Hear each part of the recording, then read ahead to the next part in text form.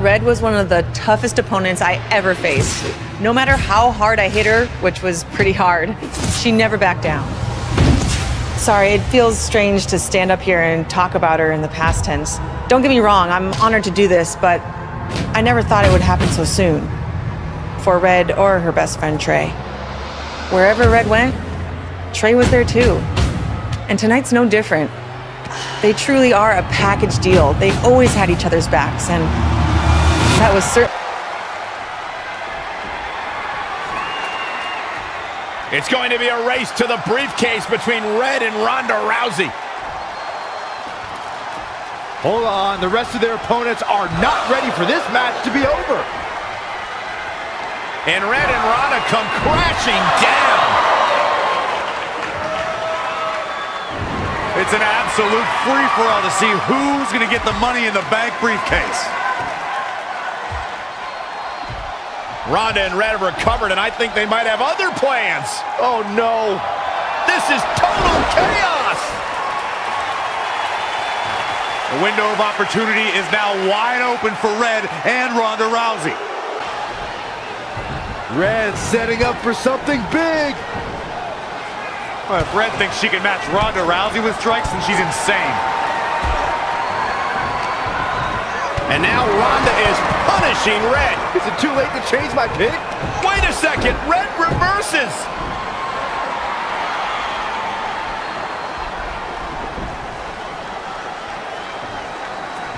Zelina Vega has recovered and is setting up a ladder. She's using everything she has left to drag herself up each rung, but will it be enough? It might not be. Red's going to try to beat Zelina to the top. Hold on, it's Andrade. What's he doing out here? Is he putting Zelina Vega on his shoulders? How is this legal? It's not only legal, it's smart. It's Trey. I think he's seen enough from Andrade. Trey has neutralized Andrade.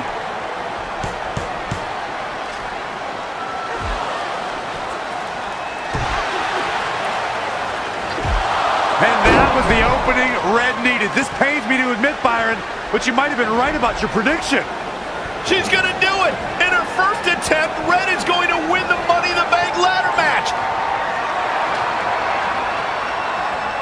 Wait, it's Ronda Rousey. This isn't over yet. Ronda's got Red's arm. Armbar on the top of the ladder. She's got it locked in. Red's in big trouble. Yeah, it's going to be hard for her to grab a briefcase with a broken arm. She escaped before it's too late. This truly is a historic day.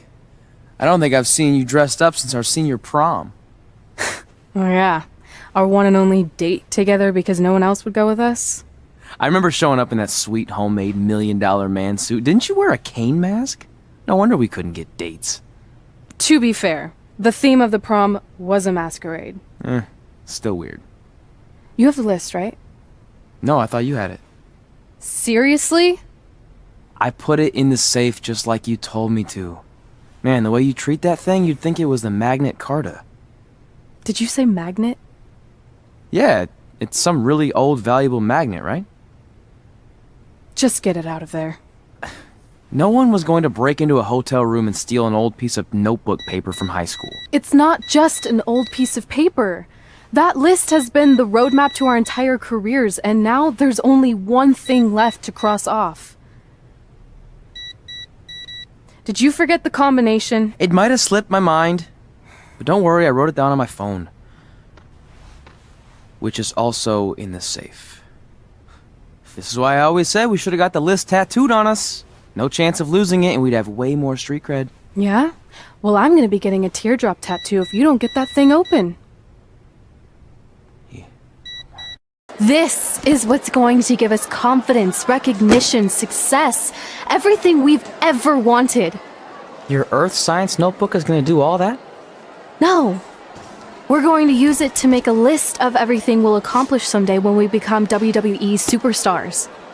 We could do that. Or we could play my favorite lunchtime game, Guess What Mr. Bowman's Sweat Stains Look Like Today. I'm kind of seeing a heart shape. What do you think? I think you need to take this seriously. Besides, it's a proven fact that if you write down your goals, it helps you achieve them. Actually, now I'm thinking it looks more like a one-eared rabbit. Fine. I'll go first to get the ball rolling. Become WWE Divas Champion. Your turn. Okay. Star in a WWE action movie. Really? That's one of your goals? Do you want me to do the list or not? Besides, it's a proven fact, WWE action movies are some of the finest pieces of cinematic art ever produced, so it would be an honor to appear in one. Whatever. Train at the dungeon. Come up with awesome wrestling names. Team with Mickey James. Get my own action figure. Compete on NXT. Win a dance-off. Wrestle Lita. Find out what's inside Undertaker's urn. Get inducted into the WWE Hall of Fame. Be in a WWE video game. Win a ladder match. I've got a match for you. My butt, your face. What are you two fartwads doing? This table is reserved for wrestling team members only. I thought there was a lot of boogers stuck underneath it. Funny. You can leave now. Sorry, we're busy. Get my own action figure, become WWE Divas Champion. Is this some kind of WWE nerd vision board? Hey! Being immortalized in semi-posable plastic is the greatest thing a human being can achieve. Don't ever touch our stuff again. What, like this? That was a huge mistake.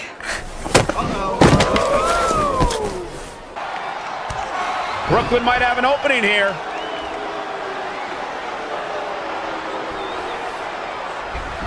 Brooklyn gets nailed with the sliding lunch tray takedown. Can Red capitalize? She's going up top. Red with the picture-perfect moonsault. That's it. It's all over. Red cemented herself as way tougher and cooler than Brooklyn will ever be. That's exactly what happens when you make fun of Red. You pay dearly. I'm still kind of confused about everything that just happened, guys. Well, don't hurt your imaginary head, Byron. Wait, let me get this straight. You remember your fight with Brooklyn when we were in high school, taking place in a WWE arena with a ring, sold-out crowd, and commentators?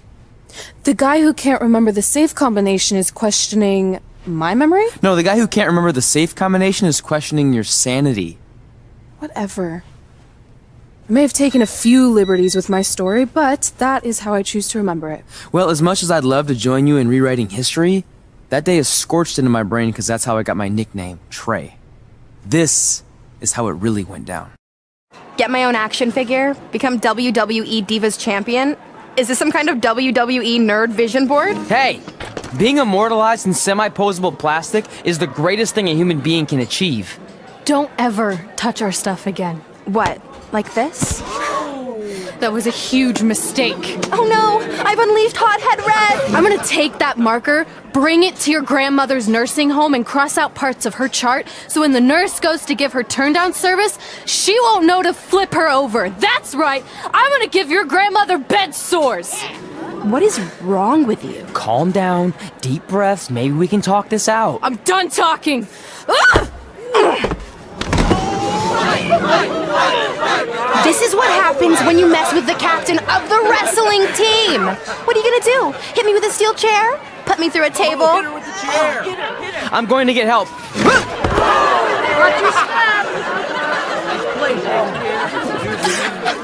Everyone already knows Hothead Red, but let me introduce you to her best friend, Trey. Get it? Because he busted his butt on a lunch tray.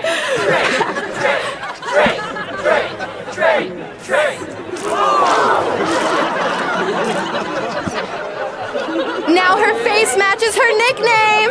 Hothead Red! Hothead Red! Hothead Red! Hothead Red! Hothead Red! That could have been way worse. Yeah. Brooklyn could have posted a video of the whole thing online. Oh wait, that's exactly what she did. I meant she could have dumped something worse on me, like mayo or hot sauce. And hey, at least she didn't destroy our list. So what? I'm not gonna do any of those things anyway. What do you mean? We were just embarrassed in front of the entire school, and currently, 672 people on the internet. I bet a bunch of those are repeat views. Great! We're not even touching on the fact that I got beat up by a lunch tray. I'm never going to be a WWE superstar. I'll just go to college and get a lame job like my parents want me to. I think you need to read the letter again. See? This is what I'm talking about. I can't even open my locker. What's your combination? 16339, I think. Letter, please.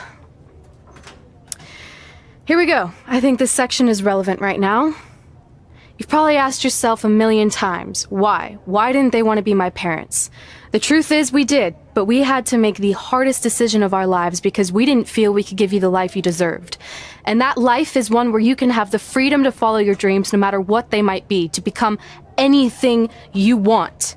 Using the only letter I have from my real parents as some sort of motivational speech is kind of a cheap move. They're right, though. You got a second chance in life, and you need to make the most of it. So why sell yourself short? You need to at least try. Fine. But when this whole WWE thing doesn't work out, I'm blaming you. It'll work out. I promise. Assuming you never have to wrestle a lunch tray. They're actually a lot tougher than they look.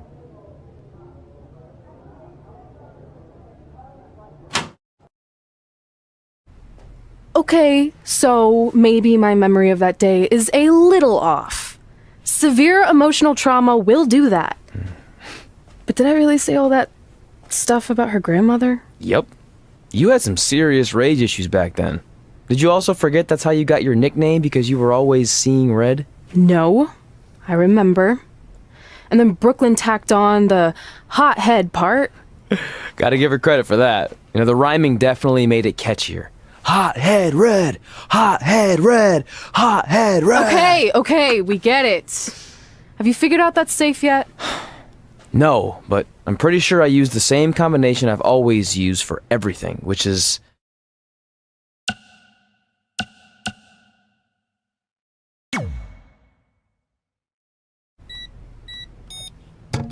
Got it! Finally. Was never in doubt.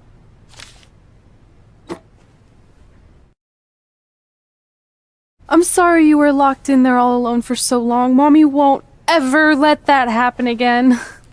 There's something seriously wrong with you. You're just jealous. We should get going. We can't be late. Hey, we got a message from President Johnson. Do you think you impressed the most electrifying president in United States history with all your career achievements? Actually, you do. All the best on your big day. I'll be watching from the People's White House. That's cool. But I voted for Kane.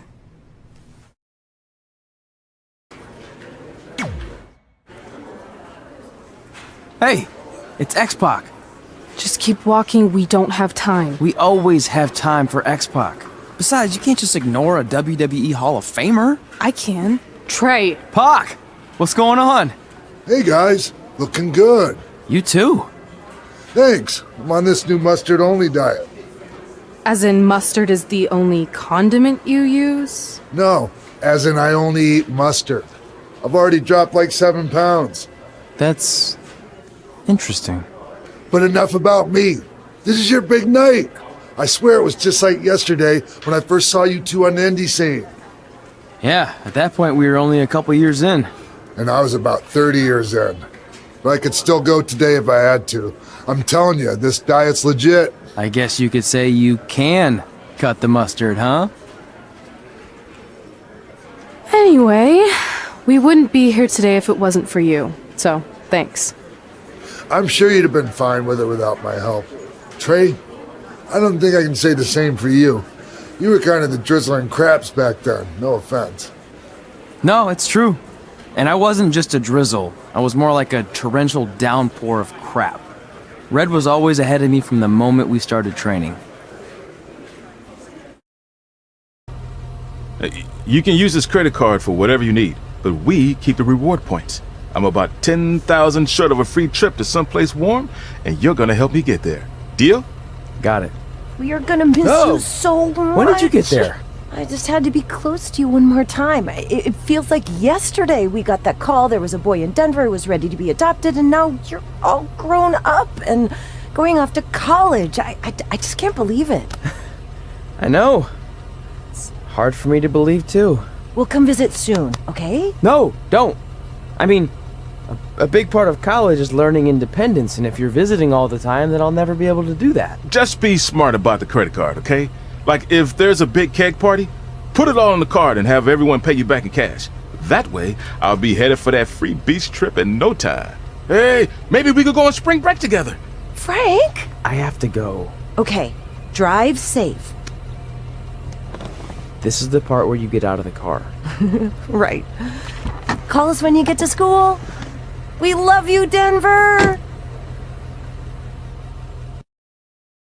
Do you believe this? We're finally doing it. Our very first list item. Train at the dungeon. Are you excited as I am? I don't think that's possible considering you've already had 3 energy drinks before we've even left town. But this is gonna be cool. I know! Think about how many top superstars came through Calgary. The Hearts, Edge, Jake the Snake Roberts, Rowdy Roddy Piper, and we're next. Let's not get ahead of ourselves. We have a long way to go before we can be mentioned in the same sentence as those legends. Everyone has to start somewhere though, right? And the dungeon is a great place to start. I still can't believe your parents were okay with all this. What happened to them wanting you to go to college? They changed their minds. Just like that. Just like that. Huh.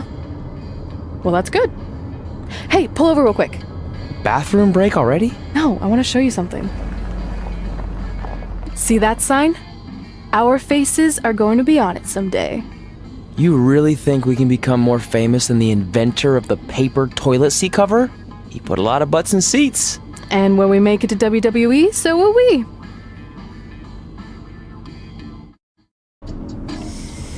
Alright, time for a road trip game. If you could face anyone who trained in Calgary in a dream match, who would it be? Isn't it a little early for road trip games? We still have like 2,000 miles to go. Come on, I'll get you started with some options. How about Bret Hart, Jake the Snake, or Rowdy Roddy Piper?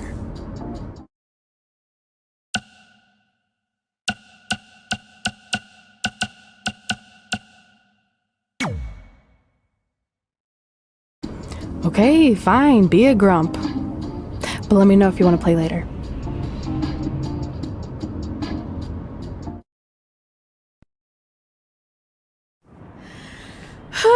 This is it!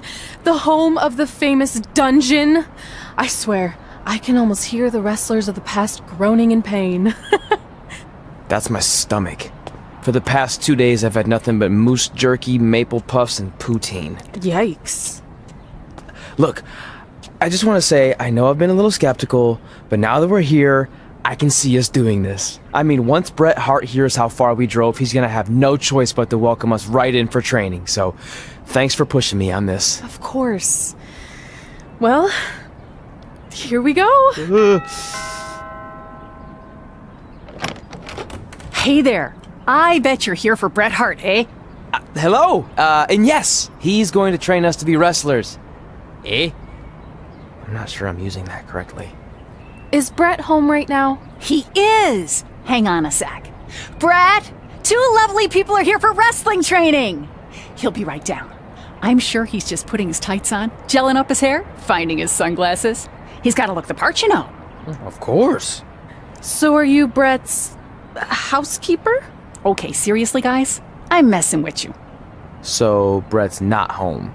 No, and he hasn't been for years. The Harts don't live here anymore. But you said... This kind of thing happens like once a month, and I like to have a little fun when I break the news. How is that fun? We just spent 3 days driving here. And I gave myself severe stomach issues. At this point, we'd settle for one of the more obscure Hart brothers or even a distant cousin. Like I said, none of them are here. You seem like nice kids. Stupid, but nice. Next time, do some research before you decide to drive all the way up here. Jeez. So much for Canadian hospitality. I thought you said you checked all this out online. I did! I mean, I searched for dungeon in wrestling, and then some really weird stuff came up and I kinda got sidetracked. Point being, don't look at my browser history. But hey, we came all the way here. We should at least get a picture. Can we do another one? I was making a weird face. Probably on account of the stomach pain. Maybe you were right about us trying to become wrestlers. We've already failed at the first thing on our list. And maybe we're not cut out for this. Hey, wait, we can't just give up that easily. I have an idea! So you drove all the way to Calgary thinking you were going to train with Bret Hart? I've done some stupid stuff in my life, but that takes the cake. It wasn't our finest moment. But since I had a dad who only looked at the rewards section on the credit card bill, we were able to stay in Calgary and learn from a former wrestler who, at least according to him, trained with the Harts back in the day. I think he just ran next to one on a treadmill once. So that's how you guys hooked up with Riley Flash. Yeah. After striking out at the dungeon, it was kind of our only option. Even though Riley can be a bit much sometimes, he gave us the foundation we needed to get here today. He also gave us ringworm with his dirty mats, but that's a whole other story.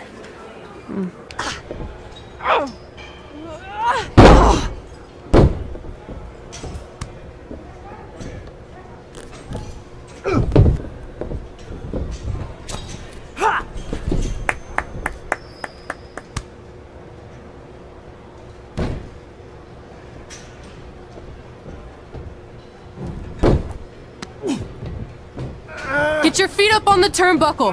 Push off and roll backwards. You can pin him like that.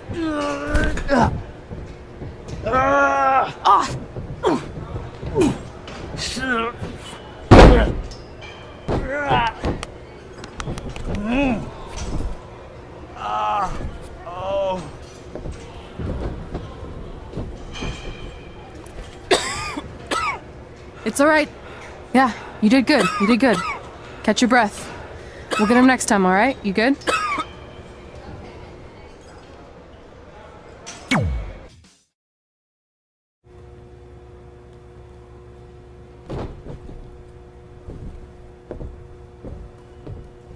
Guys, come here. We need to talk.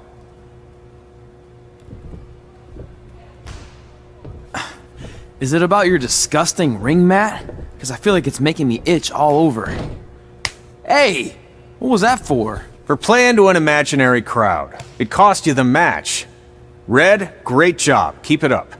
Remind me why I show up here every day to get tortured? That's not torture if you're paying for it. Now, what I didn't tell you was that match was actually a tryout.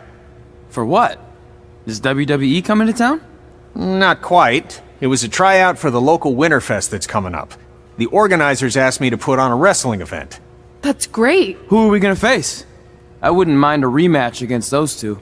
Slow down. After what I just saw, only one of you was ready for their first official match. Sorry, Red. You'll get your chance soon. Red's the one who's ready, not you, doughhead. What? When it comes to in-ring ability, Red's got you beat by a kilometer. Isn't that less than a mile? Oh, thanks for the conversion, Albert Asswipe.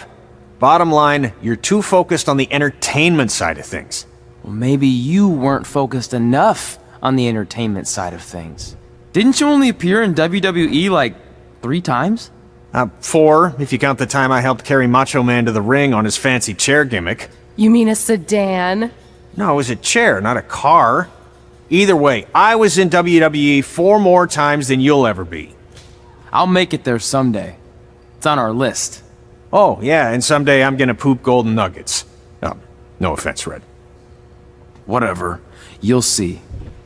Congrats on getting your first match. You know I'll be there cheering you on. Thanks. I know. Speaking of cheering her on, since you like running your mouth so much, you can accompany her to the ring as a manager. That actually might be a better fit for you long term. A manager? That's not what I'm here for. You'll figure this out. I know it. Oh, one more thing. I need to know what to call you so they can advertise the event. That's easy. I'm sticking with Red. Kids started calling me that in high school because of my temper, but I'm gonna turn it into something positive. Okay. Man, what about you? Sticking with Denver? I don't know. Sounds too regional. And omelet-y. I know. How about Albert Asswipe? Nah. Carl Botch, on account of all the moves you botch? I like that one. How about I pay tribute to my wonderful trainer and call myself Riley Flash Jr.? Oh, that ain't happening. Do you have any other nicknames? Trey! No, don't listen to her. I kind of like that. And you can spell it T-R-E, so it's kind of like three in Spanish, as in getting a 3 count to win a match. Which probably won't happen very often for you, but you get it, right? Yeah, I get it. Great. Then Trey it is. Thanks a lot. No problem, Trey. And hey, I just realized we can cross something off our list. Come up with awesome wrestling names. I don't know about the awesome part.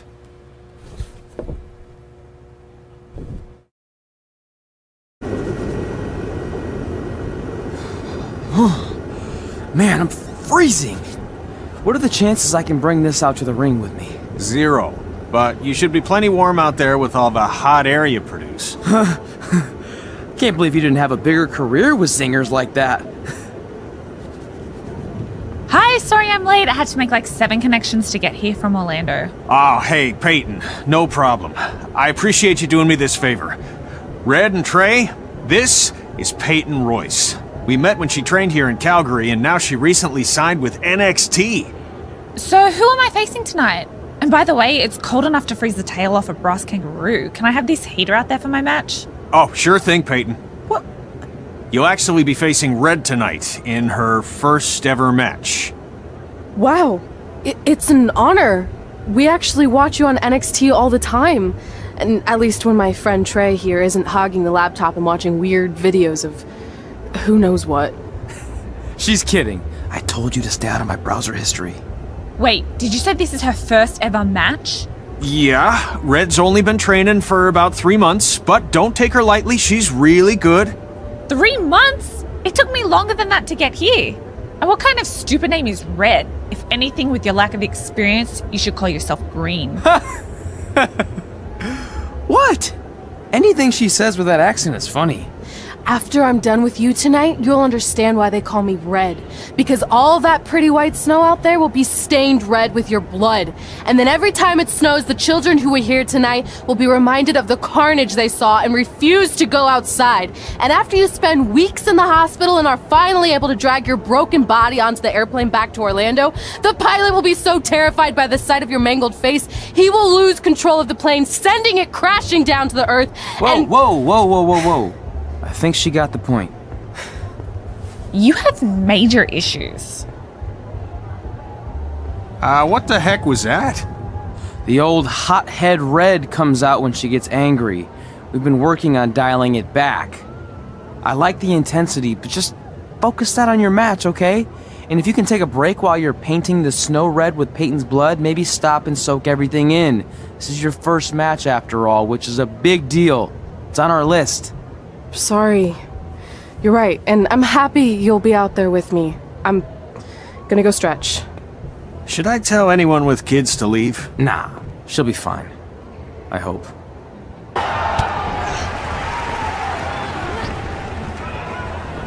Oh, now Red looks to be in trouble. G'day, Peyton. Koalas are cute, but they have terrible personalities, kind of like you. The Great Barrier Reef is more like the just okay Barrier Reef.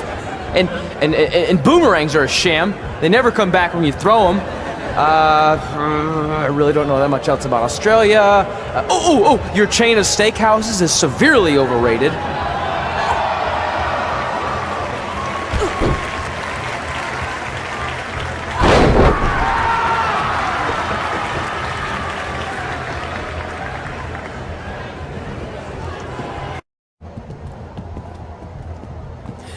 That was awesome! It was everything I've ever dreamed of.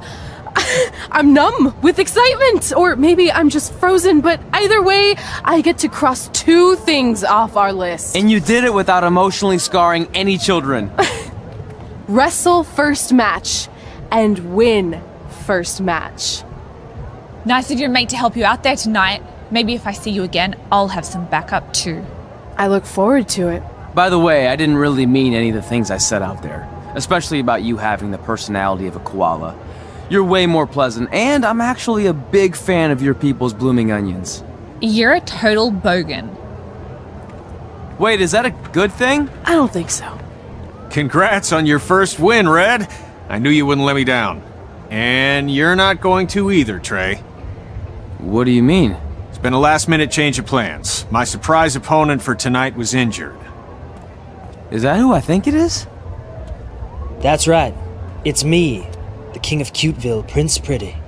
Unfortunately, I slipped on some ice and stubbed my turning toe. Your turning toe? Yes, the most important toe. EI, the toe one uses to turn on a runway. Ugh, I can't stand non-models. Anyway, it's a shame all these uggos here tonight will no longer get to see me compete against Riley Flash. Not that it would have been much of a contest. I mean, look at this man. I have let myself go. He couldn't lace my boots on his best day. To be fair, some of my finer boots are slip-ons that don't have any laces, but you get the point. Anyway, Trey, I need you to take Tyler's place against me. I thought you said I wasn't ready. You're not, but I liked what I saw from you out there during Red's match, and also I don't have any other options. All right, I'll do it. First match. Do you want a picture to commemorate this moment? That'd be great.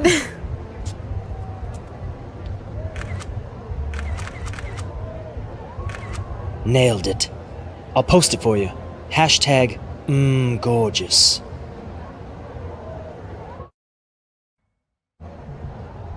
You know about fashion. Obviously. Go on. Well, I already went out there once tonight, so I want a different look for my match against Riley Flash. Do you have any last-minute suggestions? Ah, the classic quick change, as we models call it. Well, when I look at you, I see 3 options that fit the theme and location of this show.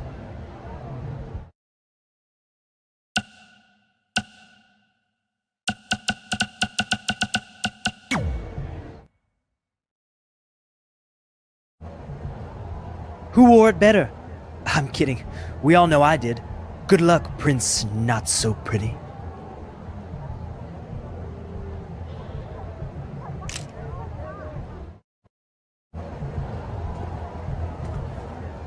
Wow, that's an interesting look. You don't like it? It's fine. It's just that maybe you should worry about the actual match, you know? I know you don't like to hear it when it comes from Riley, but he has a point. You might be too focused on everything other than what happens inside the ring. People remember cool entrances and costumes. Entertainment is what makes wrestling great. Wrestling makes wrestling great. Well, there's more than one way to thread a needle. Actually, there's only one opening on a needle, so... Whatever, you know what I mean. Anyway, what's more important is you're going to have your first match. So have a great one. And entrance, too. Thanks.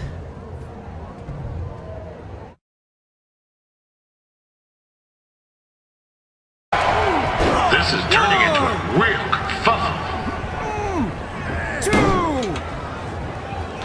What's he doing, eh? Help! Help! My tongue's stuck! Come on, I need some hot! Coco! Yeah! Hey, hold on! Come here! Help me out! Come here! Come on, help me! Trey just got himself out of a sticky situation. But will he make it back into the ring before the 10 count? 9! Injured tongue and all, this match will continue. Be sure to check out tomorrow afternoon's poutine eating contest. Sure to be a sopping good time.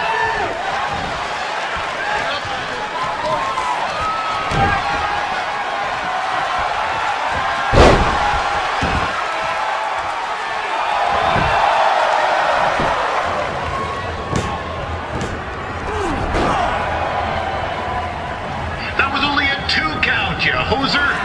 What's this nincompoop doing?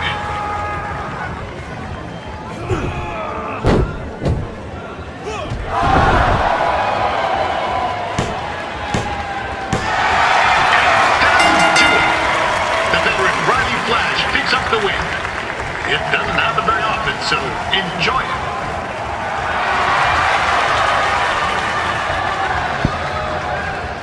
I want to thank everyone for coming out to the show. And also, it needs to be said that I had 2 students who had their very first matches tonight. Red, who beat Peyton Royce earlier. Isn't that incredible? And now Trey, who had a good effort on short notice, but got a little bit ahead of himself. We'll work on his counting. Trey, I'd let you have the mic, but I think you might be a bit tongue-tied. Give it up one more time for Trey.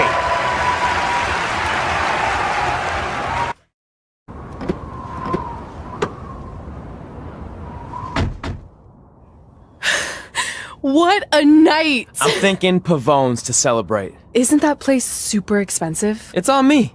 Well, technically my parents, but we deserve it. All right, I'm in. Now get that heat blasting. That's weird. Gas is full. I'll call them back later. Maybe they can help with the car. And we can tell them about our first matches. No. Hey, it's Red. You're on speaker. Oh, hi there. Are you visiting Denver at college? What? Now's not really a good time. Why? Is something wrong? Are you having car trouble? Yeah, we are. How'd you know that? Just hang up. Cut the crap. We remotely disabled the SUV because we know you're not at school, and we're pretty sure you never were. We got an alert about a substantial charge in Canada for something called Riley Flash's Wrestling Academy. And then after we looked into it, we discovered charges for the past few months, including a crazy hotel bill, gas, food, clothes, you name it. Do you know how disappointed I was when I realized I was going to have to return all those reward points? I was this close to a free trip. This close! It is not about the stupid points. We were hoping you'd come clean on your own about all of this, but I guess you're just gonna keep on lying.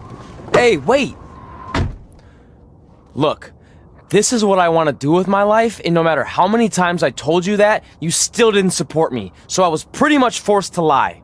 Would you rather I be miserable at school? Of course not, but you have to be realistic. You are never going to make it as a pro wrestler. There's a better chance of me dating a supermodel. Frank! Which is impossible because your mom is stunning, and I would never date anyone else. I will make it. And when I do, you'll wish you would have had my back before I was successful and famous. It's not too late to try to put all this behind us. We'll activate the SUV if you come home now. Then I can try to get you re-enrolled in school for next semester. You're gonna have to ship the car home, because I'm staying here to pursue my dreams. Maybe someday you'll understand that.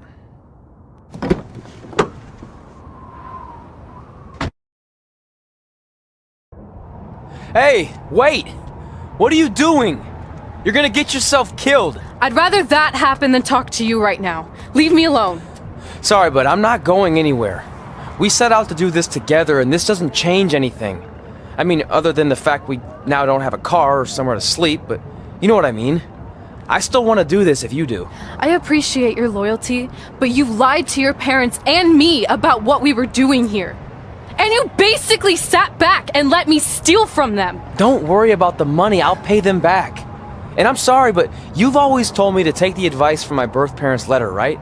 About following my dreams?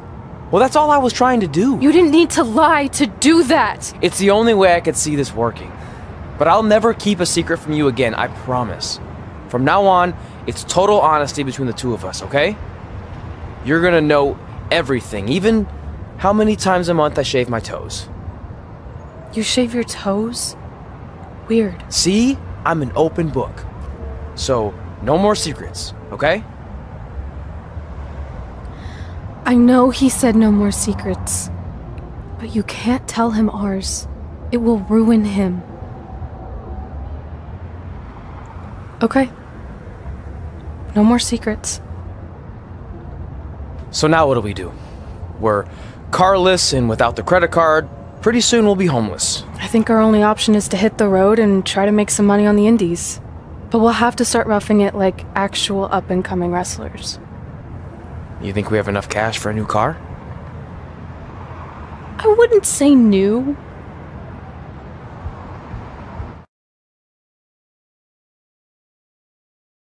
We managed to get a used car that fell under our budget, probably because it also fell under various recalls and safety violations.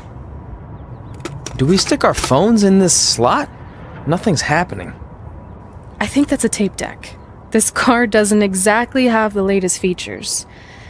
Roughing it, remember? Right. So I'm assuming there's no Bluetooth. No, but I did find an actual tooth in the trunk. Shark or human? Human, I think. Lame.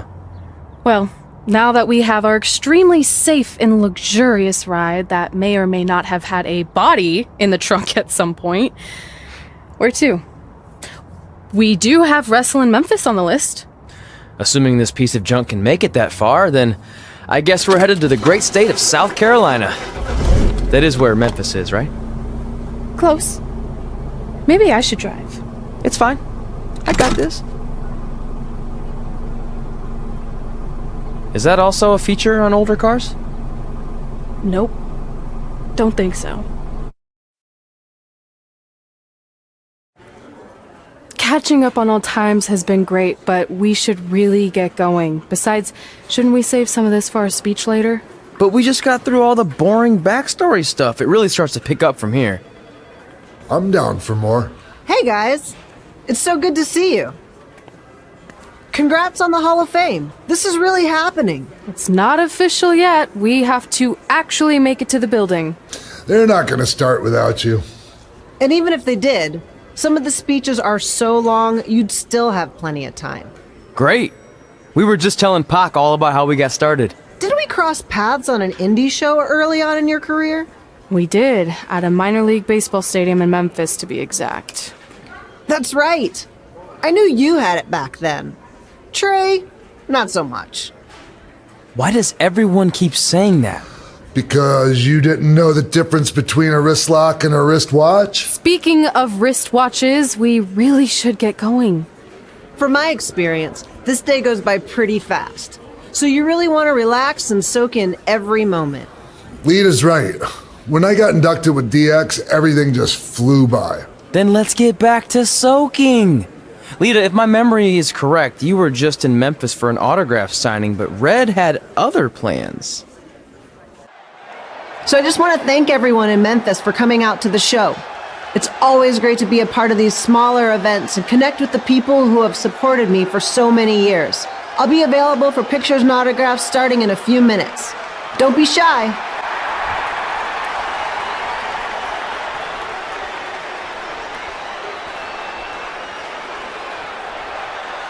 Hold on a second, can we cut the music?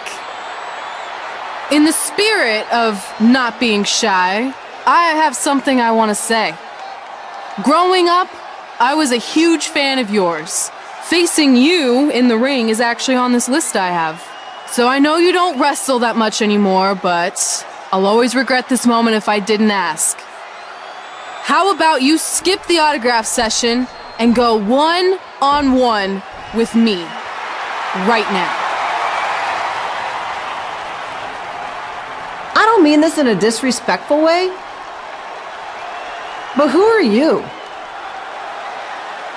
I don't mean this in a disrespectful way, but none of these people would be here paying you $10 an autograph if it wasn't for me working my butt off this past year in Memphis. Look, I get it. You're young and hungry, and you probably think I'm the entitled Hall of Famer who just shows up to cash in on all your hard work. But it's not like that. I'm here to support you and the indie scene. I mean, I used to be you. And by the way, I still didn't get your name. You'll hear the ring announcers say it after I beat you. So you're not backing down, huh? Like I said, you're on my list. I'm sorry, everyone, but I'm gonna have to delay this autograph signing until after I win this match.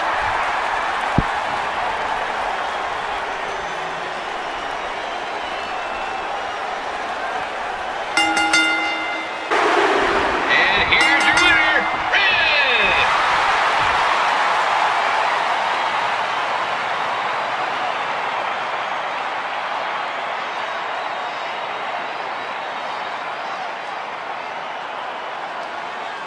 Good match, Red.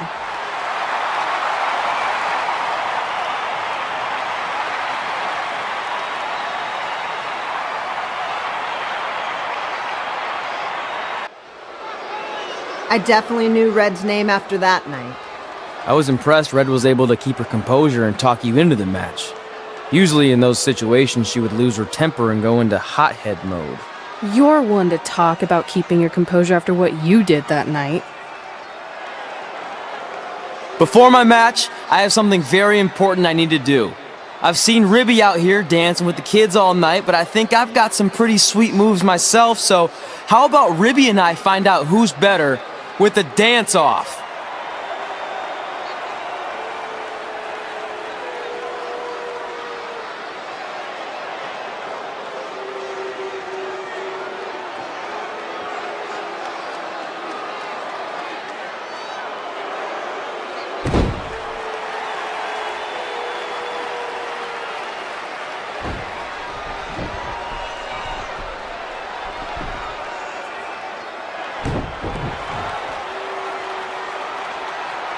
All right, I'll go first. Hit me with some music.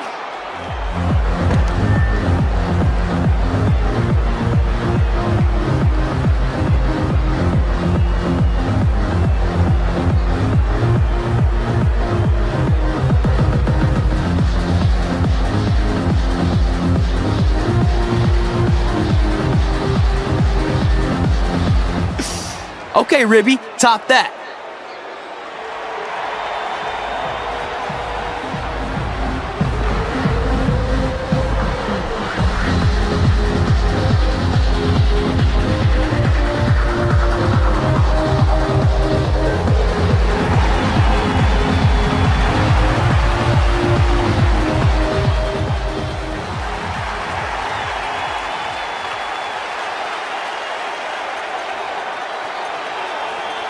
Okay, wait, I was holding back. Let me get another turn. Win the dance-off is on this list I have. I'm not crying. This was fixed. I demand a fair rematch.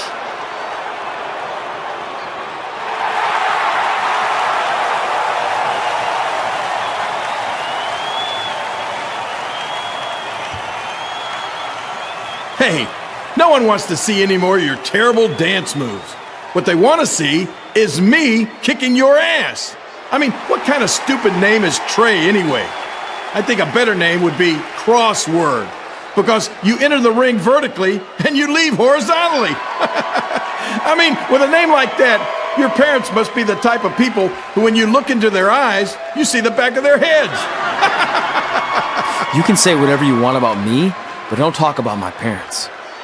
What's the matter? You should be proud of them. Because I heard they created more tragedies than Shakespeare. Did you come out here to dust off every one of your dated one-liners? Or do you want to have a match? Look, I'm just trying to entertain these people after your awful dancing. I mean, I've seen better moves than a blind chess match. If you want to entertain them so bad, then how about we give them a match they weren't expecting? Well, if you keep boring everyone, pretty soon we're going to have an empty arena match. I was thinking something more along the lines of no DQ. You know what? I'll take that, and I'll do you one better. I know you've only been in Memphis for about a year, but I think everyone will agree that's a year too long. So how about we make this a no DQ, loser leave town match? Come on, Crossword. What do you say? It's fitting your last match in Memphis is going to be in a baseball stadium because you just made the biggest error of your life. Oh, come on, that was just as good, if not better, than one of his lame jokes. Oh, shut up, Ribby. After I send Lawler packing, I'm going to eat you for dinner. All right, let's do this, Crossword. Crossword, crossword, crossword.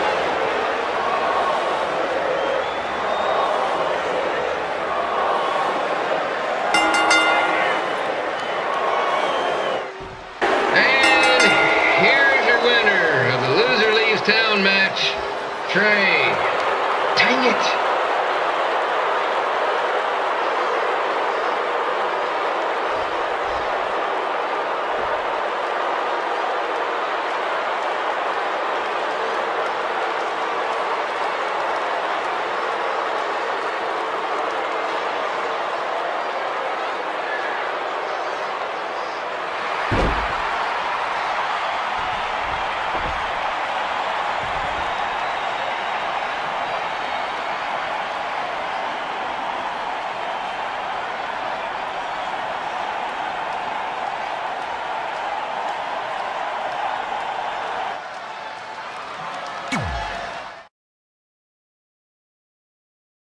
Look, I'm glad you won. I mean, you beat a legend, a WWE Hall of Famer, and that's huge. But you were out there playing with our careers just because you were too worried about a stupid dance-off, which allowed Lawler to get in your head. I'm sorry I let King bait me into that match. Just, he was saying stuff about my parents and I lost my cool. You should get that. Believe me, I do. But that's what Lawler does. He's made an entire career out of it. He had no idea you're adopted. Good thing. I'm sure he would have had a field day with that. Let's just move on from this. Apology accepted, okay? What would have happened if I lost? Would you have stayed here in Memphis without me? No. We're a package deal. Wherever you go, I go. But I'm glad that didn't happen. I'm having too much fun here. I mean, I just beat Lita. I know, tonight was crazy. Do we have beat 2 Hall of Famers in one night on our list? If not, we should add it. Hey, good match, kid. I didn't know what to expect after you lost to a giant rib in a dance-off, but you really brought it when it mattered. Thanks. Sorry you have to leave Memphis now. I know you're a legend here, so that's gotta be tough. Are you kidding? I'm not going anywhere. Do you know how many loser leave town matches I've lost in Memphis over the years? Well, not that many actually, but still, that wasn't official. We never signed anything, did we? No, I guess not. Well, then there's your answer. Hey, you two have dinner plans? No, why? Well, you should stop by my restaurant. We have really good ribs.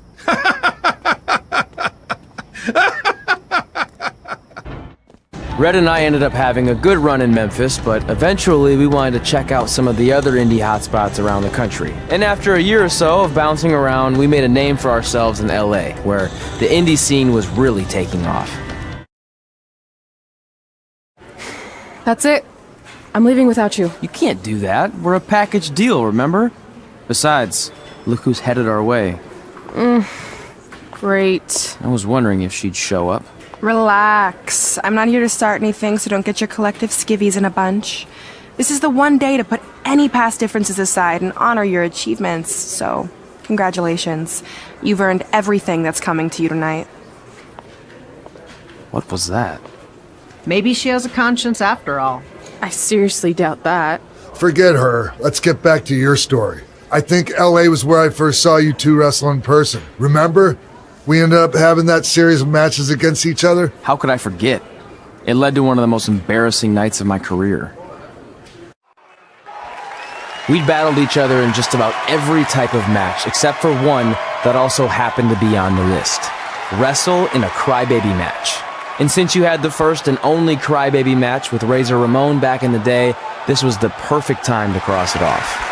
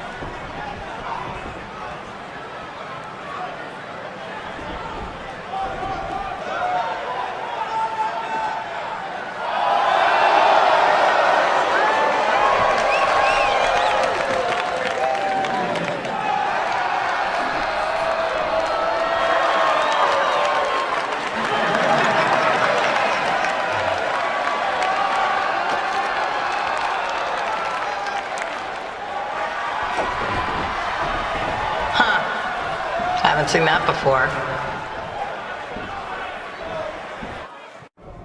Sorry I put your friend in a diaper, but there was no way I was gonna let that happen to me again. Maybe it'll teach him to stop putting ridiculous things on our list, but probably not. Hey, This isn't public knowledge yet, so keep it on the DL. But WWE is going to be holding an all-women's tournament later this year. That's amazing. Yeah, they're calling it the Mae Young Classic. Triple H asked me to keep an eye out for talent, so I'll be watching your match tonight against Candice LeRae. Don't hold back. I never do. Oh, this stuff's all in my eyes. I can't see. I think I'm going blind. I don't know why he's so cranky. I fed him and changed his diaper. Any chance you can babysit during my match?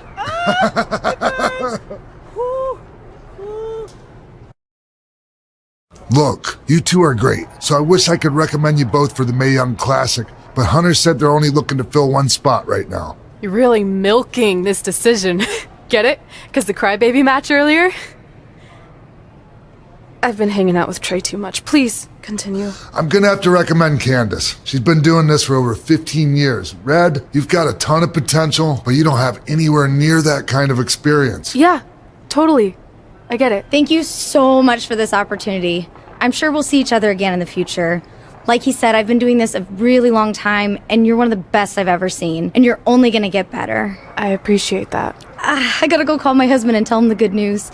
No guarantees, but I'll definitely keep you in mind if WWE ends up doing this tournament again. Give me your contact info before you leave tonight, okay? I will.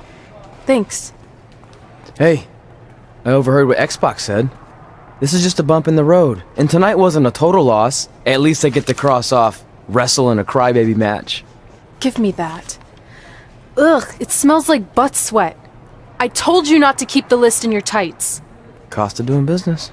Win Mae Young Classic Tournament. See if you can air that out.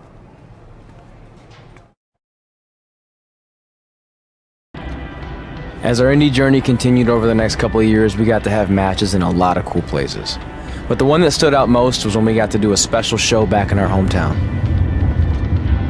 You've gotta be kidding me. And we thought our head couldn't get any bigger. You know what? I'm not gonna let a stupid sign ruin this for us. Let's go. This was our chance to show our friends and family just how far we had come. Well, at least our friends. So what happens if your parents show up tonight? First of all, as far as I'm concerned, they're not even really my parents anymore. But if they did show up, then security can deal with it. I'm not gonna let anyone pick and choose when they want to have my back, especially now that I'm having a little bit of success. But you haven't talked to them since Calgary, which was like 4 years ago. Maybe it's time you give them another chance. Another chance to tell me I'm wasting my life and that I'm never gonna make it? Sorry, I don't need that. Besides, I paid them back their money, so the way I see it, we have nothing to discuss. Hey, I'm not shelling out an extra $20 so you two can have a therapy session. I handed her the wrench, if that counts. Also, were you listening to our entire conversation? Hey, I get it. We've all got drama in our lives. I mean, look at me. Last year I put on a mask and attacked my former protege Buzz, costing him a shot at WWE. Then he wouldn't return my phone calls or texts for like a year. No one wanted to work with me, and BCW folded. But then I stuck up for Buzz to AJ Styles. And the next thing you know, I'm in Buzz's corner at WrestleMania, and now I'm in the process of rebuilding BCW. That's a lot of very specific information. Yeah. What's your point? My point is, I turned chicken crap into chicken salad. And that's what I can do for you two if you sign exclusive deals with me and become cornerstones of the new BCW.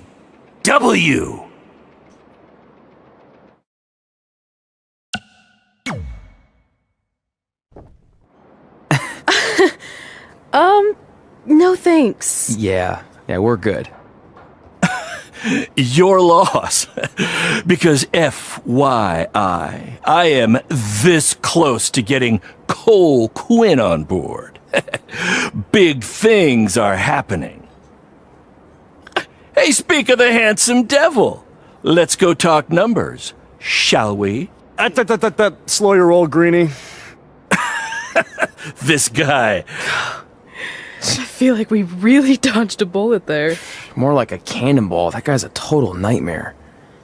And here comes another one. What is she doing here? Holy crap, is that hothead Red and Trey? You two picking up some extra work to make your trailer payments, or is this some kind of prison work release program? It's just Red now, and we're wrestling tonight. And also, we don't live in trailers. We stay in hotel rooms that have microwaves, which seemed a lot more impressive before I said it. Wait, you actually became pro wrestlers? And I get to see your uncoordinated bodies flop around this ring tonight? She's got good lungs. Of course I do. I'm an elite MMA competitor. If you haven't heard, the American hero Brooklyn Von Braun is undefeated. More like American Zero. What's that? Nothing.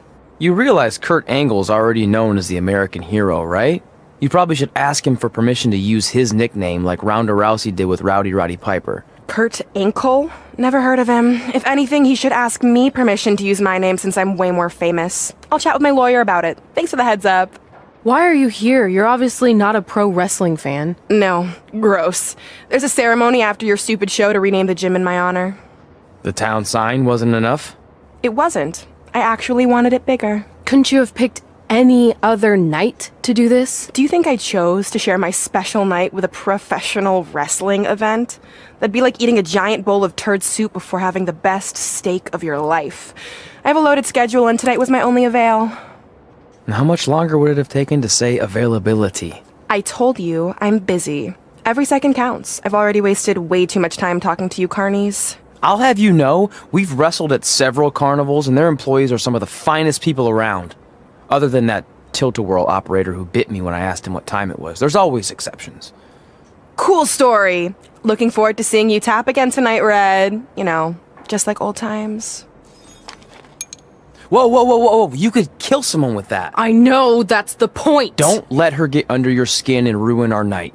We'll do our thing, and then she can do her stupid gym dedication. It'll be totally separate.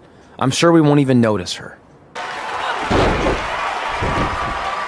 This reminds me of our high school dances. A gym full of people all staring at Red saying, "What are those moves?" Hey!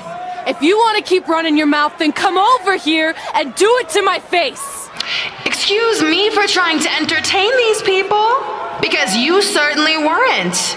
Red acts so tough, but the moment you get her in a submission hold, she gives up immediately. In fact, she's been tapped more than shoulders!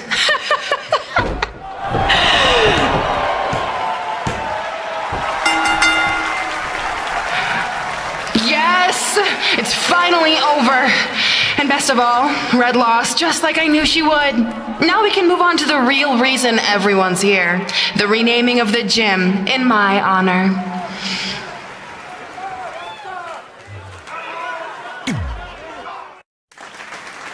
Being in this gym brings back so many memories.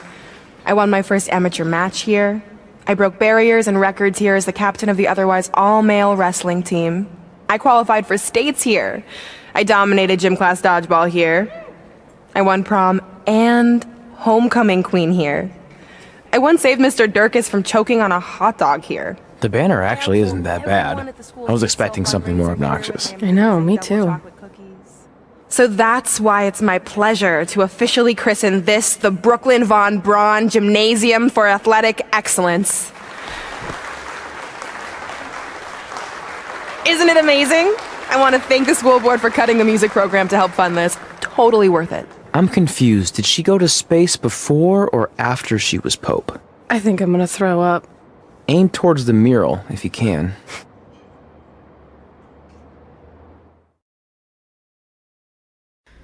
Oh, I can't believe we got totally upstaged and embarrassed by Brooklyn. Not much has changed. I know! We've come a long way, but it still feels like we're the same losers who used to sit at this table back in high school. At least my parents didn't show up and make a scene. Hey, I was thinking, maybe I should try to track down my real parents. They sent that letter back in high school, so maybe there's still hope with them. I've actually been meaning to talk to you about that letter. What about it? Sorry. Anyway. It's an Orlando number. Take it. Hello? Hi, Sarah, yeah. It's a good time to talk. It's Sarah Amato from NXT. Oh. I got your number from Xbox. He saw you on a show in LA a couple years ago and said you were great. Oh, yeah, that was the same night he put my friend in a diaper. What? Never mind, had to be there. Anyways, the reason I'm calling is to see if you'd like to compete in the 3rd annual Mae Young Classic. What? Hello, are you there? Hello? I'm here, and I'm in for the Mae Young Classic. Great, we'll be in touch soon with travel arrangements, and congratulations. Being included in this tournament is a huge accomplishment. Thank you. We'll talk soon. Bye. Bye. Oh! Are you serious? Maybe this night wasn't so bad after all. I know! After I missed out on the first Mae Young Classic and then didn't hear anything last year, I thought I'd never get another shot, but it's happening, and I'm not going to settle for just being included. I'm gonna win the whole damn thing. Oh, I know you will. We should celebrate. By throwing rocks at Brooklyn's stupid face. That might be a bit extreme. I mean, what size rocks are we talking? I meant her face on the sign coming into town. Oh. Yeah, that seems slightly more reasonable. Hey, what did you want to tell me about the letter? Oh. Never mind. It's not important. Besides, there's a sign that needs vandalizing, remember? True. I'll go round up some good throwing rocks. That's a great idea. I'll meet you at the car in a minute. Cool. Whoa, that's a shock. He's always wanted to meet his birth parents, and now that we know what happened, what are we gonna say when he asks about them? I really don't think he can handle the truth, that they're dead. Do you? No, it would crush him. But what's the alternative, honey? Just let him believe they're still out there somewhere and they don't care enough to ever contact him? I don't know. I wish there was a way to keep his hope alive, but not hurt him. Me too. You've probably asked yourself a million times, why? Why didn't they want to be my parents? The truth is, we did. But we had to make the hardest decision of our lives because we didn't feel we could give you the life you deserved.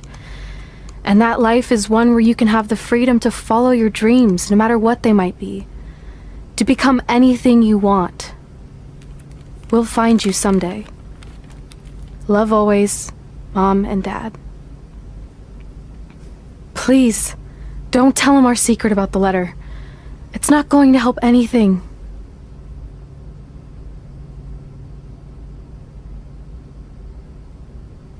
Hey, you coming or what? Yeah, sorry. Let's do this!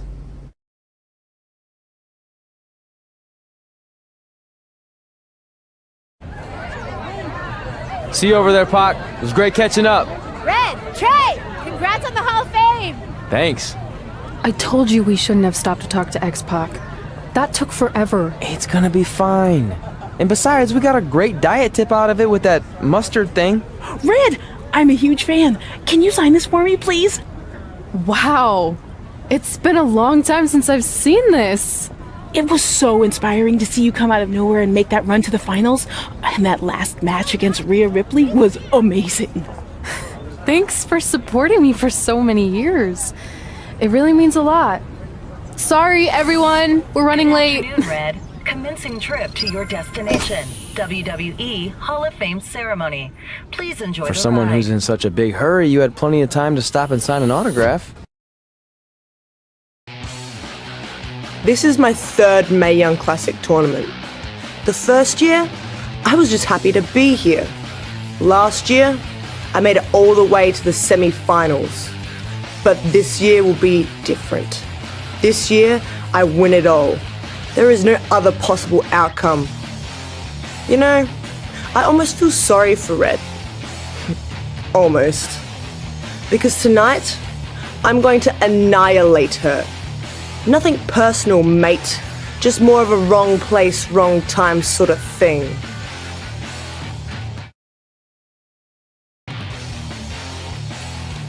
A lot of people think I came out of nowhere to make a miracle run to the Mae Young Classic Finals. I hate to ruin a feel-good story, but I'm not the underdog. I've put in the work, and paid my dues traveling up and down the road, defeating anyone who stood in my path. This list drives everything I do.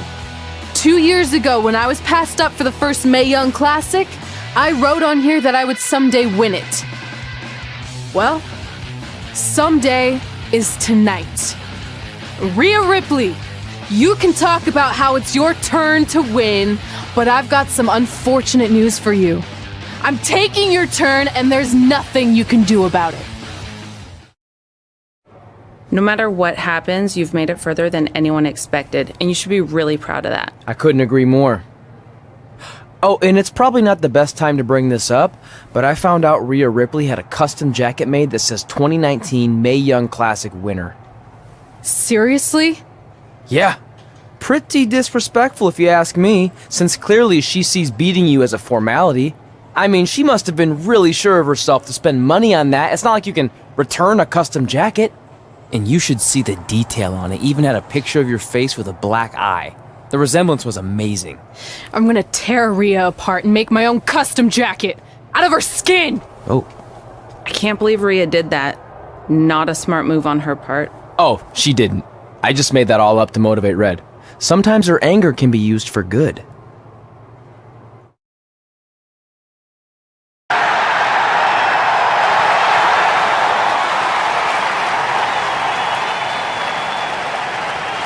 This is by far the biggest match of Red's young career. There's so much more than that trophy on the line. Well, she looks determined, to say the least. Well, she could be the most determined person in the world, but that won't make up for the fact she has never been on a stage like this before. Well, this is the third Mae Young Classic tournament appearance for her opponent, Rhea Ripley. That discrepancy in experience is going to be a huge factor tonight.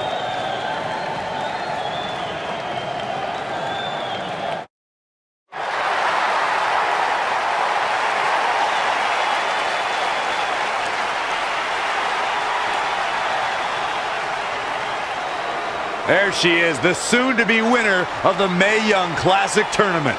Corey, earlier you mentioned how you thought Rhea Ripley had the experience edge since this is her third Mae Young Classic. But isn't it true that, just like Red, this is her first time making it to the finals? So maybe that edge isn't as significant as you think it is. You might have a point there, Byron. I'm going to tell Rhea you said that. Oh, please don't.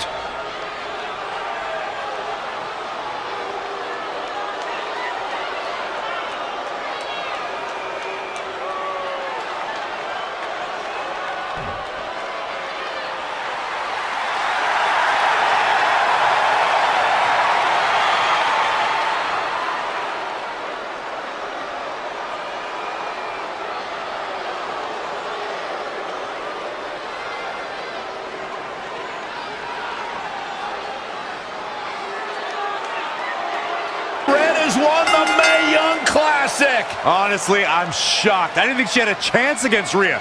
Respect to Red. Hey, we've heard about this dream list of accomplishments she has. Well, this is certainly going to be a very big one to cross off.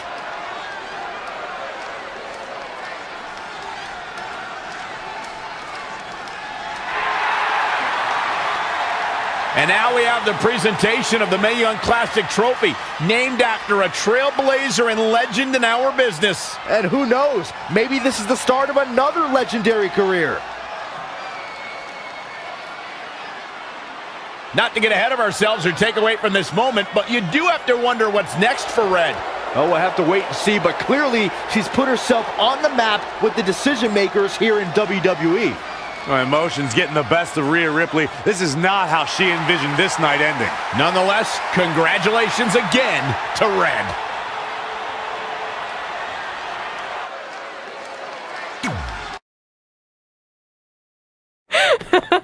I knew you could do it! Thanks! This is heavier than it looks like on TV. I'll take it. You need a free hand anyway. Win Mae Young Classic Tournament. Done. That trophy was supposed to go home with me tonight. Yeah? Well, maybe next time don't assume you're gonna beat me. I heard about your custom jacket. What are you talking about? No need to get into that right now. Whatever. We'll finish this some other time. Congrats again. You were really impressive out there tonight. Thank you so much for the opportunity. So, if I can ask, what's next? We have your info. Maybe we'll contact you for a tryout match sometime. I appreciate that, but I just won the Mae Young Classic. Haven't you seen enough? We don't want to rush into anything. Hunter, come on. He's messing with you. Sorry for trying to have some fun around here. Look, the truth is we've seen more than enough, and we think you're amazing.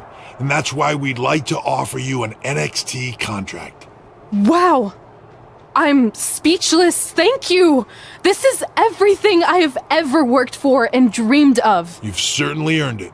I just have one request. Whatever it is, I'm sure we can make it happen.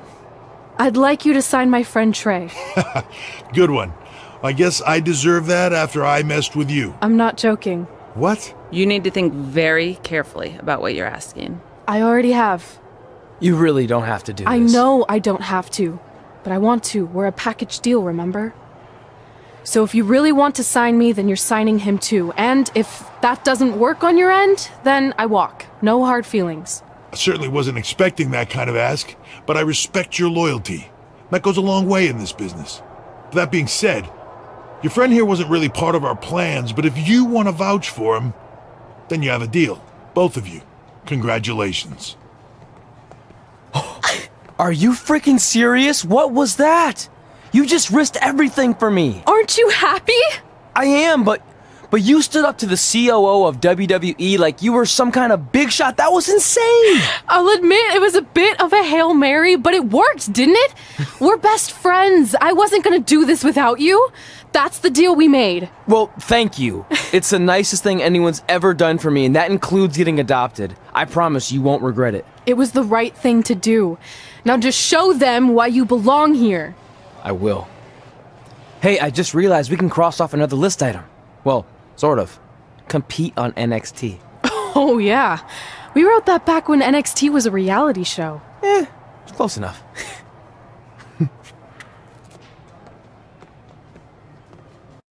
I hate these things so much. Then why were you in such a hurry to get here? Because I hate being late slightly more than I hate awkward social obligations. I mean, if one more person says something dumb like, "Look, it's red on the red carpet," I'm going to strangle them. Red? Well, there goes my opening line. She gets a little cranky when she's nervous. Anyway, I've been covering the WWE Hall of Fame for almost 15 years, and I've never seen anything like this.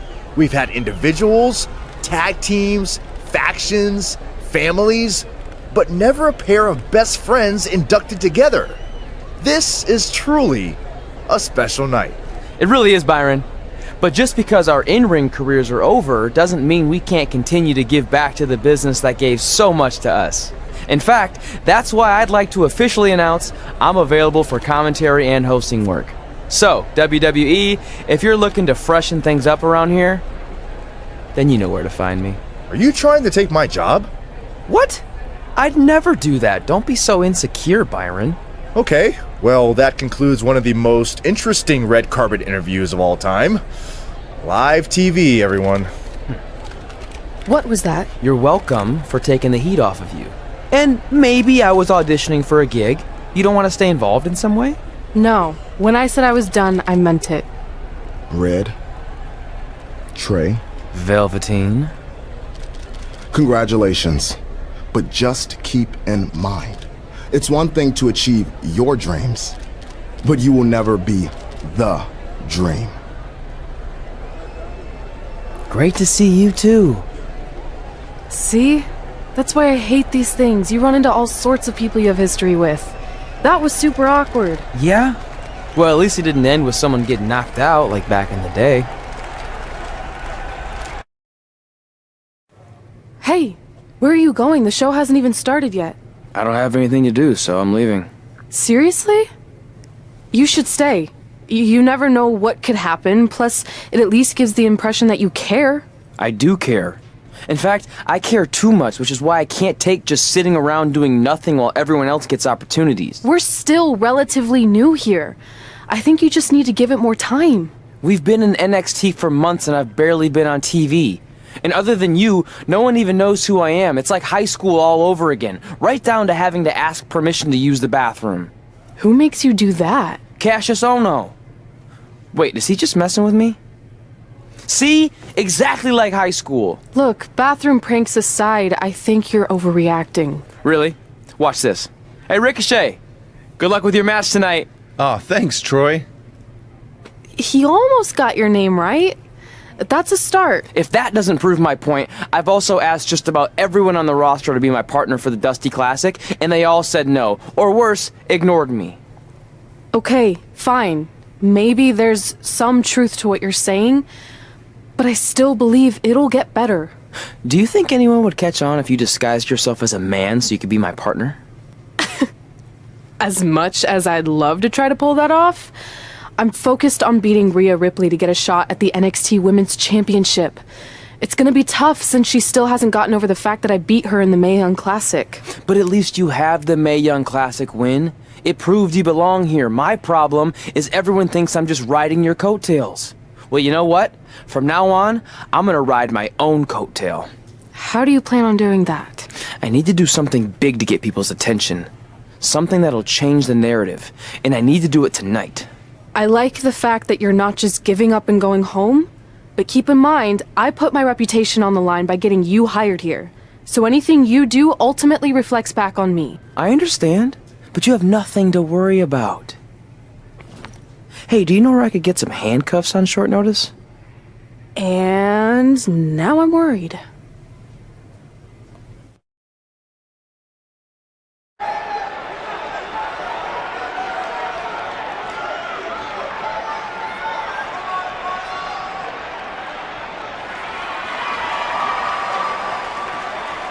Wait a second, what's he doing out here? Before we get to that match, which my friend Red is gonna dominate, there's something I need to say.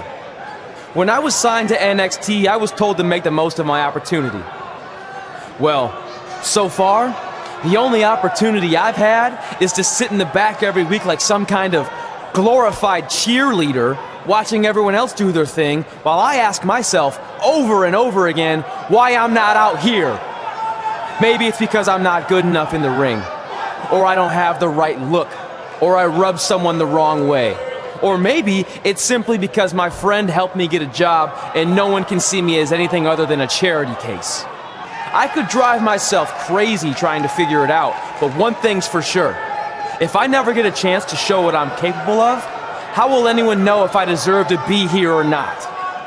Luckily, there's a tournament coming up that has put countless NXT superstars on the map, the Dusty Classic.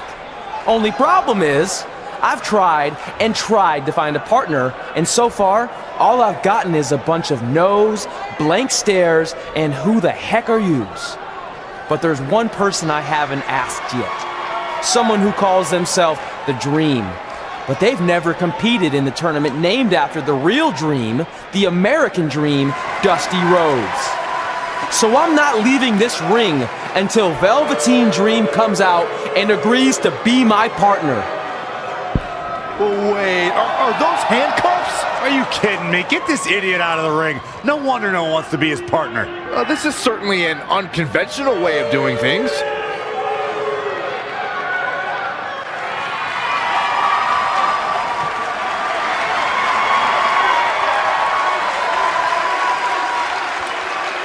He called out Velveteen Dream, and thankfully, here he comes. Yeah, hopefully to put an end to this mess.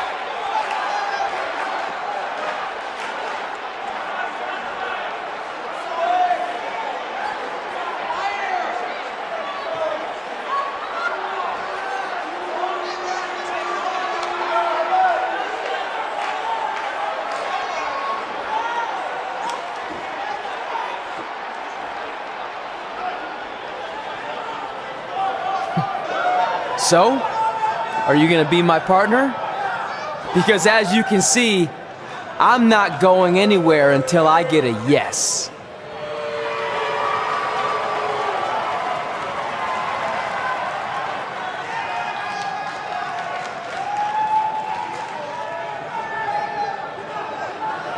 The Dream always keeps a spare handcuff key on his person.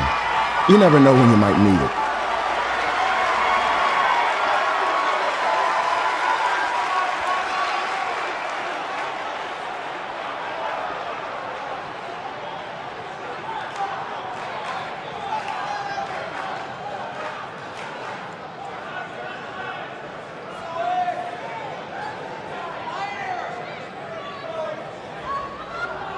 If you want the Dream to be your partner, then you need to prove yourself by beating the Dream in a match later tonight. You've got the Dream's attention, but let's see if you can keep it. That was certainly unexpected, but Velveteen Dream has made a career out of defying expectations. Look, I don't care how weird that was. At least Velveteen got the moron out of the ring. Let's get back to the previously scheduled match.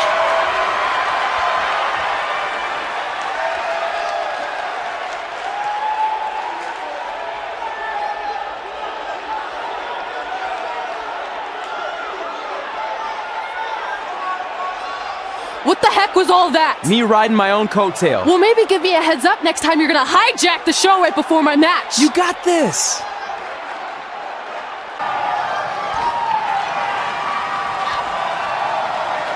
Rhea answers with a decisive big kick.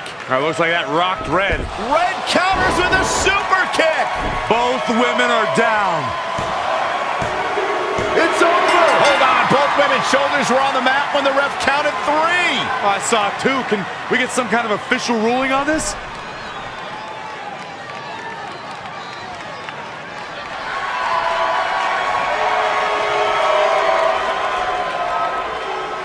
So, who's the #1 contender? I don't think we have one. Well, obviously, Rhea Ripley and Red both believe they won and deserve the title opportunity, so I guess we'll have to wait and see what happens next. What else could go wrong tonight?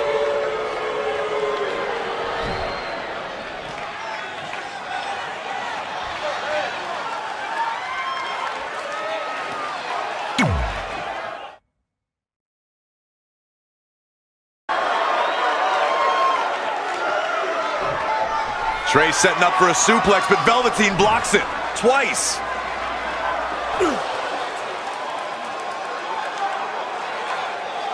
Velveteen Dream hits the neck breaker. Maybe you'll find a partner next year, pal.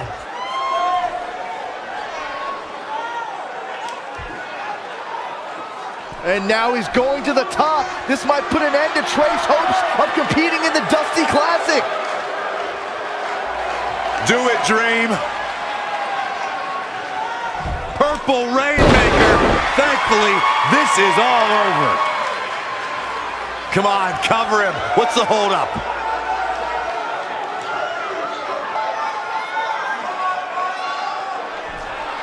Wait, what's Velveteen doing? No. He's telling the referee to count. Velveteen Dream is letting Trey win. You gotta be kidding me.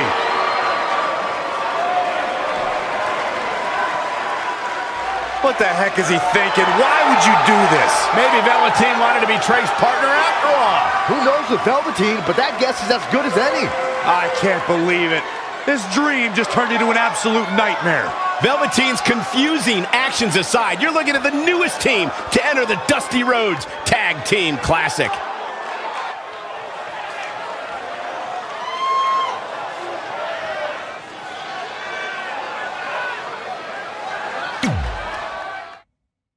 Hey, I ran into Triple H earlier and assured him your stunt last week was just a one-time thing.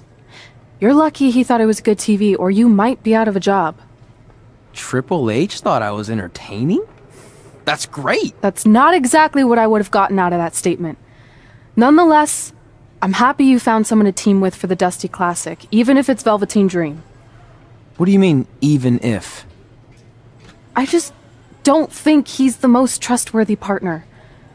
But hopefully I'm wrong. He's too set on proving he's the real Dream to pull anything on me. So don't worry, I'll be fine. But what about your big contract signing tonight? You have anything planned? Yeah, I'm gonna go out there and sign the contract. That's it? These things are all about playing mind games with your opponent to get an advantage in the match. Like, what if you brought your Mae Young Classic trophy to the ring with you? That would really get in Rhea's head.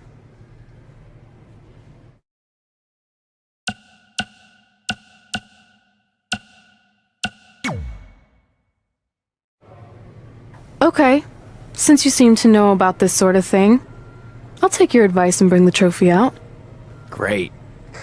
So, what did Triple H say about last week being good TV? Did he like my promo, or the handcuff move, or just everything overall?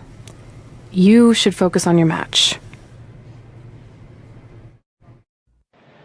You all have history with one another, but at NXT TakeOver, more history will be made when you'll compete in a triple threat match for Candice LeRae's NXT Women's Championship.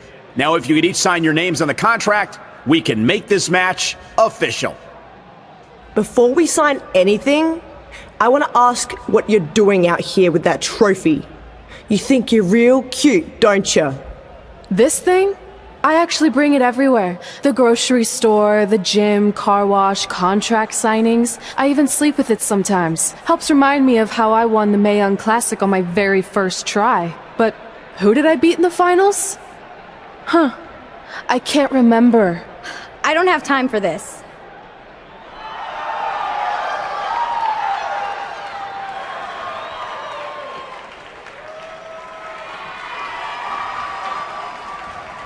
You might want to stick around for a preview of what I'm going to do at TakeOver. And thanks to Rhea Ripley, this contract signing has officially gone off the rails. I mean, when do they ever stay on the rails, Byron? Rhea Ripley's going on a rampage. And now Rhea's using the Mae Young Classic trophy as a weapon. That's what Red gets for bringing it out here. It looks like Red has some kind of eye injury. No one deserves that, Corey. I don't give a damn about that. This is what I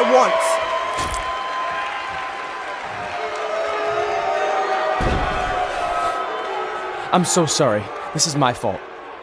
Rhea Ripley made a statement tonight. She will destroy anything in her path to capture the NXT Women's Championship.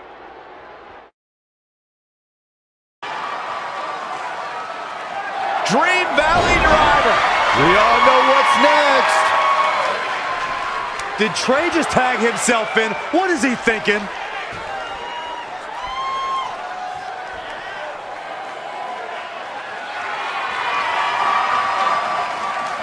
Trey with his version of the Purple Rainmaker. And it's all over. Trey and Velveteen advance to the finals of the Dusty Classic. Look at this clown celebrating like he accomplished something. He stole the win from Velveteen Dream. All that matters is they won and they're advancing. And look, Velveteen approves. Yeah, well, I don't.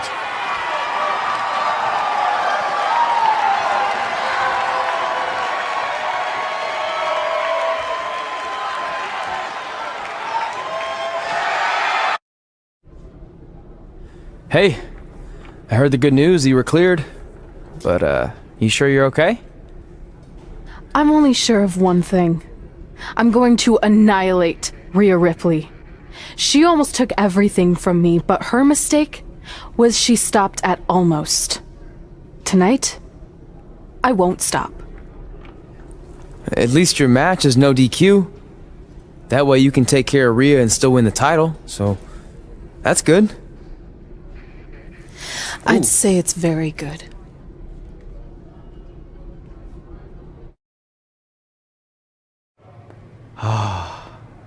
It's beautiful, isn't it?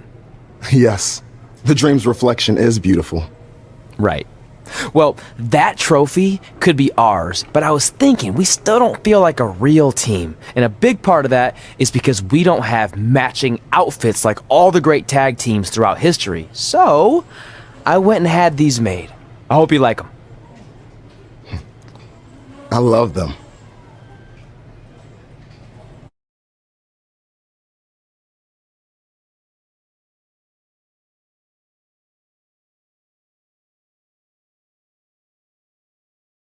She's overcome what could have been a career-ending injury to become the new NXT Women's Champion. We just witnessed one of the gutsiest performances in NXT history.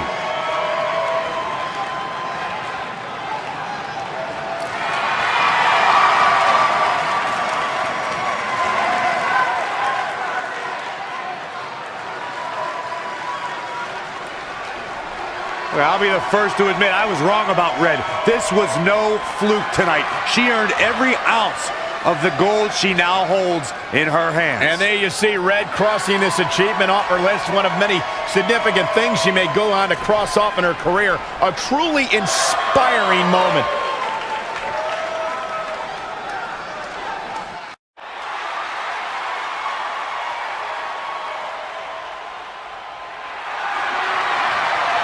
For the first time since they started teaming, Trey and Velveteen Dream make their entrance together. And they've got brand new matching gear. Looking good. Maybe they've turned a corner as far as their team chemistry goes. It's one thing to wear the same gear as your partner, but the real test is going to be in the ring. If these two aren't on the same page when it really matters, the Viking Raiders are going to slaughter them. Look at Trey's moves. He's clearly been studying Velveteen's entrances. Oh, that time would have been better spent watching film on the Viking Raiders. But what's new? This guy's priorities have been out of whack since day one. To be fair, Corey, Velveteen Dream is known for his eccentric entrances, but always delivers when the bell rings. So why can't Trey do the same thing? Well, that's easy. He doesn't have the same level of natural talent that Velveteen has.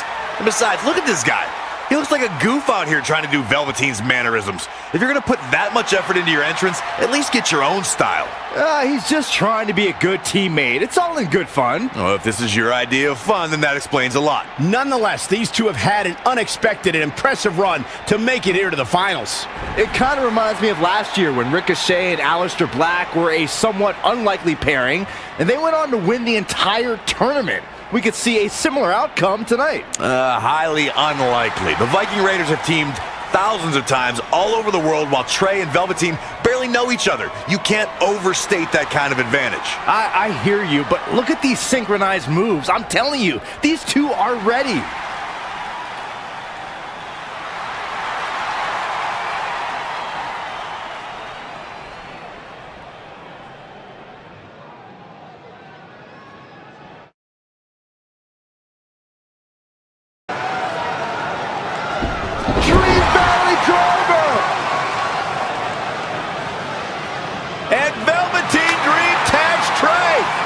Looks like he wants Trey to go to the top rope and hit the Purple Rainmaker. I told you they're on the same page now.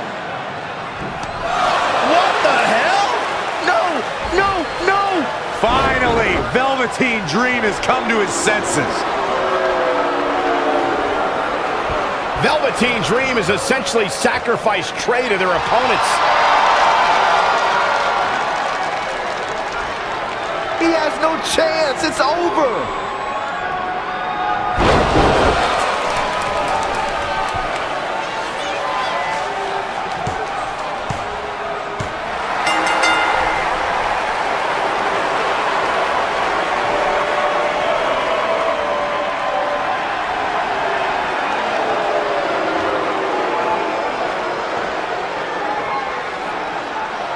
I'm sorry, but I'm shocked at what just happened. Well, face it, guys. The better team won just like I thought they would.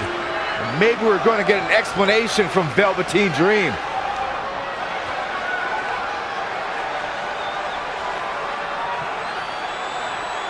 This is on you, partner.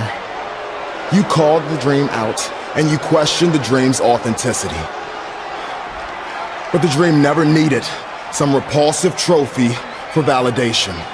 The Dream already knew that there was only one Dream, and that is the Velveteen Dream. At one point, I considered letting you win this thing because the Dream felt sorry for your desperate need for success. But then, you repeatedly stole the Dream's spotlight, leeching off the Dream's moves, the Dream's look, and anything else you can get your hands on. But it's like the saying goes, imitation is the sincerest form of battery.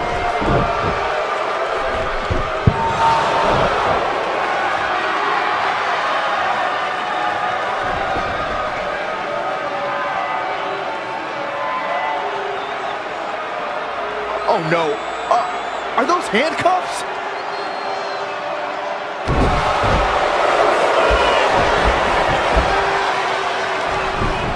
No, he's handcuffed and Trey to the ropes, just like how this all started. This is getting ugly. The man's helpless. We need someone to put an end to this right now. Look, I'm by no means advocating what's happening, but you have to admit, Trey brought this upon himself. The moment he mentioned Velveteen Dream's name, he was asking for trouble.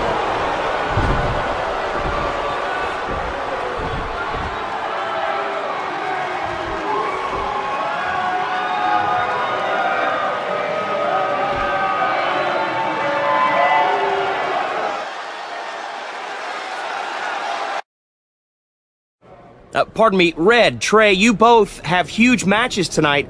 Do you have a second to comment? No. Yeah, we do. So, Candice LeRae has invoked her rematch clause in an Iron Woman match. Now, after everything you've been through, are you ready for your first NXT Women's title defense? Well, considering I'll actually be able to see this time, I think I'm more than ready. Trey, you are going to face Velveteen Dream in the first ever no DQ spotlight match, where in order to win, you must steal your opponent's finishing move. Now, how have you prepared for this unique stipulation? I haven't had to. I've used his purple Rainmaker before, but he's never used my finisher. And on top of that, I might have another trick or two up my sleeve, because you never know when you might need it.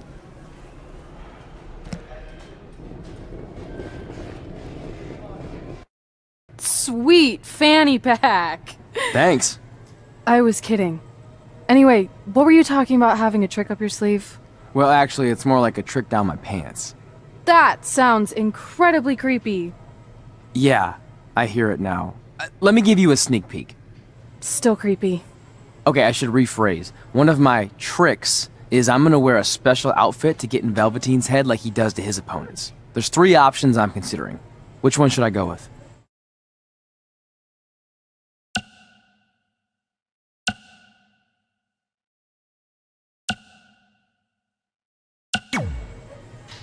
Thanks for your help with that. I'm gonna need every little advantage I can get to defeat him. Look, it's Velveteen Trey! He's even got a fanny pack! We've seen Velveteen Dream wear unique outfits in an effort to get inside his opponent's heads, and now it appears Trey has borrowed a page from Velveteen's playbook. So what else is new? He's been stealing from Velveteen's playbook for the last month. That's how they ended up here tonight. It's a nice touch, but I think Trey's going to need to do a whole lot more to rattle Velveteen. I don't know about that. He looks like he might be rattled right now. I'd chalk that up to pure annoyance more than anything else. How can you tell the difference? After years of putting up with you, I'm pretty much an expert on the subject. Well, the time for psychological warfare is over. Let's find out who will prevail in this unprecedented first ever spotlight match.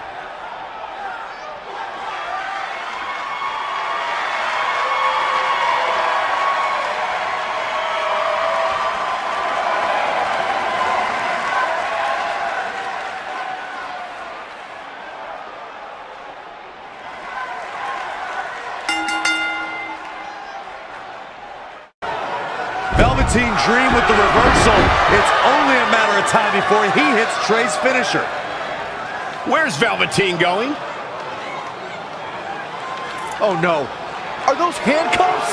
Not again. It appears we're going to have a repeat of what happened after the Dusty Rhodes Tag Team Classic final. You guys, keep in mind, this match is no disqualification, so this is perfectly legal. It might be legal, but it's clear Velveteen Dream's priority isn't winning the match. It's injuring Trey, possibly even ending his career. Hey, this is the match Trey signed up for. He wanted the spotlight. Well, now he's got it. Wait a minute, what's Trey doing? He had a key hidden in his tights. He's unlocking the handcuffs, and Velveteen Dream has no idea. This goes back to their very first encounter when Trey handcuffed himself to the ropes and Velveteen had a key. Somehow, Trey actually learned something. Velveteen still has no clue that Trey is free.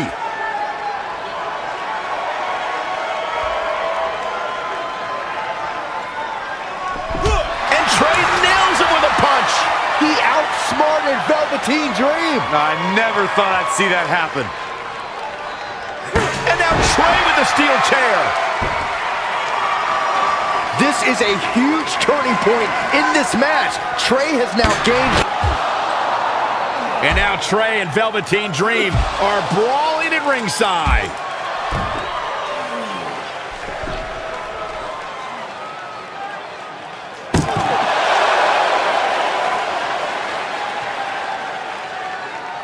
What's Trey doing with that fanny pack?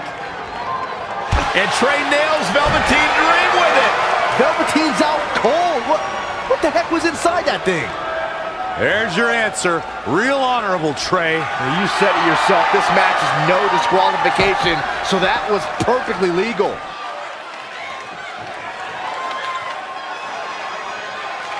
Months ago, Trey hijacked an NXT broadcast desperate for the spotlight. Well, after this huge victory over Velveteen Dream, he's now earned it. I don't think it was his plan from the beginning, but it certainly worked out in his favor.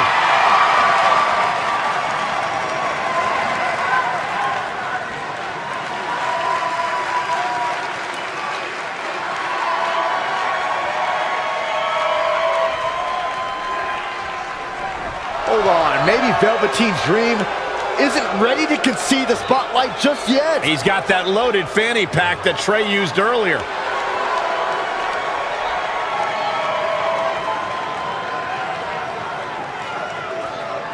What are we witnessing? Is this some kind of strange sign of respect from Velveteen Dream? It's almost like he's putting the championship around the Trey's waist.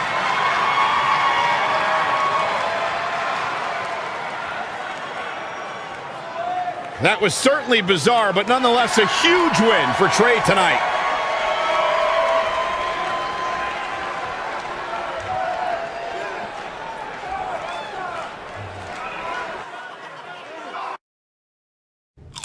So, I'm not really going to talk about my time in NXT. Overall, it was great, but I don't want to give Rhea Ripley the attention after what she did. She could have ended my career before it even started. I still think you should have changed your name to Red Eye after that. And think of the marketing opportunities for airlines and allergy medicine that would have come your way. You left a lot of money on the table. Can you focus on our speech instead of bringing up bad ideas from the past? Bad ideas? There's another tie-in you missed out on. Please come in and save me from my idiot best friend. Hey, soon-to-be Hall of Famers. It's my old tag partner. That didn't last very long, did it? Unfortunately, no. I just wanted to say that I am so excited and honored to induct you tonight. We wouldn't want anyone else to do it. I mean, Undertaker would have been pretty cool. Or President Rock. He actually texted us today. Check it out. Can you please stop insulting Rhonda before she snaps your arm off? It's fine. Oh, now I can't find the text. Please tell me I didn't accidentally delete it. Rhonda's the perfect person to induct us. She and I had some intense battles when I first got into WWE. Especially that Money in the Bank match with the arm bar on top of the ladder. I am definitely going to mention that tonight. And I have to tell that story about Trey's first night on Raw. That was crazy. Do you think messages from the president self-destruct? Like, for security reasons? I don't know about that. Oh, I almost forgot. This was on your door. See you out there soon. What is it? It's a note. From my parents. You haven't talked to them in years. No, my real parents. It says they're gonna be at the Hall of Fame ceremony tonight. Wow. I can't believe it. I can't believe it either. Between never hearing from them again after they sent me that letter in high school and then all those times I left tickets for them and they didn't show, I'd given up hope. But now I'm finally gonna meet my actual real parents. This is so cool. Are you sure it's not some kind of misunderstanding? It has to be them. Look, they signed it the same way they signed the letter I got in high school. This really isn't the best time, but maybe we should talk about this whole thing with your birth parents. No, you can't do this. What's there to talk about? They must have finally seen me on TV and tracked me down, which is all thanks to you. You're the one who encouraged my big debut on Raw, remember?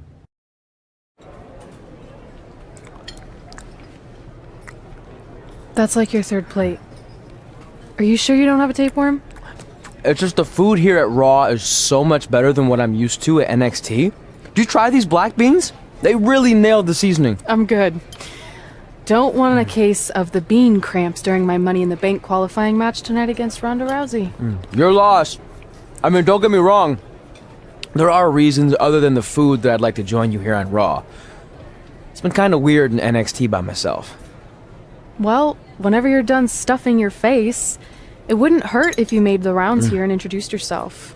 Never know what could happen. You know what? That's a great idea. I'll do that right now. And by the time I'm done, dessert should be out. Sure, I'll clean up your plate. Hey, where are you going? That goes out to the arena! Finally, you all have a champion you can be proud of. And now that I've climbed this mountain, I plan on enjoying the view for a very, very long time. In fact, Our GM, Randy Orton, might not like me saying this, but I'm the champ now, so who cares? The next decade of Monday Night Raw is going to be very monotonous because there will be no Universal title changes. For the next 500 episodes, this is all you will see. Me in this ring, holding this championship. Guys, are you seeing this? Unfortunately, yes. I'm not sure why Trey from NXT is here, but let's focus on our champion. Not the reaction I was expecting, but for those of you who'd find this upsetting, I'm sure there are other so-called championship matches you can watch where the titles will change hands frequently, but not mine. Okay, this guy's officially insane. Security, do your jobs. Are you kidding me? I saw visiting backstage, but I guess he had other plans. Are you lost? You know this isn't NXT, right? Let him in the ring. It's cool. Come on, Joe, you're giving him what he wants. This guy craves the spotlight.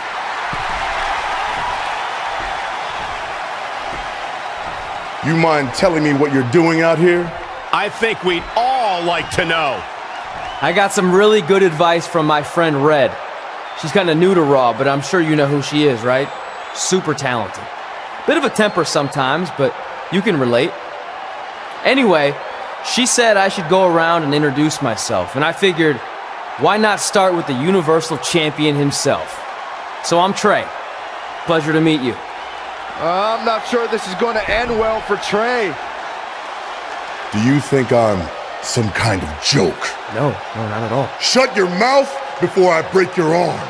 I didn't plan on competing tonight, but after your little interruption, I guess I'm going to have to start my decade of dominance 1 week early. I wasn't planning on competing tonight either. I actually just ate a ton of food at catering and my stomach's killing me. You mind if we postpone until next week?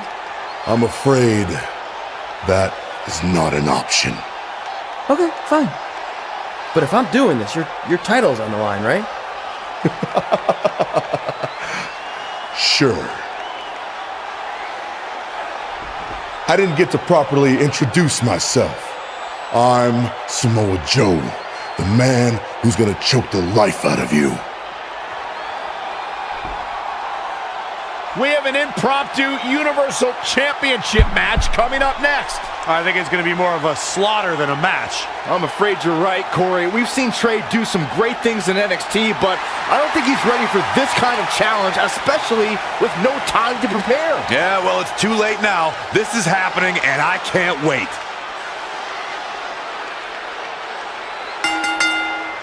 I don't think this is going to last very long. Unfortunately, I have to agree.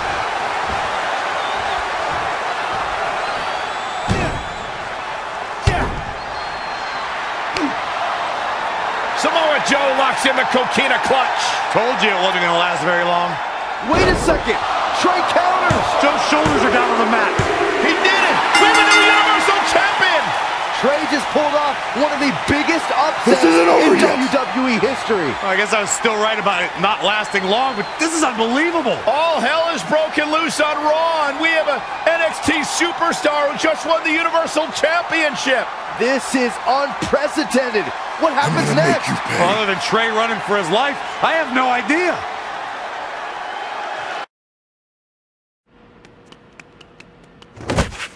Hey, wait! Can't slow down. Joe's gonna kill me. Shouldn't have eaten all that food. What the hell did you just do? I took your advice and it worked. I'm Universal Champion. I meant you should talk to someone like the GM to try and get a call up, not interrupt Samoa Joe. I mean, congrats, your crazy way of doing things worked yet again, but now what? I haven't thought that far ahead. I'm just enjoying the moment.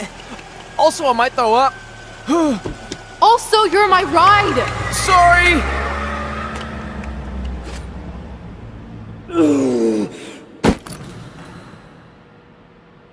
If you find your friend before I do, you tell him this is far from over. Red setting up for something big. Hold on, what is Samoa Joe doing out here? Did you find your friend yet? Huh? Where is he? Answer me. I don't know where he went. This is not my problem. Here comes Ronda from behind. Piper's pit. And that'll do it. Ronda Rousey has qualified for the Money in the Bank ladder match, albeit under somewhat controversial circumstances. Controversial? Red should have stayed focused on her opponent. That's on her. Well, it appears Ronda Rousey is also somewhat frustrated with how things went down. Hey, a win's a win, and if Trey hadn't run away like a coward, this never would have happened. Maybe Red needs to have a talk with her best friend.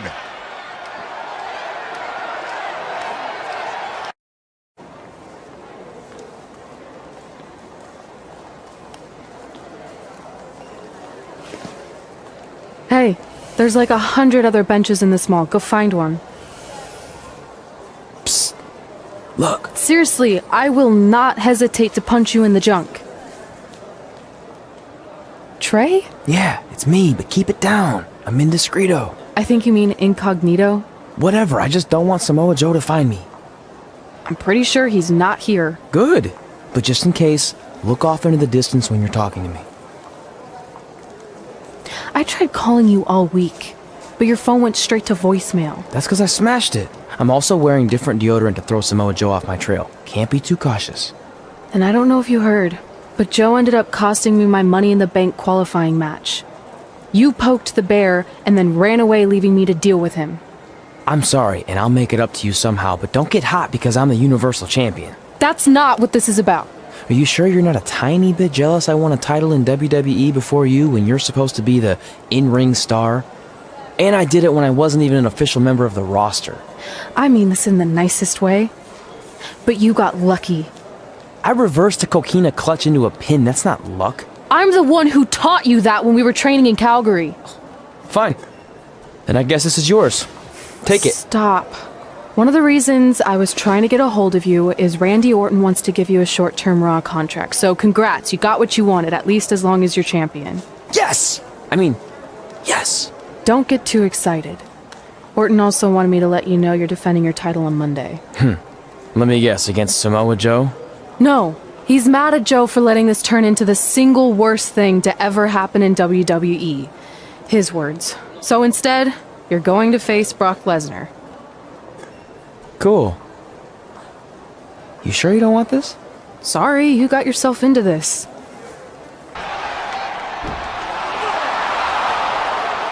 Brock counters with the F5. It's Samoa Joe. Wait, he's got Paul Heyman in the coquina clutch. Why? Is he insane?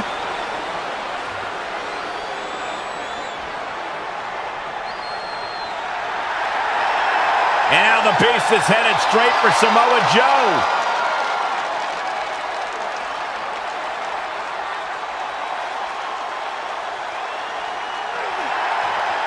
Joe's unloading on Brock with that baseball bat. Wait, the bell just rang. I think the referee disqualified Trey for Samoa Joe attacking Brock. Trey still retains the Universal Championship. That's my Universal title, and I'm going to take it back. Not anyone else. So Randy Orton, until you give me my rematch, get used to this happening over and over again.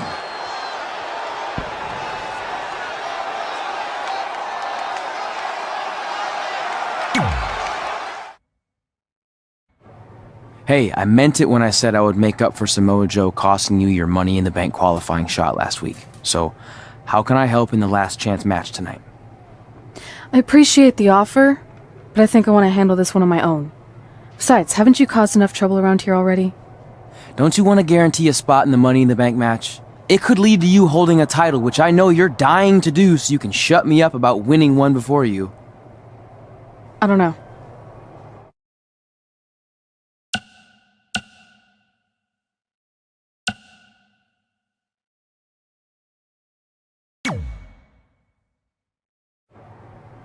If I can't win on my own tonight, then I don't deserve to be in the Money in the Bank ladder match. Alright, good luck. If you change your mind, I'll be in catering. Gotta take advantage of it while I can.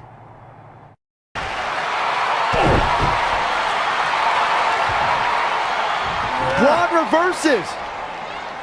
And Strowman hits the running power slam. That might be it for Trey. Wait, Samoa Joe? Since I was banned from the building tonight, I had some rare free time on my hands. So I thought, what should I do? Well, you might not know this about me, but I'm a huge fan of men's slow-pitch softball.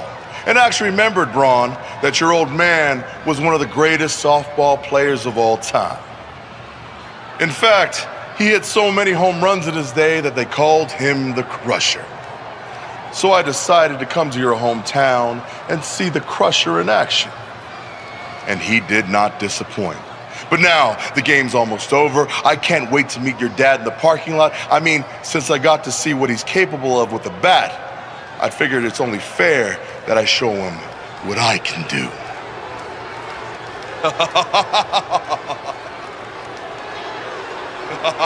Braun Strowman has seen it up. He's going to try to hunt down Samoa Joe. And he's also going to get counted out. It's all over. Trey wins. You gotta be kidding me. Trey has to be the luckiest guy on the planet because yet again he manages to escape with the Universal Championship.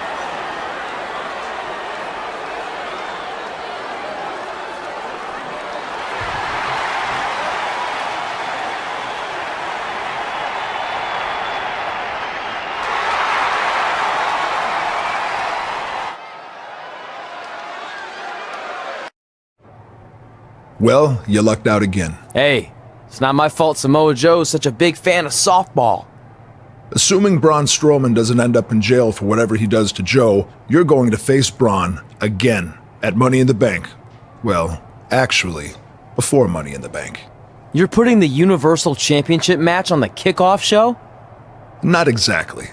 The only way I can guarantee Samoa Joe won't be involved again is if your match takes place before the show when the doors are locked and no one else is in the building.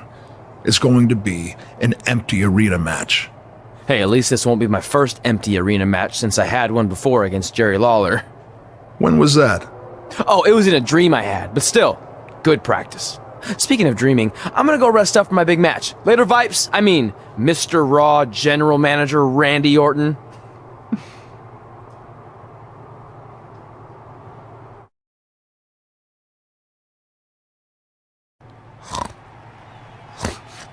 No. No. Stop chasing me. Leave me alone.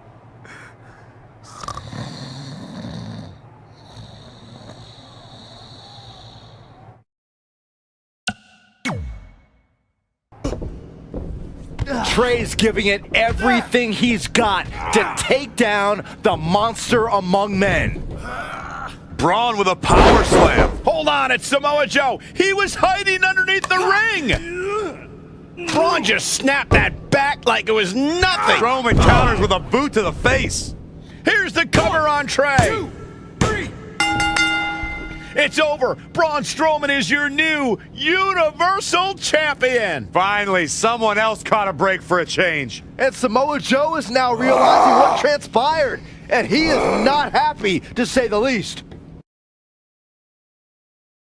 I'm sorry about your title, but there's no shame in losing to Braun, especially with how it went down. I'm not that upset about losing the Universal Championship. Even though my run was short, it was memorable. I'm more disappointed that my time on Raw has come to an end. What do you want? You couldn't hang on to the title just a little bit longer so I could take it from you. And whose fault is that?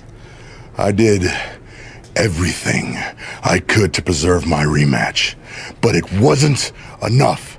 Title or no title, I'm still going to choke you out. Let's do this. Hey, that's enough! I've had enough of you these past few weeks. Not only did you lose the Universal title to someone who wasn't even a Raw superstar, but then you went to the extreme lengths to interfere in multiple championship matches, so you've left me with no other choice. You're fired! This isn't over, because the moment you feel safe and stop looking over your shoulder, I'll be back to destroy you. Make sure he leaves immediately! I spoke to the doctor. He thinks you'll be fine to compete next week. Oh, okay. I'll let NXT know. No, I meant on Raw. I've decided to give you a permanent contract. Really? Why? I know I've been hard on you, but I do see some potential. Your in-ring skills need work, but you can be entertaining at times. Oh, see? That's what I've been saying all these years. I put the entertainment in sports entertainment. I'm gonna leave before you say anything else that makes me regret my decision. Thanks, Vipes. I can call you that now, right? No. I'm happy for you. This is pretty awesome. I have officially arrived. Yeah, you got the spotlight now. No more being indiscreto. Well, I'm ready for people to know who I am. And hey, now that I'm gonna be on TV every week, maybe even my real parents will see me. I should start leaving tickets for them at every big event, you know, just in case they show up. And this is all thanks to you. Yeah, well, I can't take credit for everything. Now there's only one thing left to do tonight. We go out there and win the Money in the Bank ladder match. I appreciate the support, but I need to do this on my own. You sure? With Selena Vega in the match, there's a good chance Andrade will get involved at some point. Maybe. So, how about you stay back here, and if Andrade does interfere, then you take him out. Deal? Deal. I got your back. The package deal is together again on Raw. Already got one contract, about to get another, might even meet my real parents soon. All of our dreams are coming true. Well, I guess now that I'm all alone, I can properly celebrate. I got a Raw contract. The ink's dry so they can't give it back. I got a Raw contract. I'm kinda hungry, I need a snack. Yeah! I got a Raw contract. I got a Raw contract. I think I left my phone in... You're the worst. I got a Raw contract. I got a... Hey! Oh, okay. No matter how hard I hit her, which was pretty hard. You see my parents out there anywhere? I don't think so. Not that I'd know what they'd look like. I always pictured them looking like me, but older. And in my mom's case, more female-ier. All these years of leaving them tickets after I was signed to Raw, just hoping they'd see me on TV and show up. And now tonight, they finally will. It's unbelievable. It's no different. It really is. A package deal. They always had each other's backs, and that was certainly the case when I faced off against Red in a Money in the Bank ladder match. Red's going to try to beat Zelina to the top. Hold on, it's Andrade. What's he doing out here? Is he putting Zelina Vega on his shoulders? How is this legal? It's not only legal, it's smart. It's Trey. I think he's seen enough from Andrade. Trey has neutralized Andrade.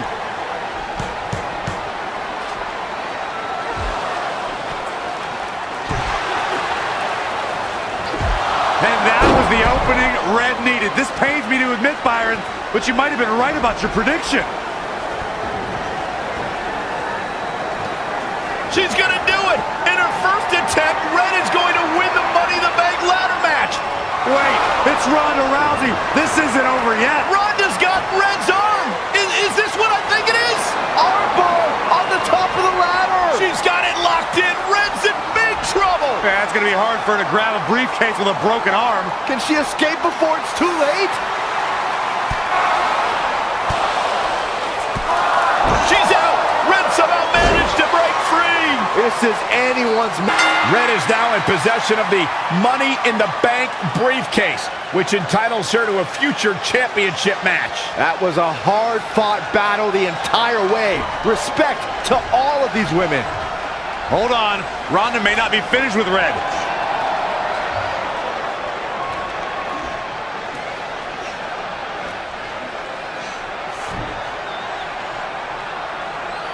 A sign of respect from Ronda Rousey. I'm sure that means a lot to Red. This would be a huge night for any superstar, but considering she's still relatively new to WWE, it's that much bigger for Red.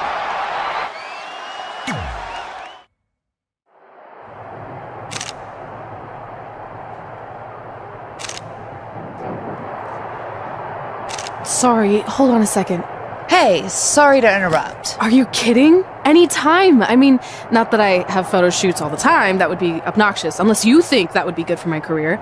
I just wanted to congratulate you. I mean, what you did out there tonight was pretty incredible. You have no idea how much that means. I grew up watching you. Well, now I feel ancient. No, I just mean you're one of the reasons I'm here today. See, I have this list of goals with my friend, and one of them is win Money in the Bank ladder match. I know all about your list. You're kind of a big deal at this point. Oh, wow. Okay. Well, anyway, I never thought I'd be the one to cross off Money in the Bank because it was only a match for guys, but thanks to women like you paving the way, I did it. And now I can pursue something else on my list. Win the Raw Women's Championship. Sorry, I'm rambling on like an idiot. No, keep rambling. I mean, seriously, at this stage of my career, hearing things like that is way better than winning a championship. I'm sorry, but did I just hear you thank her for paving the way? You must have forgotten I was the first women's Money in the Bank briefcase winner. And second, actually, too. Didn't you need a guy to help you do all that? That's how I remember it. That's not the point. What I'm saying is you're just a cheap knockoff that will never compare to the original. So don't even bother attempting to cash in that briefcase. You should just hang on to it as a souvenir. Or, better yet, melt it down into braces for those jacked up teeth of yours. Actually, why don't you step aside so this poor photographer doesn't have to take any more pictures of your mangled face? Going to use her briefcase to put an end to this brawl. Carmella gains control and nails Red. And now Mella's taking off with Red's Money in the Bank briefcase. Manages to get Carmella down. Carmella kicks the briefcase into Red's face. Wait, what's Carmella doing with the briefcase? I think she's going to try to destroy it. Come on, Red just won it. Someone needs to stop this. I think it's too late for that. Looks like it's headed for a landfill. Good luck cashing in on me without a briefcase.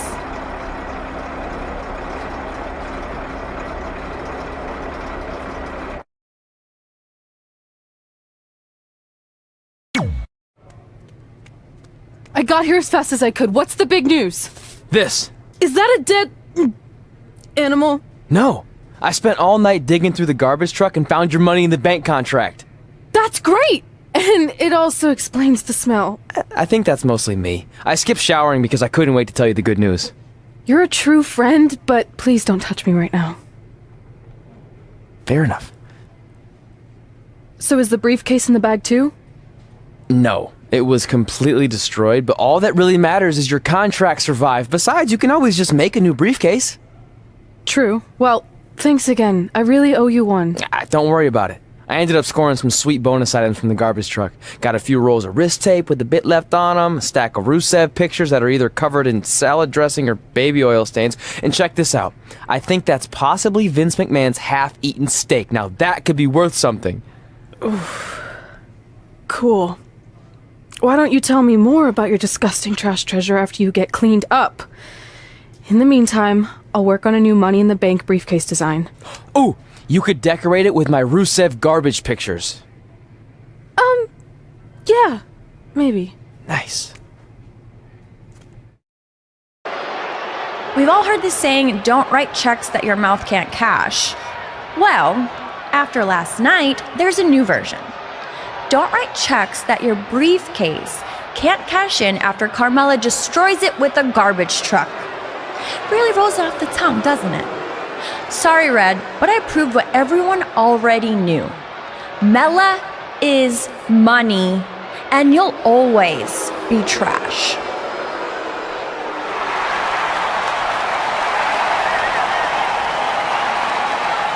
It's Red, and it appears she has the new accessory.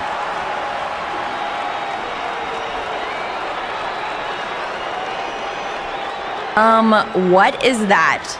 Did you make your own briefcase? Real cute, but I think you need to take your DIY and go DI-buy. I'm not going anywhere, because it's not the briefcase that matters. It's more symbolic than anything.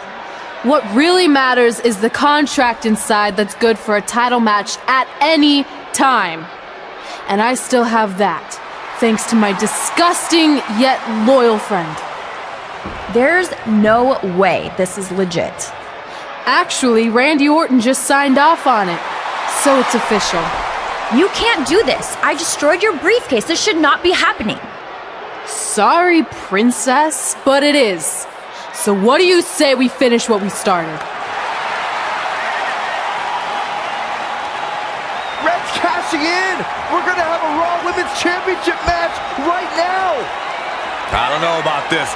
Carmella got the best of Red just 24 hours ago, and now Red might be setting herself up for a repeat. That could certainly happen, but throughout the years, Money in the Bank briefcase holders have cashed in at a highly successful rate. Let's see if Red can continue that trend here tonight.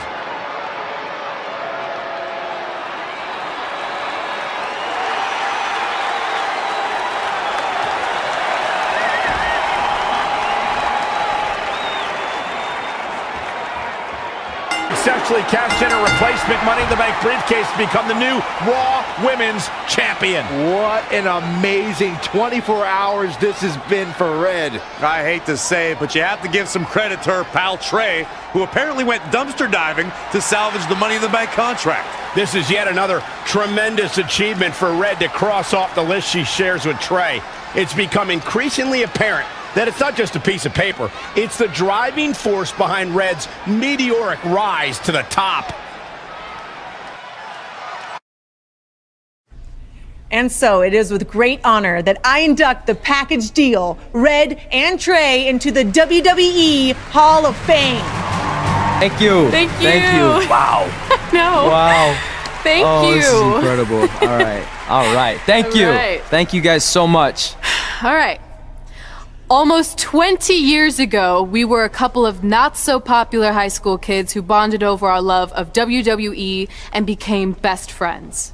But we never thought it was possible that someday we'd be WWE superstars ourselves, let alone stand on this stage tonight being honored as two of the very best of all time.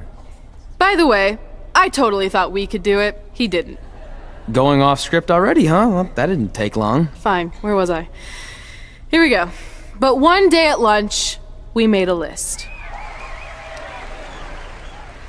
This piece of notebook paper would become the roadmap to our success in WWE. It contained our goals, hopes, and wildest dreams. And it changed everything. Over the years, we added a lot of new things to the list, and pretty much everything got crossed off except for one huge final achievement. Get inducted into the WWE Hall of Fame. And unless anyone in charge has a last-minute change of heart, I think it's safe to say that will be crossed off in a little while.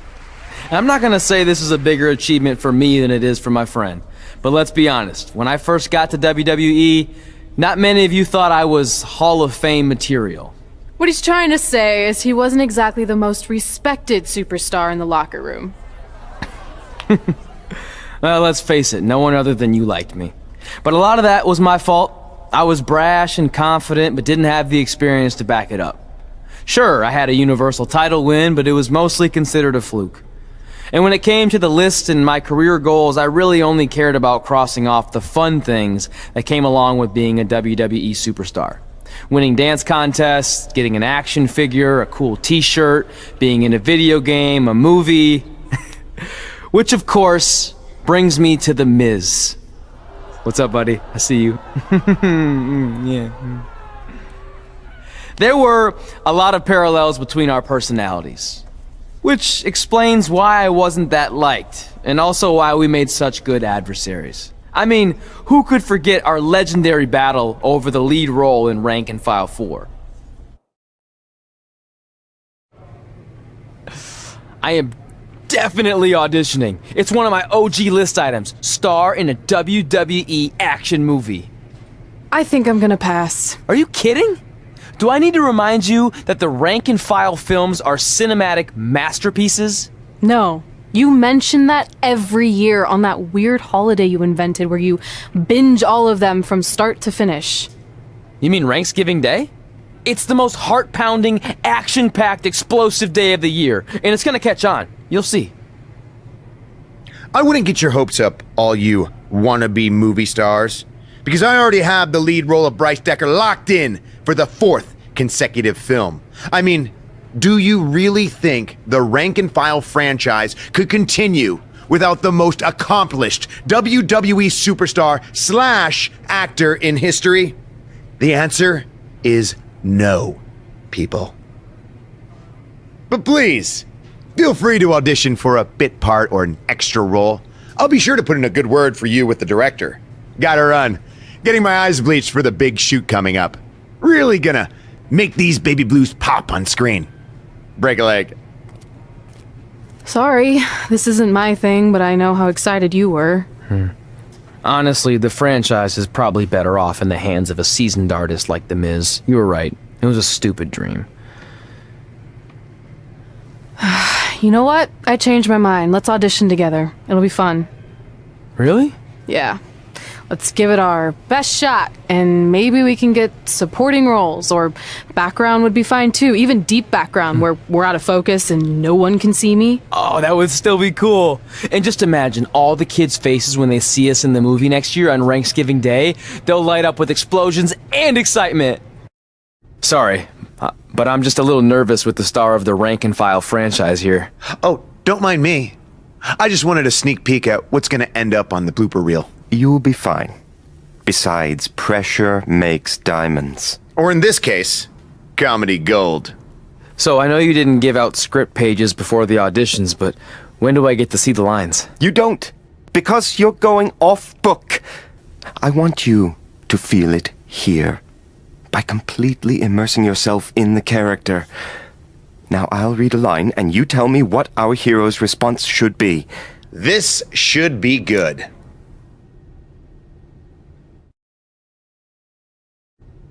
The antidote is hidden in the vending machine, but it's jammed.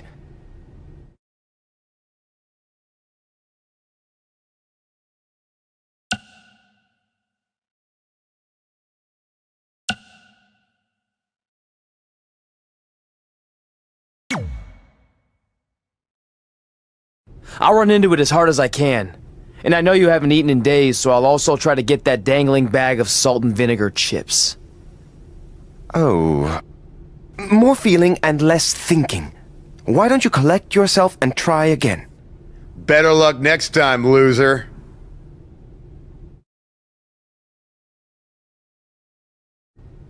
The antidote is hidden in the vending machine, but it's jammed.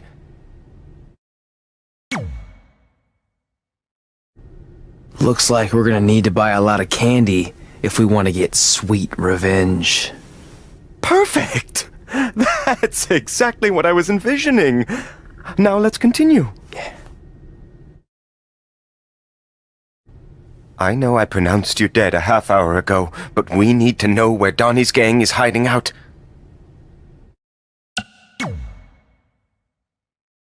The real question is, what are they hiding from? Me? Or their guilt that they've chosen a life of crime over being good fathers? That's not quite what I had in mind. Let's take 5, okay? Face it, you're just not cut out for this. I know I pronounced you dead a half hour ago, but we need to know where Donnie's gang is hiding out.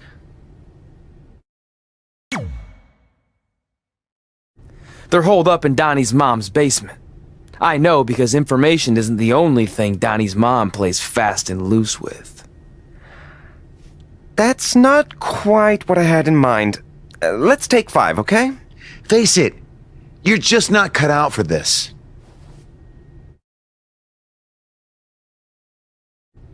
I know I pronounced you dead a half hour ago, but we need to know where Donnie's gang is hiding out.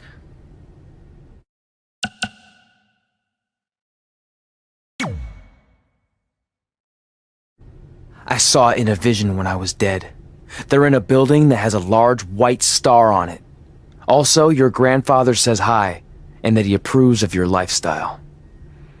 Yes! You absolutely nailed it! Beginner's luck. Okay, last one. The bomb is wired inside of Chloe's jet ski. So you're going to have to make a decision. Stay here so I don't get away, or go save her and a bunch of innocent dolphins. What's it going to be?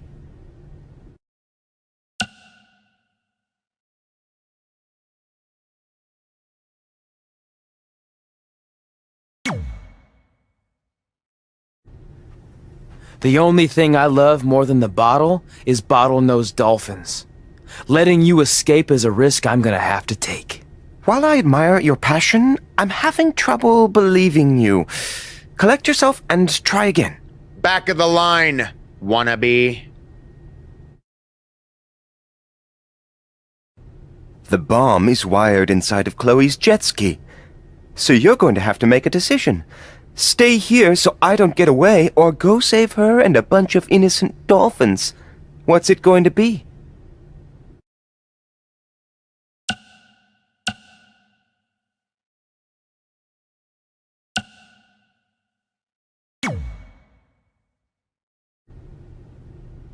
I'm gonna let you in on a secret. Those are bomb-disabling dolphins, so the only one who's gonna be sleeping with the fishes is you. Brilliant! It's almost like you saw the script ahead of time. Unbelievable!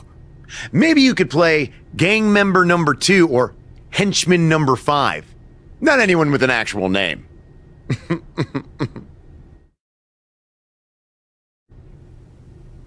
Okay, Miss. Now that Trey has dazzled me with his intuitive performance, it's your turn to audition. Are you kidding? This must be a prank, right? Did they bring back Swerved? No, this isn't a joke. But I'm the star of the Rank and File franchise. You can't potentially recast me. I even have a Bryce Decker tattoo on my inner left thigh. I thought this so-called audition was just a part of your stupid hippity-dippity process. I assure you it's very real. So if you're that confident in your ability, then please show me. Fine. But can I at least see the script pages? That wouldn't be fair. I want you to feel it here. Don't touch me! Don't mind me. Sit down, shut up, and watch how a real Hollywood star performs this part. Proceed, director! The terrorists are inside the arena, disguised as the opening band. You need to do something to stop them. We need to create a diversion. What kind of concert is this? Rock, country, hip-hop? I could really use some context. Don't worry about all that. Just immerse yourself in the character. Yeah, Ms. Immerse. Shut up! I think the only way we're gonna stop them is if we band together. Puns are a bit too expected and broad for my taste. Too broad? A few minutes ago, this no-talent hack was babbling on about bomb-disabling dolphins. It rang true when he said it. Look, in the spirit of positivity, I think it's time for you to move on to a new artistic challenge. This is unbelievable. You'll be getting a call from my agent, my entertainment lawyer, and my regular lawyer. I actually don't have a phone, but I'd be happy to meet with them in person at my treehouse in the woods outside of Austin. Unbelievable! I'll call you. I just made up that whole treehouse thing to get rid of him. Brilliant. Before we get started, you should know I'm just doing this to support a friend of mine, so I thought I'd just stand here for a couple of minutes so he thinks I auditioned. That work for you? Unconventional, but I like where you're going with this. Very avant-garde. No, you don't get it. I really don't want a part. The reluctant heroine. I dig it. No. I don't know how else to say this. I don't want to be in your movie. Sorry I'm late. The idiot I was sparring with accidentally scratched me, so I had to fire him. Then he started crying, saying how he couldn't believe his own daughter would do this to him, blah, blah, blah. What the hell are you doing here? Oh, hey, Red. Didn't recognize you. Guess I just thought you were the director's homely assistant his wife forced him to hire so he's not tempted to cheat on her. Tried that. Didn't work. Why are you here? This is my turf. Believe me, I would have preferred to do this just about anywhere else, but I'm here because I'm using my MMA success to dabble in Hollywood. Kinda like Ronda Rousey did, only way better. Brooklyn's already been cast as our female lead, Miranda. You know what? Let's have the two of you workshop the scene where Miranda's daughter is kidnapped from the playground, and you're the stubborn crossing guard who won't let her cross the street illegally to chase after the kidnappers. Seriously? And action. The kidnappers are getting away with Emily. I need to stop them! I'm sorry, ma'am, but I can't let you cross the street until the walk signal appears. I'm just doing my job. Yeah. Well, a mother's job is never done. Going off script with the slap, but I like it. Use that anger, Red. If you ever touch me again, the only movies you'll appear in will be the instructional kind for plastic surgeons on how to fix faces that are bludgeoned beyond recognition. Maybe a tad extreme? Ugh. Cut! That's a wrap!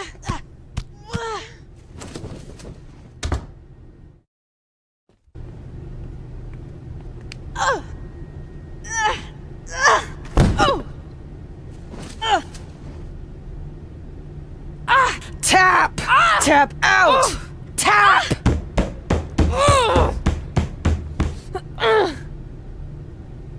And scene! Just like old times. Despite Miz and Brooklyn doing everything they could to prevent it, I got the starring role in Rank and File 4. Red, on the other hand, wasn't so lucky. But I guess fighting with the lead actress during a casting session is generally frowned upon. Miranda! Where are you? I'm in the spaceship's cockpit. Hurry, Bryce. We don't have much time before it launches. Your time's up, imposter! Cut! There's no henchman line in this script. You're just supposed to tackle him and then he throws you off the imaginary launch pad. Let's go again and this time stick to what's written. Sorry, but that's not going to happen. What? Oh! Security! Security intruder on the set! Get him, Miz! All those haters and... That guy off my set! I always wanted to say that. I cannot work in these unsafe conditions. Then maybe you should talk to your friend, henchman number 5. You started all this. You know what? I'm going to my trailer and I'm not coming out until you're recast. Don't look at me! Okay, that's lunch. Miz, I appreciate you taking the time to have me on your show so we can set the record straight. Because the truth is, I shouldn't be here tonight in this crap basket of a town. No offense. I should be in majestic Vancouver, British Columbia, filming Rank and File 4. But unfortunately, my co-star, and I use that term loosely, let his personal feelings against my friend, The Miz, boil over. And now 200 crew members are out of work. That's right. I'm sorry to inform you that the production on Rank and File 4 has been temporarily shut down. And unless we come up with a solution, the shutdown could be permanent.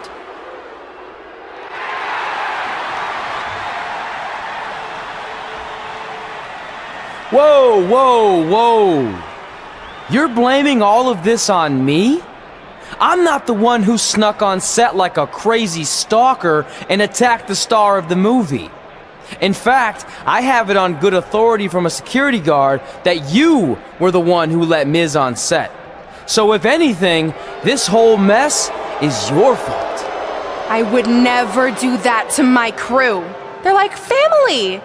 Sure, I might forget their names or not let them make eye contact with me, but that's the exact same relationship I have with my siblings. Guys, what if I told you I could make this act of injustice disappear without involving producers or agents or lawyers? How do you propose we do that? By settling who gets the part in a match at SummerSlam. But it won't be any typical match you've seen before. This will be an action-packed summer blockbuster.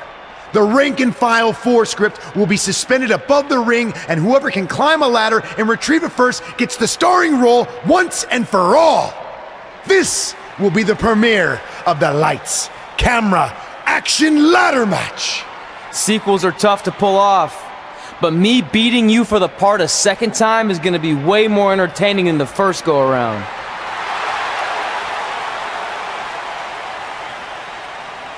And since we're in the spirit of making movie-themed matches, I have another pitch for you. How about we give everyone a preview of the coming attraction to SummerSlam? Me and Red versus you and Brooklyn tonight on Raw. You'd all love to see me compete inside a WWE ring, wouldn't you? Well, too bad, because it's not gonna happen. I'm an elite MMA fighter and Hollywood star. This isn't my arena. Fair enough. But if it's not your arena, then why don't you get the hell out? I will not stand here and allow you to insult my esteemed guest. So, if you want a sneak preview match, then you got it. But it will be you and Red taking on me and my beautiful wife, Maurice. That's fine. Now that I'm a movie star, I get how it works. When it comes time for an action scene, you take out the lead actress and bring in the lower paid, less talented stunt double. As they say in Hollywood, ciao.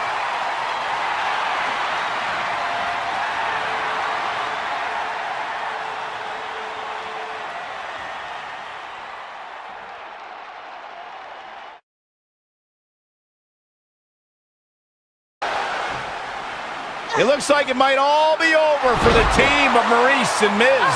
What is that? I think it's footage from Red and Brooklyn's audition fight. It certainly got Red's attention. And scene. French kiss DDT. Maurice capitalizes on Red being distracted and pulls off the upset. What a huge win for the It couple. Oh, the timing of that footage playing was certainly no accident. It looked like Red was about to put Maurice away.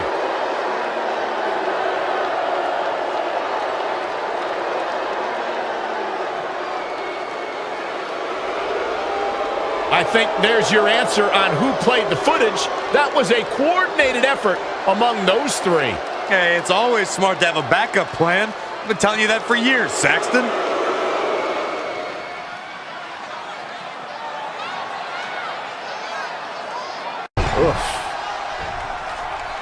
Trey hammers Miz in the corner.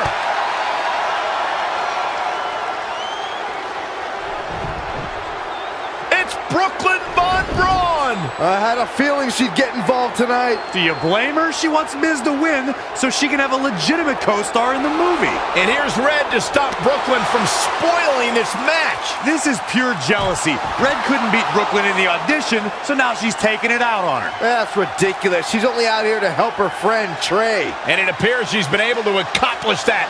Red has neutralized Brooklyn as they head to the back. Cut! There's no cutting in this match. No matter how you feel about anyone's acting skills, this is a huge night for Trey. He beat a future Hall of Famer in a pressure-filled, high-stakes ladder match at the biggest party of the summer. As far as I'm concerned, Trey deserves the role and our respect. Now that's nice, but as of now, I'm officially boycotting Rank and File 4. Sorry, Brooklyn. I'll just have to catch you in your next film. Hey, thanks for the assist out there. And by the way, now that I've officially got the part again, it's not too late for me to pull some strings and get you a role. I think I'm cool with sitting this one out. Alright, well the door's open if I'm back for Rank and File 5. Although I heard R-Truth pitch the producers on making it an office drama with him as a star, and it's under strong consideration, so we'll see. Oh, by the way, I left tickets for my real parents again. No luck though. Still doing that, huh? Yep. And who knows, maybe if they're not WWE fans, then they'll see me in the movie. Can't hurt. Yeah, I guess. Hey, before you go out for your match, you mind signing my script? Sure. May you always have a happy Ranksgiving. See? It is catching on. Haha. Can you believe they're all the way up to Rank and File 7 now? No, I can't. I thought they would have stopped making them after your performance. Wow. Didn't realize this was a roast. No, it's just that you definitely had some interesting priorities earlier in your career. First, it was the movie. Then you were obsessed with getting your own action figure. It was on the list since day one. Yeah, which made you super jealous when I got one before you did. Remember this? Are you still a little bit jealous? No. Are you sure? I think you're exaggerating how I reacted. Really? Because that's not how I remember it. Check it out! My first action figure! Pretty cool, right? Awesome. They really nailed the detail in your face. You didn't even really look at it. Yeah, well, you know what they say about action figures. Once you've seen one, you've seen them all. Literally no one says that. Wait, are you jealous because you don't have one yet? No, I'm fine. Okay, look, I get it. This was more your thing, but it's just an action figure. It's more than that to me. Think of how you felt when I won a title in WWE before you did. It's like that, but 10 times worse. Comparing titles to action figures might be a little extreme. But if it makes you feel any better, I'll wait and let you cross it off our list whenever you get one. No, it's fine. Cross it off. You earned it.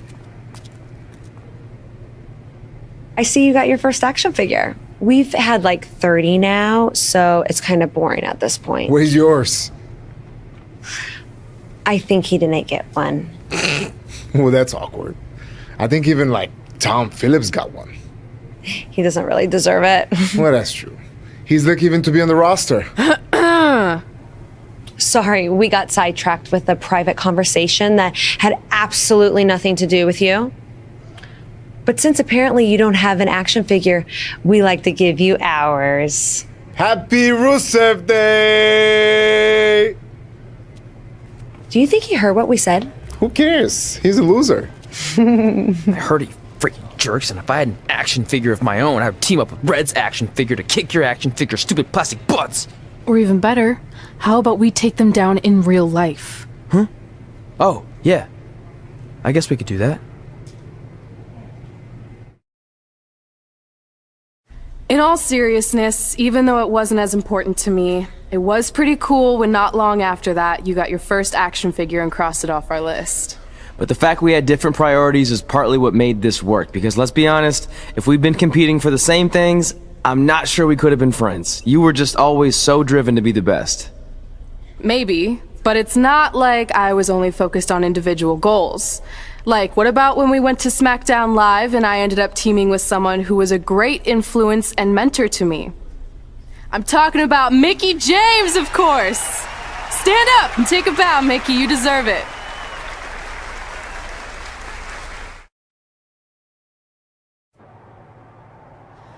You fought hard, but it just wasn't your night. Let's face it, it hasn't been your night in a long time. Now, as general manager of SmackDown Live, it's my job to present a cutting-edge product, which means constantly introducing new talent to keep our brand fresh and exciting. But we can't add new talent without making subtractions. So I'm sorry, Mickie, but based on your recent performance, you can either announce your retirement, or unfortunately, I'll have to make that decision for you. Wait, so you're basically forcing her out? She deserves better than that. I understand where you're coming from, but like I said, this is bigger than one person. It's about protecting the brand.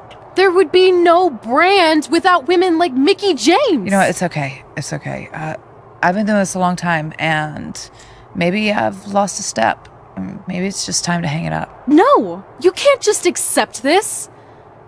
There has to be another way. Well, there is one other option, but it would just be delaying the inevitable. Mickie can continue competing on SmackDown Live, as long as she wins. But the very next match she loses is her last. She'll do it. I will? All right. Good luck. Look, I appreciate the support, but with my record as of late, I don't think I'll be sticking around too long. Or maybe you will with me by your side. What do you mean? Big Show didn't say you had to win singles matches. Are you sure you want to set aside your own goals to do this? There's nothing I'd rather do than protect your legacy by sending you out on a winning streak. And one last title run. Win women's tag team championships with Mickie James.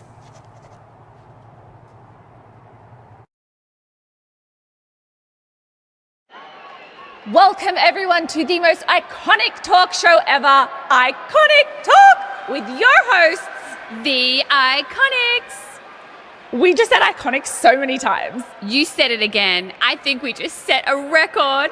Speaking of records, I want to remind everyone that we are now the longest running women's tag team champions ever from Australia. They're also the only women's tag team champions from Australia. Which brings us to my favorite segment of Iconic Talk. It's time for Why Australia is Better. This is a part of the show where we educate our audience on different aspects of Australian culture and explain why Australia is better. Okay, what do we have this week? The great sport of cricket. Which has nothing to do with filthy little insects. No, it's actually a sport that is very popular in Australia. Think of it like a way better version of your horrible, dull baseball. To further educate you on this superior sport, let's go over the laws of cricket, shall we? There are only 42 of them. Shouldn't take long. Law 1. A cricket team consists of 11 players, including a captain. That's a great law. One of my favourites. Now, Law 2.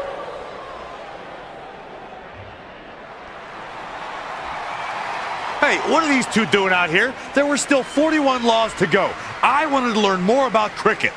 I think you were the only one. Law 2. The Iconics should never be allowed to have a talk show, as it'll put everyone watching to sleep. That's not an actual law. Yeah, don't listen to her. Why are you two even out here? It's very rude to interrupt someone's talk show. I recommend you go back and watch the segment we did on manners.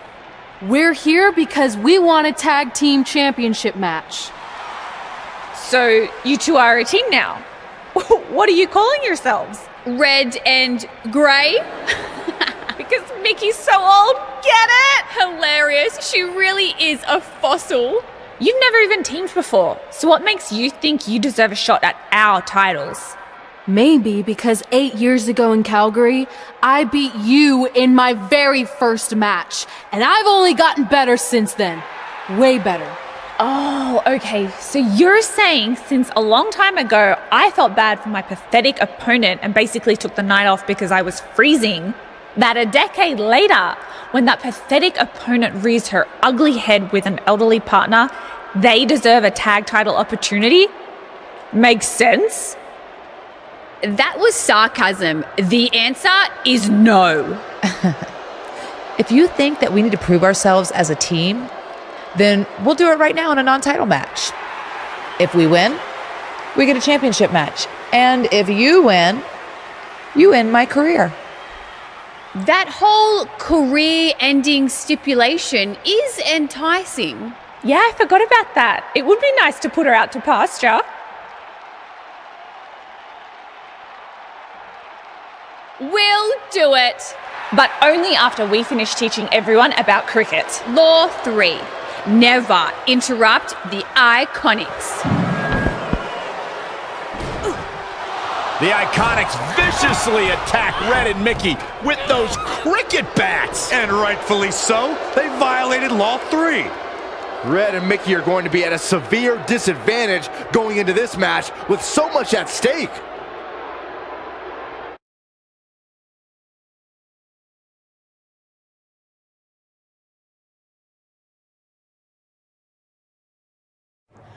That was awesome!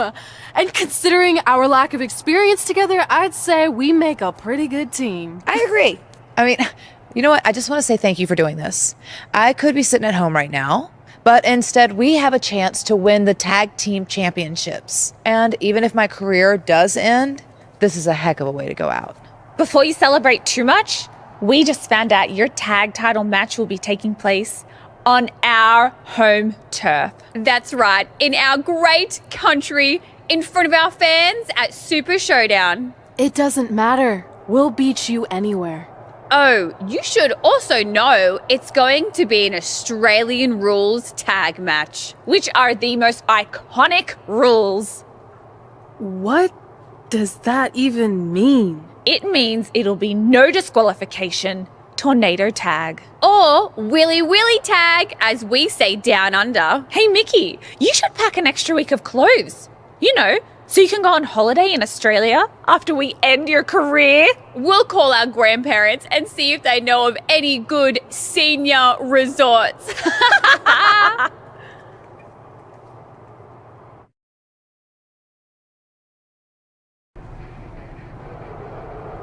As Red helped Mickie James ward off retirement, they're now the new women's tag team champions.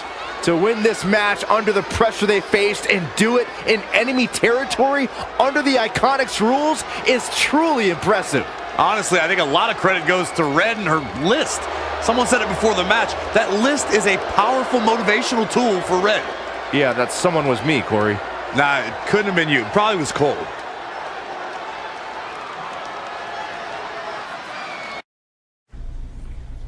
And that's how Mickie James went from being a hero and mentor of mine to more than that.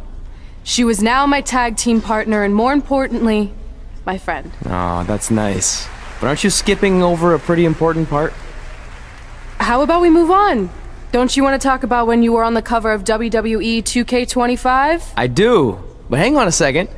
Earlier, you put me on blast for having some trivial goals. So now it's my turn to call you out for a time when you let the list steer you down a questionable path. This is a night to remember our careers, good and bad. Fine. If you want to talk about it so much, then you tell the story. Okay. After they became tag team champions, it turned everything around for Mickie. She even ended up earning a SmackDown Live Women's Championship opportunity against Kairi Sane.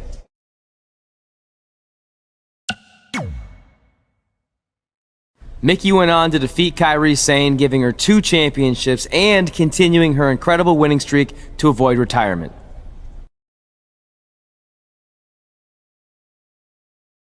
I feel like you've been a little off lately. You're moody, quick to lash out, overly judgmental about my decisions. It all sounds like typical me. Maybe those weren't the best examples, but I've known you long enough to realize when something's bothering you. Well, to be honest, I'm kind of getting impatient.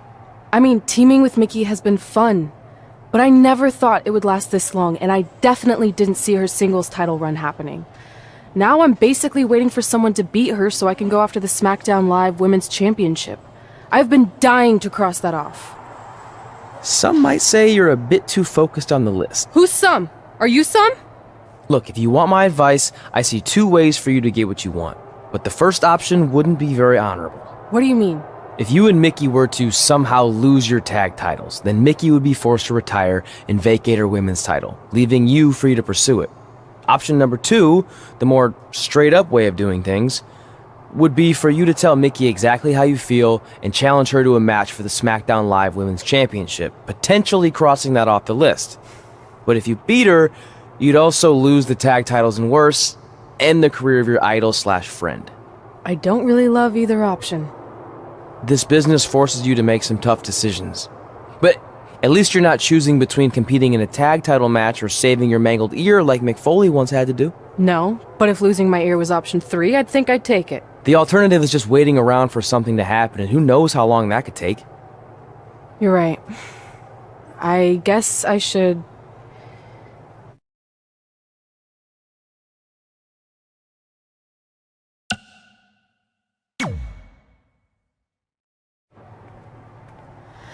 Hey, Mickie. I need to talk to you about something. It's kind of personal, sorry. We'll catch up later. What's going on? Is everything okay? Yeah, well, not really. It's just lately... I'll just come out and say it. I want your title. And I know what that means for you and for us, but I don't think I can sit back any longer. You know what? I was waiting for this moment. You were? Look, I know who you are, what you're made of, what got you here. You're driven to be the very best. And I knew that being tag team champions would only satisfy you for so long. So you don't hate me? No, I get it. I actually respect you for your honesty. I can think of a couple other ways this could have gone down.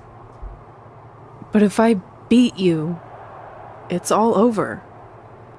If it's going to come to an end, and it will, sooner rather than later, I want you to be the one that does it.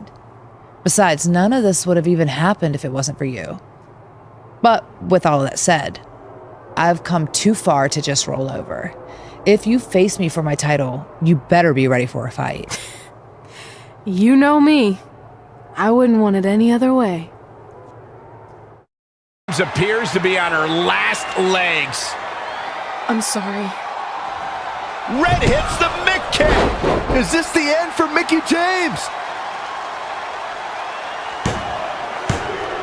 It's all over. Red is your new SmackDown Live Women's Champion. And as a result, Mickie James' historic career has come to an end. Red ended Mickie's career with her own move. What a true friend. I think it was actually a sign of respect to do it that way. Yeah, it was almost like a tribute.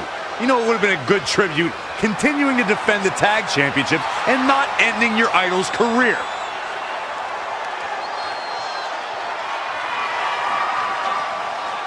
You deserve this moment. A nice gesture from our new champion, Red, giving Mickie James a chance to say goodbye to the WWE Universe. And no matter how I feel about Red right now, I do want to say thank you to Mickie James. You will be missed. Thank you. And that's how I won my first SmackDown Live Women's Championship. That totally sucked the air out of the room. That's why I wanted to skip over that part of the story. I'll distract him with the visual aid. With everything we'd accomplished, we were really starting to cement our legacies, especially in our hometown where we'd always been overshadowed by a certain individual, until this happened.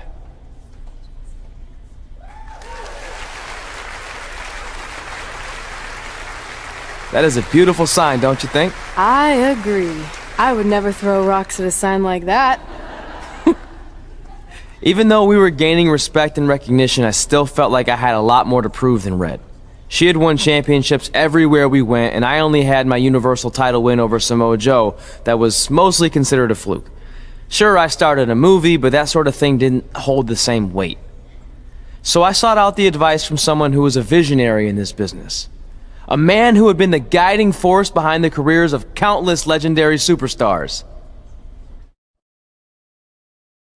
By the way, I saw your movie, and some of the choices you've made were,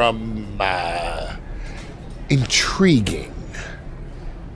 That really means a lot coming from you, Mr. Heyman. Just call me Paul, thank you.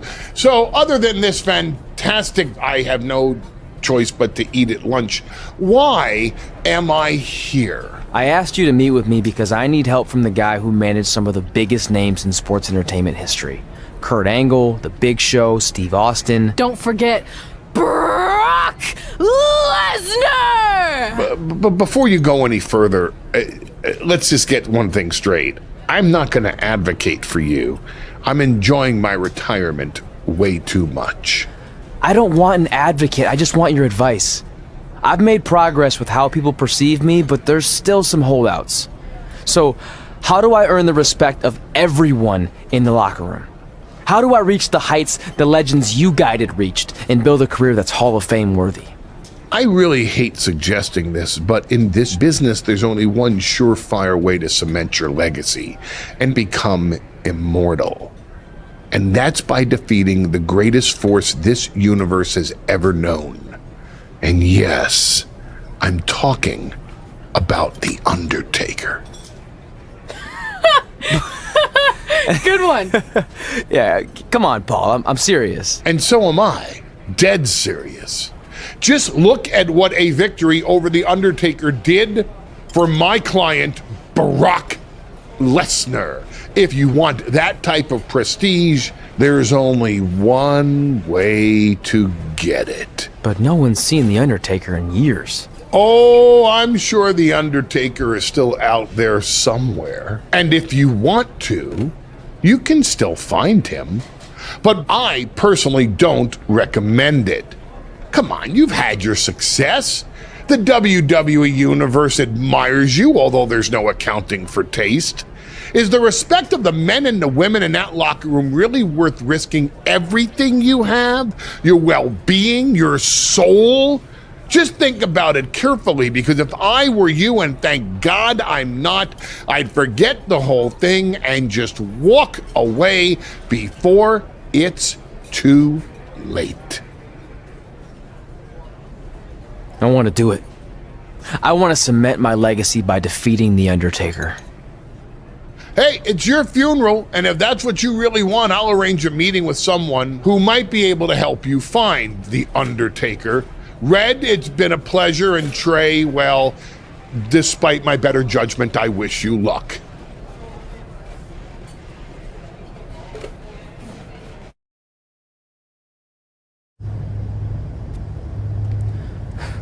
It's kind of creepy here late at night. Did you know some arenas are supposedly haunted? Really? Yeah. This one time, after your match, all I heard was boo! Assuming you didn't get that from a popsicle stick, I'm mildly impressed. Thanks. So where's Heyman's friend who's going to help you find The Undertaker? He's supposed to meet us here, right? Paul didn't give me any info other than a time and a place, so maybe his guy's running late. Did you hear that? It's kind of hard not to. No one else is in the building right now, so maybe it's Heyman's guy. We should go check it out. I don't know. Seriously? You want to take on The Undertaker, but you're afraid of an arena boiler room? Let's go.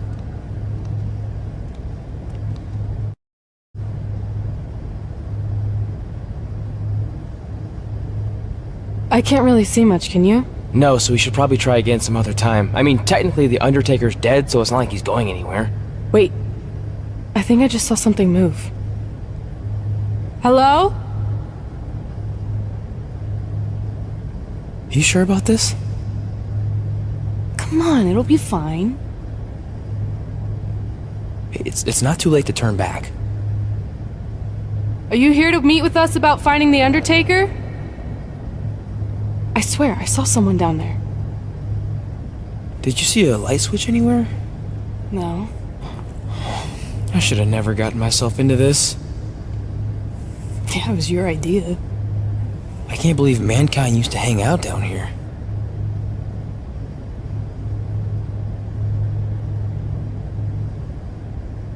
I'm gonna head back up and try to call Heyman. Papa Shango?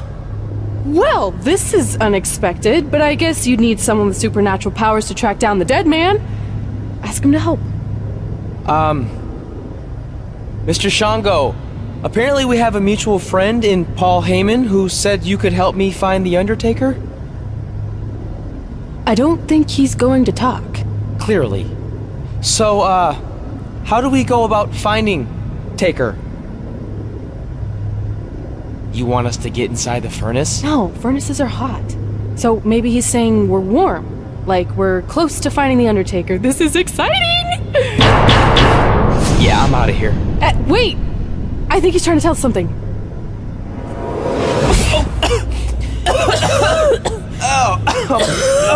What was that? It's in my eyes. I don't know, but it kind of has a lemony flavor?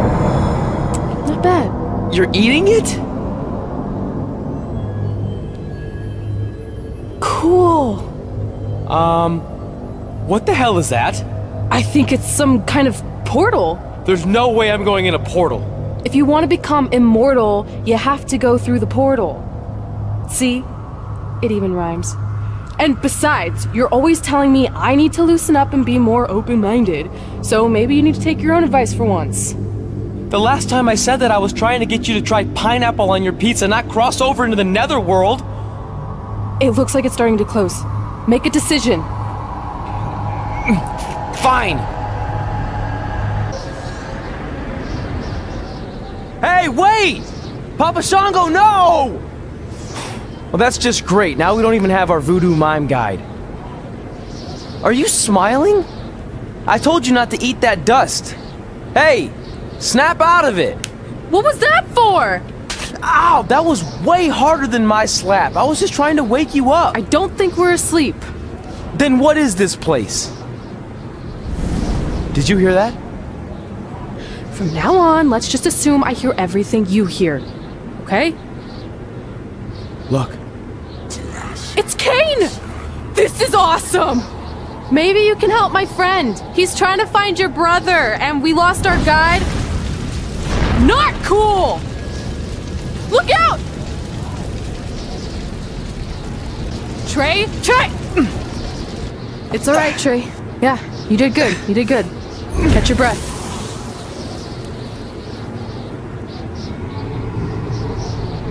Are those fireworks? Weird. That's what you think is weird about all this? Maybe we're supposed to use these to signal for help. Who's gonna help us here? No idea, but either way, we'll get to see some cool fireworks.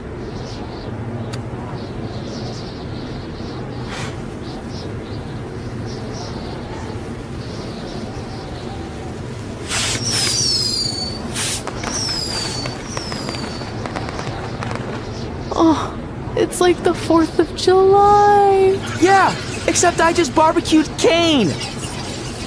I think it worked. Something's coming. How do we know it's a good something? Hey! Help! Wait, is that...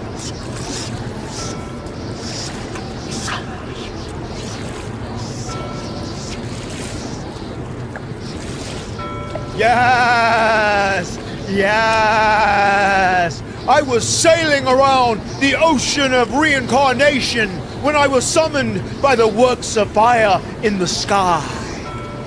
Can you help us? I set out to find the Undertaker, but I'd be happy now to just make it home alive. Step aboard, Skarsgård, and I will do my best to guide you on your wonderful journey. But for it to be truly over, you must delete the demon of Death Valley that you speak of. Come on. This is our best and only option. You don't have any more of that Shango dust, do you? I wish.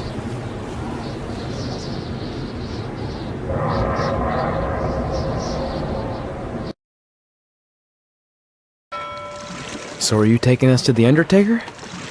Before you do battle with the man who is dead, you must first encounter the Lady of the Marsh. Yes. If you look past her, she will make you obsolete, and you will never return to your home dimension. Is there anything else you can tell us about her that would help? She is a creature of darkness, despair, and decay. We have already entered her plane of existence some time ago.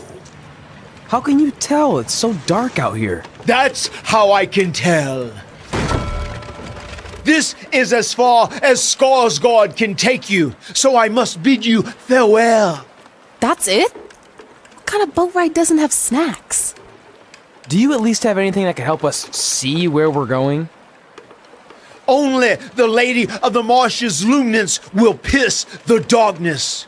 There, in the distance, a flickering light.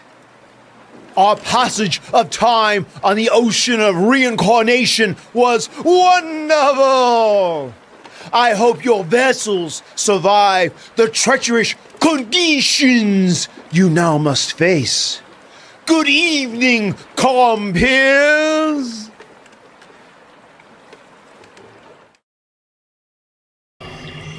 I should have listened to Paul Heyman and left this alone. I'd be at home on the couch right now watching true crime murder mysteries instead of becoming one. Don't say that. We can do this, whatever this is. That must be the Marsh Lady's cabin. Not great curb appeal. Should we call her out for a fight?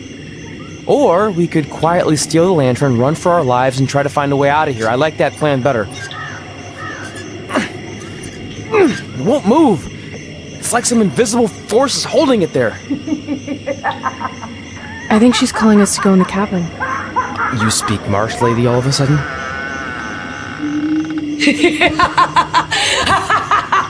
See? I was right. Oh, turds. You want to play? Play with Nikki. Let's play. Let's play. Let's play. Red! What the... Is this about me messing with the lantern? I just wanted to get a closer look. It's an antique, right? Our fun is just getting started. Run.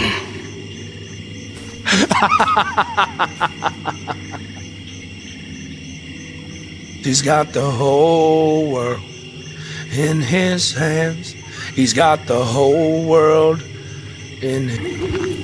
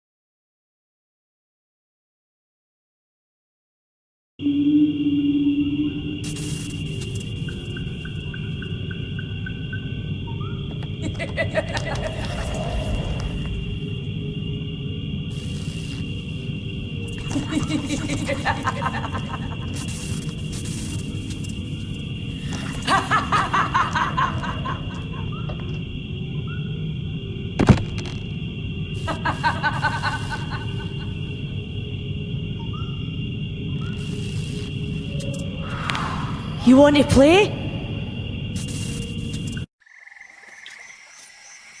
Oh, good. You're okay. Yeah, thanks for the help. Wait, you got the lantern off the hook? Yeah, it just lifted right off. I think you were doing something wrong. Or maybe we had to defeat its source of power to gain access to it. I still think you were doing it wrong. Well, the lantern doesn't seem to be helping very much. It's still pretty dark out here.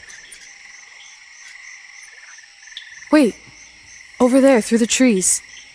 The light's reflecting off something in the distance. Let's go check it out. Sure, why not? Because we haven't done enough terrifying things yet. It's Undertaker's symbol. We must be close. And look, there's a hook on it, just like the one at the cabin. Maybe we're supposed to hang the lantern there? I really have no idea at this point, but it's worth a shot. Whoa! What are all those lights? Are they eyes? Yep, they're eyes. Evil eyes. I think you summoned him. No, you did. This is your thing, remember? I helped you get this far, but you have to do this on your own now.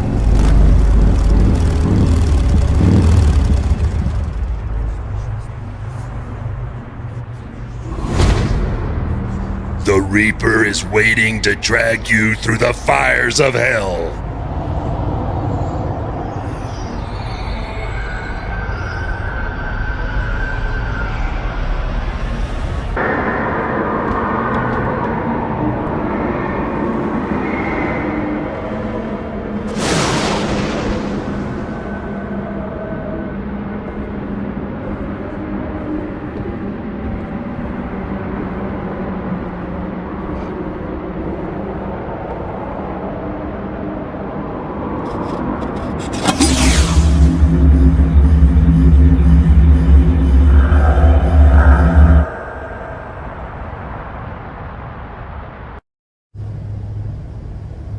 Whoa! We're back. Unless we're dead, and this is heaven. If heaven's a dark, dirty boiler room, I'm going to reassess how I've been living my life. Wait, so did all of that really just happen? I mean, who knows what kind of chemicals we could have been exposed to in here, which would explain some of the stuff I think I saw. What? I think there's our answer.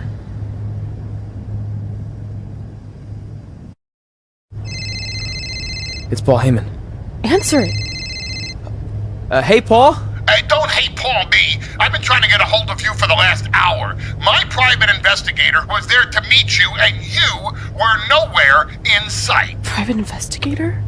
Wait, so you didn't arrange for Papa Shango to help us find The Undertaker? Papa Shango? No, I didn't arrange for a meeting with Papa Shango. I'm not 100% sure what's going on. Hey, do you want expert help, yes or no? Turns out we are no longer in need of his services. Thanks. Well, look, you at least need to reimburse me for his time, and his hourly rate is not cheap. He is, I assure you, the what's that? finest You're breaking up, sorry. Yep. What are you gonna do with it? I figured I'd put it on my living room shelf, you know, as a nice reminder of our trip to hell. Seriously? No. I'm gonna use it to call The Undertaker out. I'm guessing he really wants this thing back. Why would you do that? You already beat him. But no one else knows that. If I want to earn the respect, pun intended, of the locker room and WWE universe, then I need to beat him again in front of an audience of actual living human beings. Now that I've had a week to come down off the Shango dust, I'm a little less sure about all this. So just be careful, okay? I will. And who knows, if I can lure him into a match, maybe it'll be so big my real parents will finally show up. Crazier things have happened this past week. Yeah. Maybe.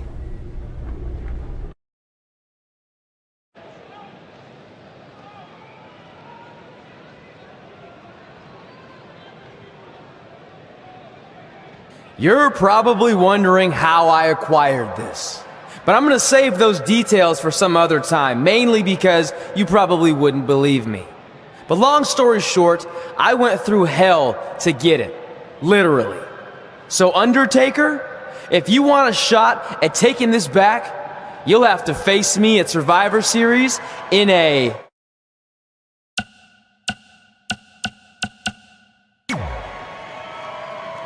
Now come out here and accept my challenge. Come on, answer me! What's wrong?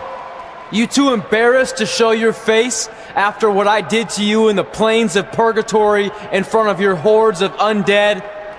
I told you it was a crazy story.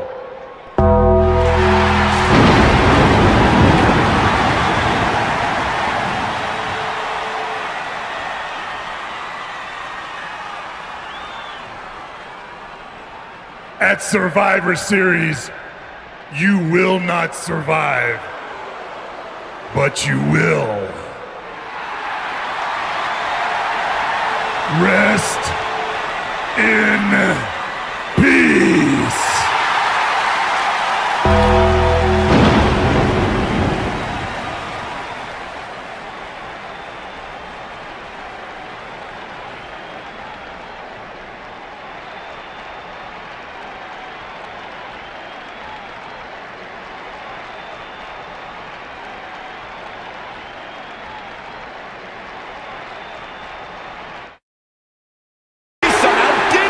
Trey has defied all odds to defeat The Undertaker. This definitely quiets any doubts that people might have had about Trey's legitimacy. I'll admit it, I had those doubts, but what Trey did tonight was truly impressive. Maybe this guy's the real deal after all.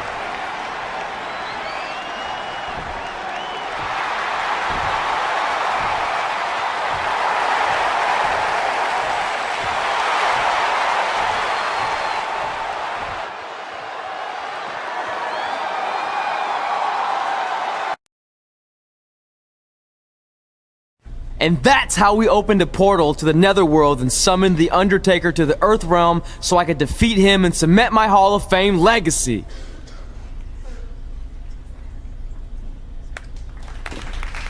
We're fine, thanks.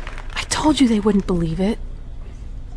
You know what? None of that crazy stuff ever happened. I mean, sure, I beat The Undertaker, you all witnessed that, but could you imagine all that other wacky stuff? Portals and marsh ladies and Papa Shango? Yeah, gotcha! Joke's on you! Anyway, let's get back to things that actually happened. Like when I was the longest reigning women's champion of the modern era, holding the SmackDown Live Women's Championship for over 2.5 years.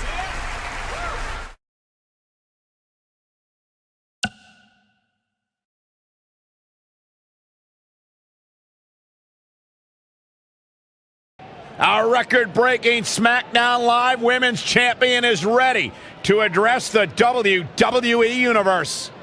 Since I defeated Mickie James over 2.5 years ago, I've had the privilege of defending this championship against the very best female competitors in WWE. But when you're the longest reigning women's champion in the modern era, it's only natural you start to look for new ways to challenge yourself. And considering it's a little Wild West around here right now with no GM, I figured this was my chance to do that. So I thought about doing an open challenge, but that's a little played out. I could force myself to win with the 4 or 5 count, maybe, or I could do something really unprecedented and defend my title against male superstars. So what do you think?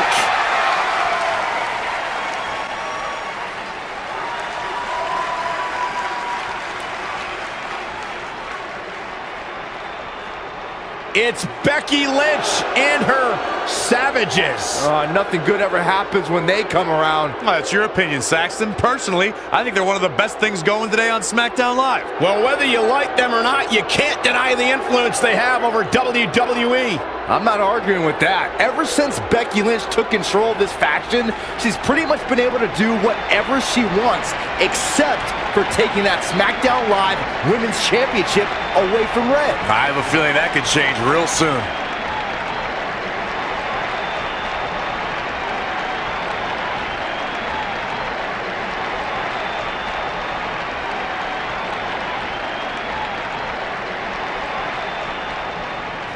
So you want to give yourself new challenges like 5 counts or facing men? Well, I have a better idea.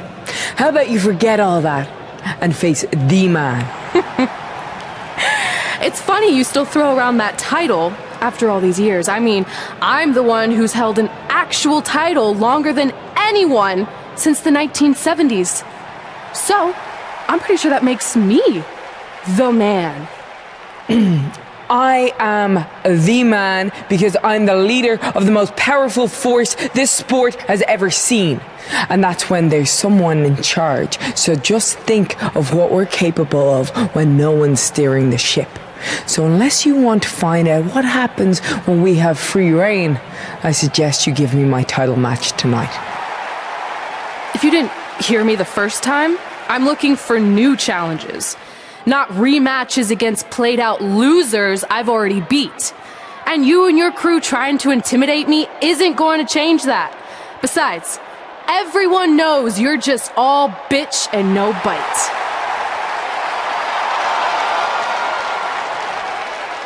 Oh, well, if you're not gonna give me a title match, then I'll just have to beat one out of you. Boys, little help? I'm gonna show Red here my bite. Red is severely outnumbered here. So far, Red's holding her own. Not anymore. Becky Lynch is showing Red that she's not just all talk. Here comes Trey to help his best friend. I admire his courage, but Trey has no chance against these guys. It's 4-on-1. I told you, Becky and her Savages are one of the best parts of SmackDown Live. It's clear that unless she can somehow even up the sides, Red faces an uphill battle to hold on to her SmackDown Live Women's Championship. I think you're looking at the man who's going to end Red's record-breaking title reign. We gotta get even with Becky and her Savages. How are we gonna do that? We're at a 5-on-2 disadvantage. We saw what happened out there, and we want to help. Great! Where were you 15 minutes ago? We all had severe simultaneous leg cramp syndrome, or SSLCS. It's a real, proven medical condition that can occur when superstars team as long as we have and their body's ailments become synchronized. I don't think they're buying it. Look, the truth is that we didn't want to get involved in your business, and we know sometimes certain people can be a bit stubborn about wanting to do things on their own. He's talking about you. Nah, it could be anyone. It's fine. I know I'm stubborn, but I'm not stupid. I can recognize when we need help, so we'll take it. Thank you. So do we do like a secret New Day handshake now or something? How about you two rest up, and next week we'll see what we can do about Becky and her crew. Sounds good. Mm-hmm. Oh, leg cramp acting up again. You guys feeling it too? You can stop that now. Not long after my issues with Becky Lynch heated up, SmackDown Live filled its open GM position. We were excited to see who it was. Well, until we saw who it was.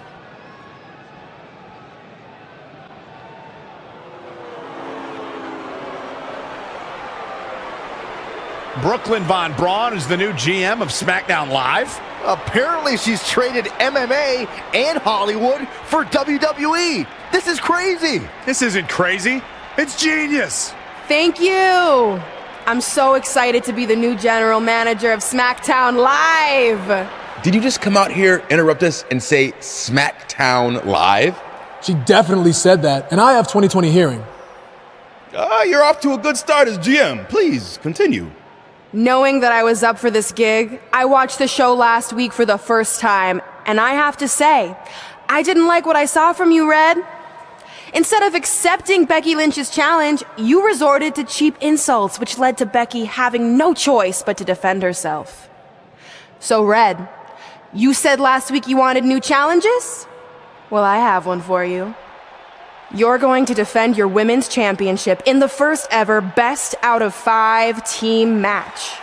It will be a one-night series of singles matches between Red, Trey, and your buddies The New Day, taking on Becky Lynch and her Savages. If Red's team wins the series, she retains her title. If Becky's team wins, she is the new SmackDown Live Women's Champion. She just said it again. The name of your show is SmackDown Live. Say it with me. SmackDown. Town makes more sense, but whatever. Guys, we're losing track of the fact she just put us in a best out of 5 series for Red's title, which seems super unfair. I mean, who would do such a thing? Who? Hey, I know we formed an alliance, but that's kind of our thing, okay? With all due respect, you're really stacking the deck against Red, so I have an idea that would help even things up a bit. You give our team home field advantage. That's right. If Red's putting her title on the line under these circumstances, then the series should take place on our turf. What kind of turf are we talking? Synthetic or natural? Because I prefer a natural tall fescue. I meant more of a New Day home arena vibe, but we could look into the fescue. I like what you're thinking, except Becky's team should have an equal opportunity to secure home field advantage. So later tonight, it will be Red and a team member of her choosing versus Becky and a partner of her choice. The winner of that match will earn home field advantage for their team in the best out of 5 series. Who's it gonna be, Red? Yeah. Who?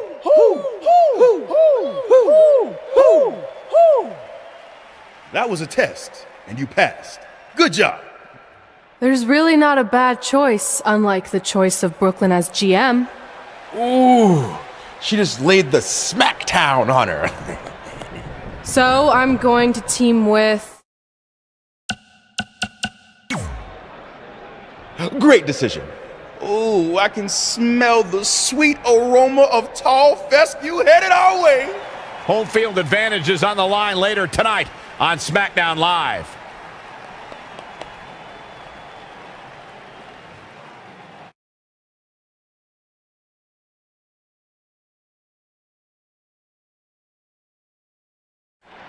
All residents of New Day City, don't you dare be sour. Clap for your best of 5 series hosts and feel the power.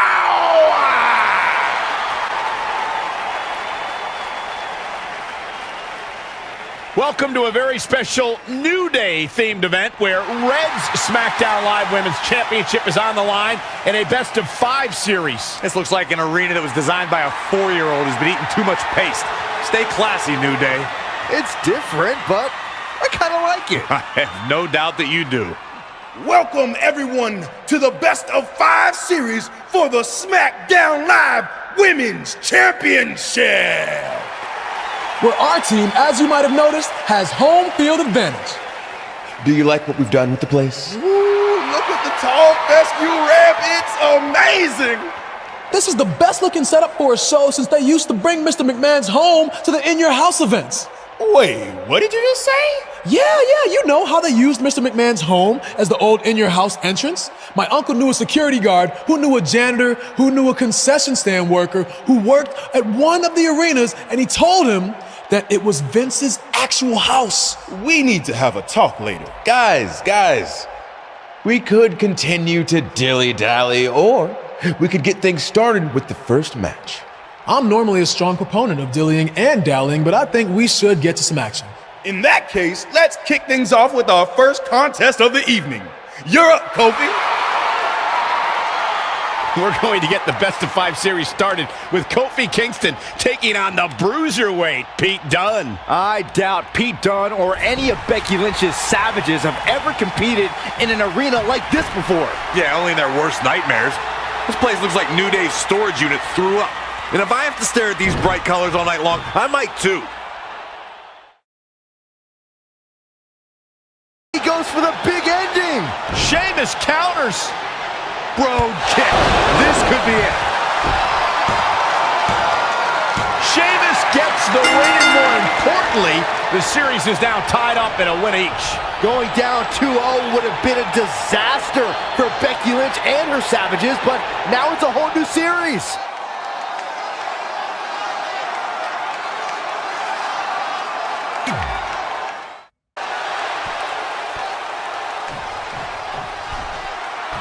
Finn Balor lands hard. Finn might be hurt. Yeah, it looks like he might have tweaked his knee. Wait a minute. What's Pete Dunne doing out here? Well, maybe he wants to check on his teammate. That's why he's here.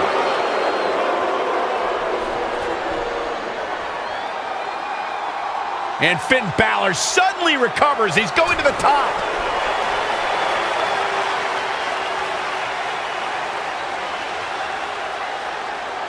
Coup de grace. It's all over. Was Finn Balor ever really hurt, or was this just a setup by Becky Lynch and her Savages? This is unbelievable. The entire series just turned on that interference. Hey, what was I saying earlier about team cohesiveness? That's exactly how it pays off. And now Becky Lynch has the opportunity to beat Red and win it all. Trey and Drew trading blows. What a headbutt by Drew McIntyre.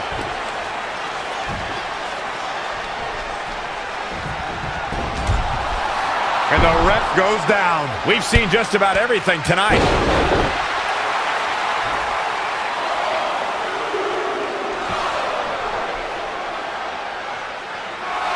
Wait a second. Is that who I think it is? It's Samoa Joe. We haven't seen Samoa Joe in 6 or 7 years since he was fired from WWE after a shocking loss to Trey for the Universal title. Well, apparently he hasn't gotten over that. What the heck is that? It looks like some kind of enhanced arm. Like Samoa Joe wasn't deadly enough already. Unbelievable. This is shocking. I cannot believe Samoa Joe is back. I know, after all this time, I never thought we'd see him again. And he just broke Trey in half.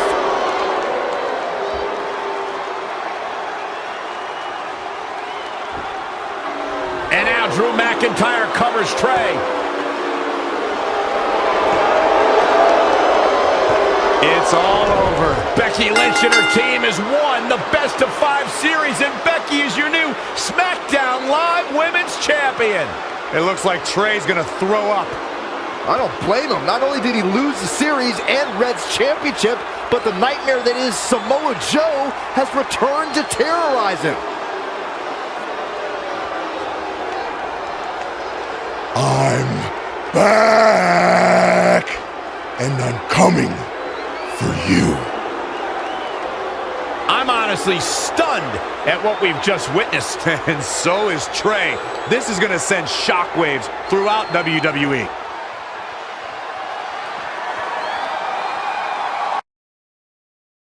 If only security had done their jobs that night, Samoa Joe never would have made it past the arena's metal detector.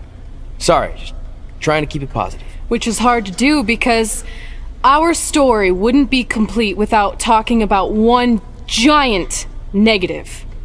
I'm referring, of course, to the arrival of the American hero, Brooklyn Von Braun, in WWE. Because of Brooklyn, our lives and careers would never be the same.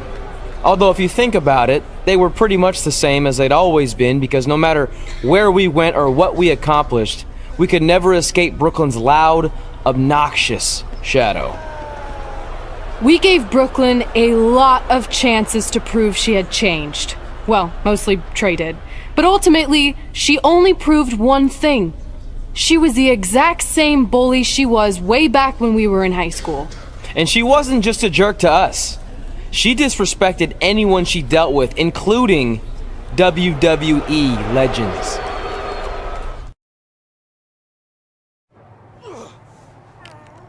Is that all you got? It feels like you're taking a teacup poodle for a walk on my back. Excuse me, Miss Von Braun. Can we talk? Can't you see I'm conducting important GM business? Come on, I really need you to get in there. Work it. It will only take a minute. What? I don't want my car washed or candy from your stupid kids fundraiser or whatever crap you're selling. Actually, I'm the original American hero, Kurt Angle. You know, the Hall of Famer you borrowed your nickname from without asking. Come back in 5 with stronger hands. So what do you want? An autograph from the real American hero? A picture? Tell me what I need to do to make you go away. I need you to drop the lawsuit against me. If you don't, it will bankrupt my family. No chance. I'm the way more famous American hero, and I will not allow you to continue profiting off my celebrity. I won a gold medal for my country with a broken freaking neck. What have you ever done that makes you an American hero? Filed a trademark? Security! Wait, maybe we can settle this without lawyers. If there's anything that could change your mind, I'd do it. Anything? It just so happens we have a superstar who was gone for a very long time and needs to knock off some ring rust. So I'll drop the lawsuit if you can beat Samoa Joe. But Joe's a monster. He's got that bionic arm that could tear me apart, and I haven't competed in years. Samoa Joe hasn't competed in years either, so it should be a competitive match. Good luck.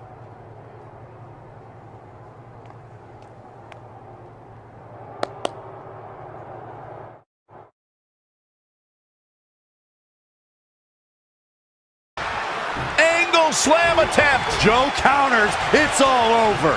It's Trey. He has no business being out here. Kurt Angle from behind. He got him. Kurt Angle has defeated Samoa Joe. Samoa Joe is livid. I imagine Brooklyn Von Braun isn't going to be too pleased either.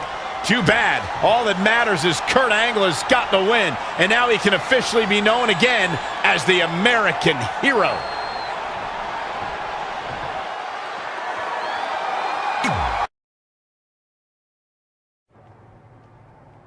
Since you like getting involved in my business so much, maybe you should pay all the legal bills for the lawsuit I have to drop now. Yeah?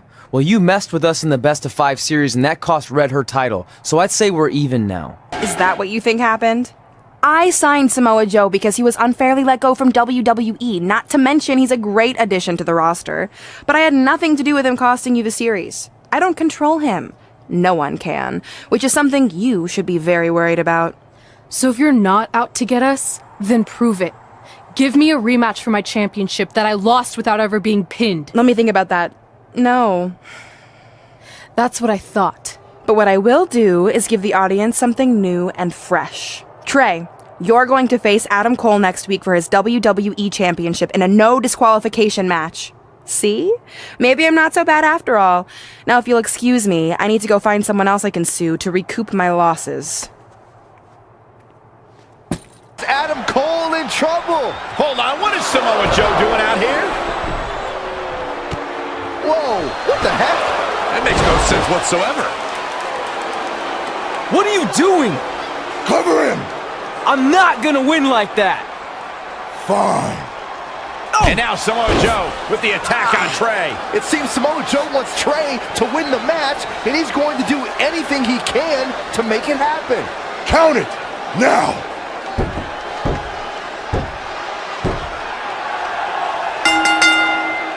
I'm not sure why Samoa Joe did what he did, but as a result, Trey is your new WWE Champion. I really have no explanation for this either. As far as we know, Samoa Joe has nothing but contempt for Trey. So why would he help him win the WWE Championship? Hopefully we'll get some answers soon.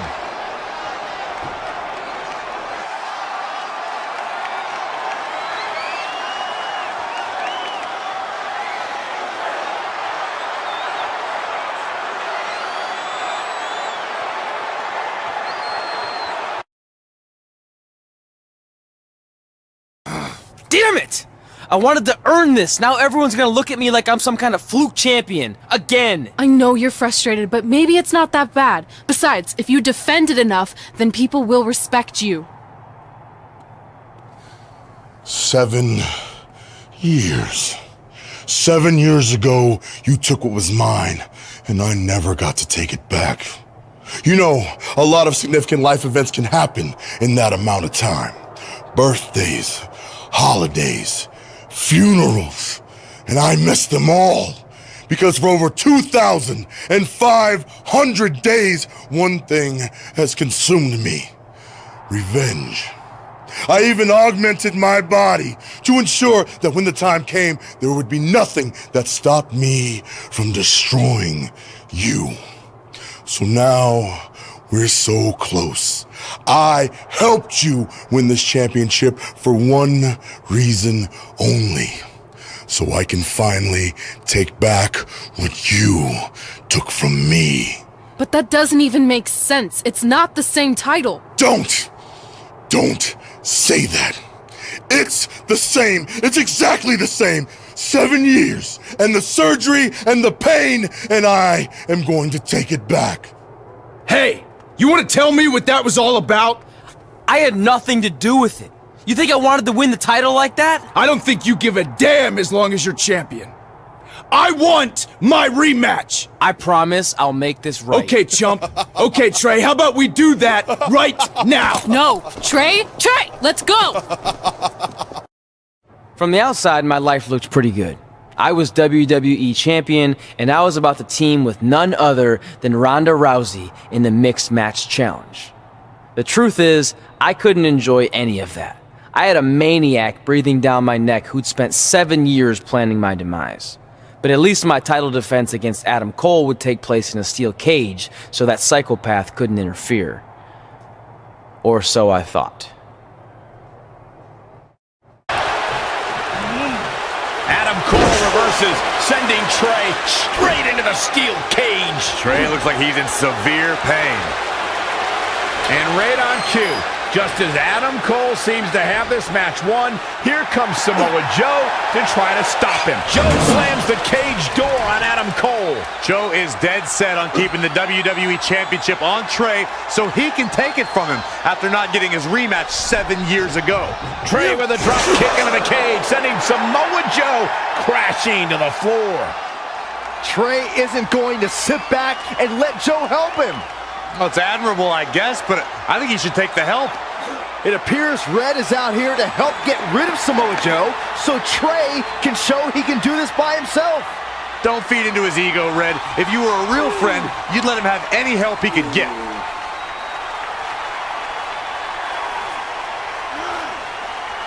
Trey is equally determined to prove he's not a... Great job defending your title against Adam Cole. Thanks. More importantly, I showed everyone I didn't need Samoa Joe's help to do it. You have anything left in the tank for your mixed match challenge later? Honestly, I'm running on fumes, so I'm kinda hoping Ronda carries our team tonight. By the way, do you even have a partner yet? No. Brooklyn's making me wait until the last minute to find out who it is. Typical. Well, whoever it is, we might have to face each other at some point, which is going to be weird. I know. But FYI, I just put Win Mixed Match Challenge on the list, and I plan on being the one who crosses it off. We'll see.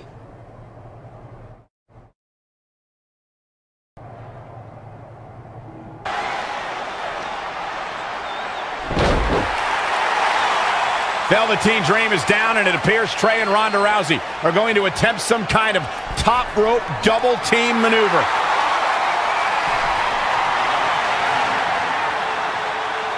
Ronda launches Trey into a somersault senton splash. Yeah, it looked like Ronda might have tweaked something, maybe her ankle?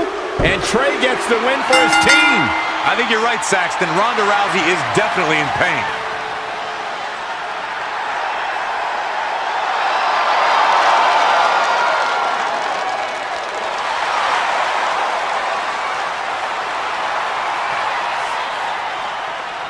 You okay? No, I can't put weight on it. I'm sorry. It's my fault. This appears to be a very costly victory for for Team Rowdy Trey. This is on our WWE champion. He was banged up from the cage match, and that caused the timing to be off when Ronda launched him into that senton splash. So now they're both hurt. I hope it was worth it for Trey.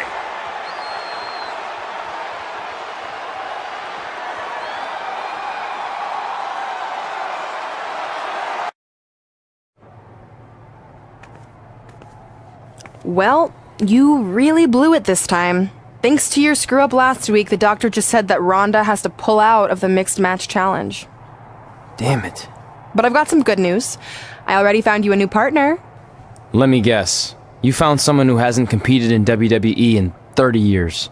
Actually, I found someone who's never competed in WWE at all. Me! I'm stepping down as GM to become an active WWE superstar. What? I've been thinking about making the move to in-ring competitor for a while now, and this seemed like the perfect opportunity, especially with a chance to win money for charity. I just love giving back to the community whenever I can. Anyway, let me know if you want to talk strategy before our match tonight. Oh, and one more thing. I tied up some loose ends before I stepped down as GM. You're going to defend your WWE Championship against Samoa Joe on the special 1500th episode of SmackDown Live. In a submission match! Later, partner.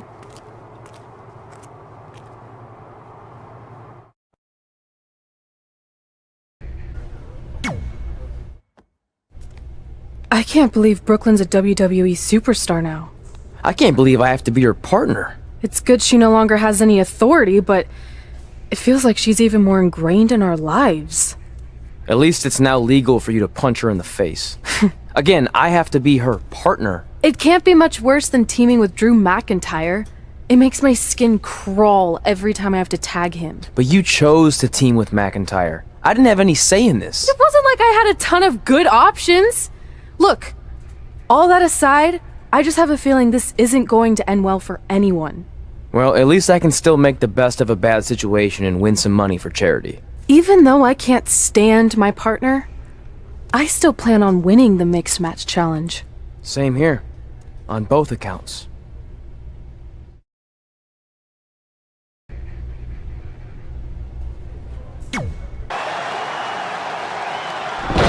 Wait a second, it appears Brooklyn wants Trey to attempt the same double team maneuver that injured Ronda Rousey. Is she trying to prove she can do it better? I don't know, but it looks like Trey's not quite sure about this after what happened to Ronda.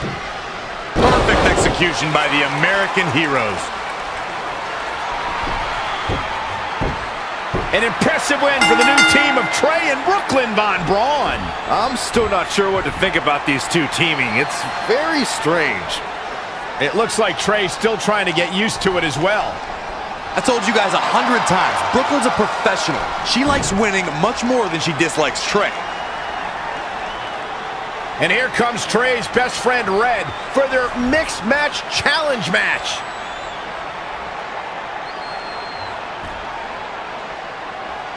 Hey, good luck. Well, that was awkward. You don't want to read too much into anything, but it certainly looked like Red just ignored Trey altogether. Well, it's obvious Red is upset about Trey teaming with Brooklyn, but she'd better get over it fast or it's going to end up costing her team this match.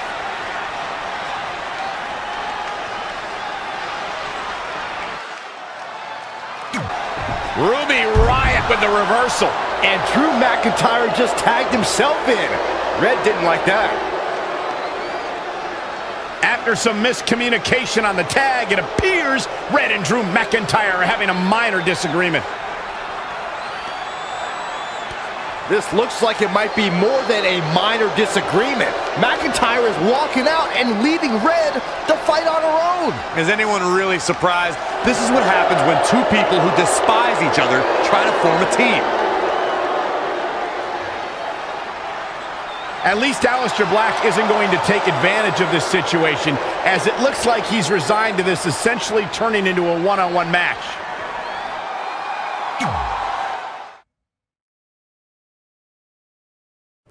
After a couple more wins for both our teams, Trey and I would be in a position we'd never been in before, standing across the ring from each other as opponents in the finals of the Mixed Match Challenge. Good luck tonight. Seriously. Yeah, you too. Do you mean that?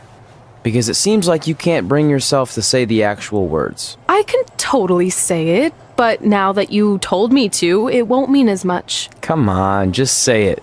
Good luck. Hey, look. It's your partner. How convenient. You're talking to the opposition before our match? You do realize I could give them a competitive advantage. My team doesn't need an advantage to beat someone who's had less than 5 matches. I'm pretty sure I had less than 5 matches when I was tapping you out in high school, and tonight will be exactly the same. Except this time, a whole lot more people will see me embarrass you. Come on, we need to discuss what we're going to do with our prize money after we win. I was thinking we donate it to victims of identity heft. It's when people identify as skinny, but they're actually really fat. I think Red might have it.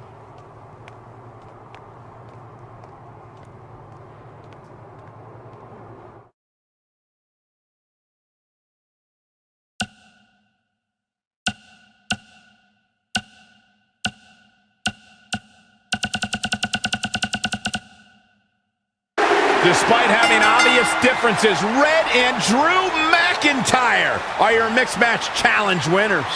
Differences is a nice way to put it. Red and McIntyre despise each other. It's a testament to their in-ring toughness that they were able to overcome their discord and win the whole thing. I just hope that now that this is over, there won't be any hard feelings between Red and Trey. They've been through too much together to let something like this get between them.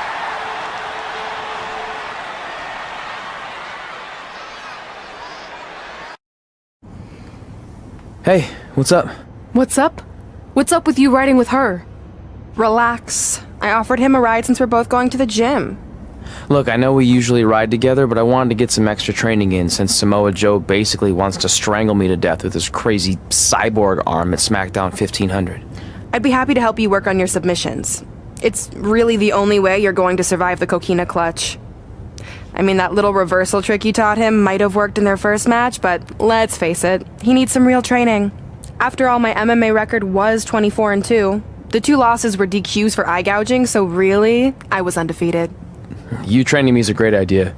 It could help me survive Samoa Joe. Who knows, maybe even beat him. Good, we'll get started right away. And by the way, I didn't get a chance to congratulate you on winning the Mixed Match Challenge. It actually inspired me. To what, quit? No. Your donation of the $500,000 to that animal shelter in our hometown got me thinking, what can Brooklyn do to help? So I decided to donate $1 million of my own personal money to the shelter. Wow, that's amazing. They're naming an entire wing after me. Did you get a wing? Not that I know of. Yeah, I guess $500K isn't really wing money. But hey, I have the director's info. I'll see if they can at least name something after you. Maybe a maintenance closet or a bathroom stall. I'll let you know when we can get started on that training, partner. So what, are you friends with her now? No, it's not like that. Well, it seems like that. I mean, first you're riding with her, and now you're training with her? Did you forget this is the same person who tormented us for 20 years? I got to ride with her one time. And besides, she's changed, okay? I mean, she just donated $1 million of her own money to an animal shelter. Bad people don't do that. How naive are you? She's obviously lying about the donation to try and get under my skin. There's no way she would ever actually do something good like that. She's always been fake, and this is no different. Can't assume any of that. I'm not assuming she's a terrible person. I know that. And I thought you did too. Come on.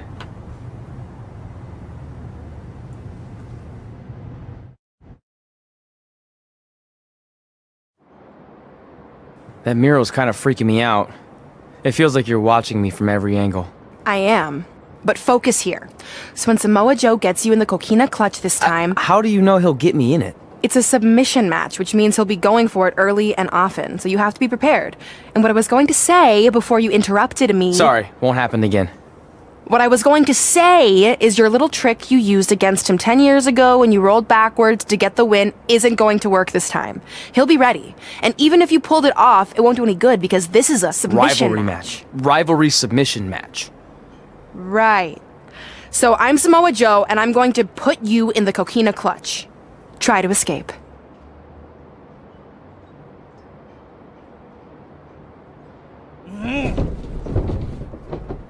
Oh, I tap. That was pathetic. I know. How am I ever gonna beat Samoa Joe? I mean, once she cinches in that arm around my neck, it's all over. Goodbye WWE Championship. Goodbye Trachea. Goodbye Earth. Hello, big ring in the sky. Hopefully. Okay, stop. You're spiraling. It's not about his arm. It's about his legs. Huh? I studied hours of footage of Samoa Joe locking in the coquina clutch. You're welcome. And I discovered a hidden flaw that's going to allow you to counter it and beat him. Give me your phone. Voice password? Trey and Peyton Royce forever? Voice recognition volume too low. Please try again. Trey and Peyton Royce forever. It's a joke. Please don't tell her. Anyway, like I said, I watched a lot of tape on Samoa Joe, and I discovered this. Watch his ankles. See how he crosses them? He does it every time. That's your opening to beat him. I don't get it. Of course you don't. Let me show you. Put me in the coquina clutch and make sure you cross your ankles like Joe does.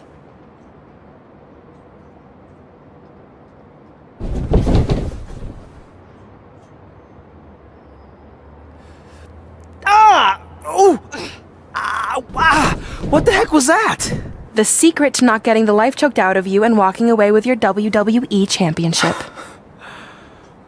Wow, this is weird to say with all our history, but I don't know what I'd be doing right now without your help. I guess I've been in a charitable mood lately. Well, seriously, thanks for teaching me this. So, I guess we're good to go now? Are you kidding? You haven't actually learned how to do the counter yet. On your back. We're going to start with a hip motion. I'll film on your phone so you can watch it back later. It locked again. Trey and Peyton Royce forever!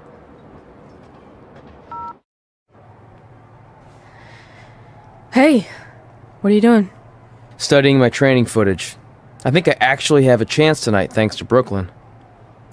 Yeah, about her. I don't want to get into it again. I need to focus on my match. I actually wanted to apologize. I might have been acting a little crazy lately. A little? Okay, slightly more than a little. I called the animal shelter that Brooklyn said she donated the money to, and turns out she wasn't lying. See? I told you she's changed. I think I just got caught up with us competing against each other in the mixed match challenge. And then I felt like I was losing my best friend to pretty much the worst person I could imagine. But maybe she's not the worst person after all. There's probably some terrible dictators or criminals on death row who are slightly worse. That's very big of you to say that. So you should be cool with the fact that Brooklyn is going to be in my corner tonight then, right? I need her out there to coach me through the technique she taught me. Totally cool with that. Not bothered at all. Besides, I have a big announcement to focus on. About what? Well, I decided to get back to concentrating on the list, and there's one thing on there I always wanted to accomplish, but it never seemed possible. Especially when Brooklyn was GM, no offense to your new BFF. But since this is a very special episode of SmackDown Live, it's the perfect time to make it happen. Good luck tonight. Seriously. Hey, you finally said it.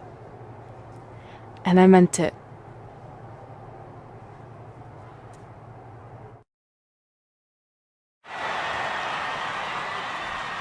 Tonight, we celebrate 1,500 episodes of SmackDown Live. On nights like this, we look back at the amazing superstars who helped us get here. For me, personally, when I was an awkward teenager, the thought that I could someday do this seemed like a total long shot.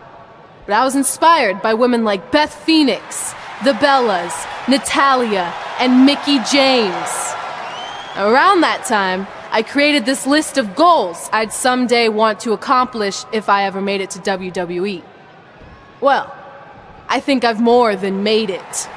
But there's one thing on this list that all those women I mentioned accomplished. But I never have, because it's kind of impossible now. But if I've learned anything on my journey, it's that nothing is truly unattainable. The goal I'm referring to is winning the title that I grew up watching. The WWE Divas Championship. Like I said, kinda hard to do considering it hasn't existed in almost 15 years. but I'm proposing that WWE bring the Divas Championship back so I can honor the women who blazed a path for me and prove that no dream is ever hopeless or unimaginable. Wait, what? And you want me to tell her right now?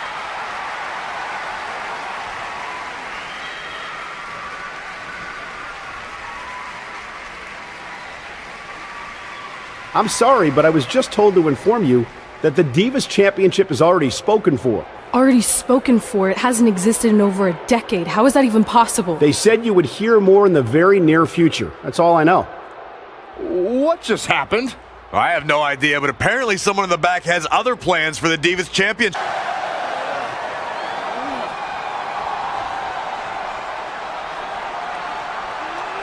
And Samoa Joe locks in the Coquina clutch. Trey's attempting a counter. What's the matter? Not like you planned? It looked like Trey attempted a counter to the Coquina clutch that Brooklyn must have taught him, but for whatever reason, it just didn't work. It's over. It may not be the Universal Championship that Trey defeated him for 7 years ago, but Samoa Joe gets the vindication he was looking for, as he is the new WWE Champion. What the hell? No! This is awful! Was this some kind of setup all along?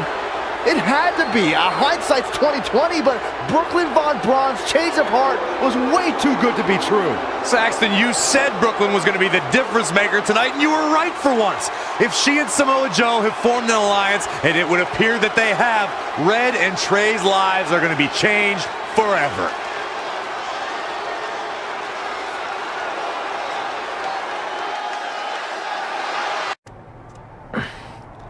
I really don't need to hear "I told you so" right now. All you're gonna hear from me is I hope you're okay. I'll be alright. I just feel so stupid. You're not stupid. You're trusting and a good person. That's what separates you from people like her. Like, I appreciate it, but I still can't believe I let my guard down like that. You were right about everything. We'll make her pay for this. I promise.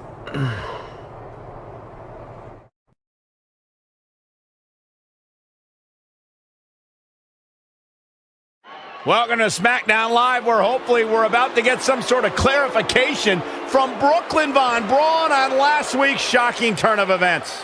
I am a big fan of movies. Mostly the ones I've starred in, but there are some other ones that are okay too.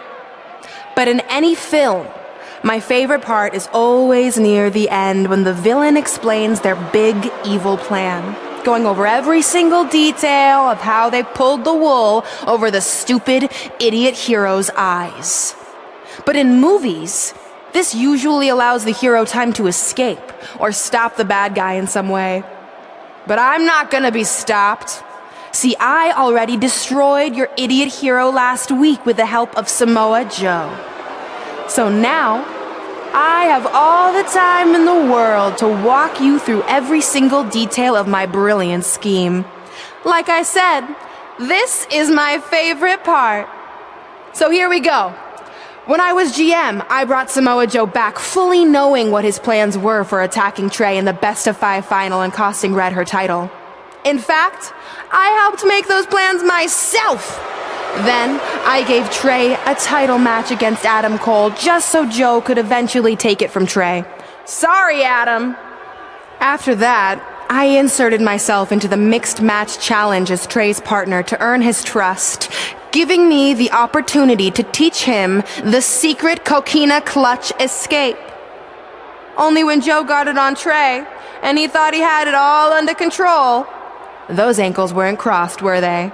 Because it wasn't a secret anymore. I told Joe exactly what to expect, and Trey never had a chance. Now, unfortunately, to make Trey and Red think I had changed for the better, I did have to donate a bunch of money to an animal shelter. But don't worry, I purchased the shelter, kicked out all the disgusting animals, and I'm turning it into the newest location for my tanning salon chain, Brooklyn Von Brown. Which, if you ask me, is a lot more to serve the community. So right about now, your tiny brains are probably asking, but why, Brooklyn? Why would you do all of this? I did this to maintain the hierarchy. To show Red and Trey that despite what they think they've achieved in WWE, I'm the star and they're the losers. Just like it's always been. And that will never change. Anyway, I've spent way too much time talking about those rejects, so let's discuss what's next for the American hero. New trademark lawsuit pending. Well, I have some big news to share. I'm a champion! You see, I recently talked to WWE management about bringing back a title from the past, and they agreed I was the perfect superstar to award it to. So I'd like to present to you your new WWE Divas Champion, me! You've got to be kidding me. I guess this explains why I was told to inform Red that the Divas Championship was already spoken for.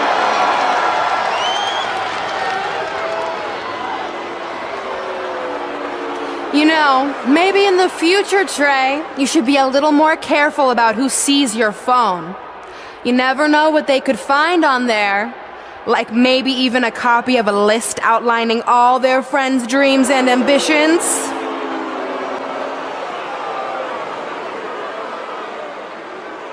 Clearly, Red has heard and seen enough.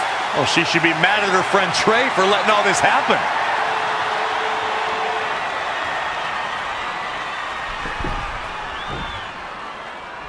Let's go, right now, you and me! I'm a prize fighter, and considering I've got the prize, I decide when I fight.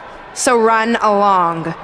Maybe there's something else you can cross off your list, like find someone who will take me out on a date, or fix my jacked up teeth.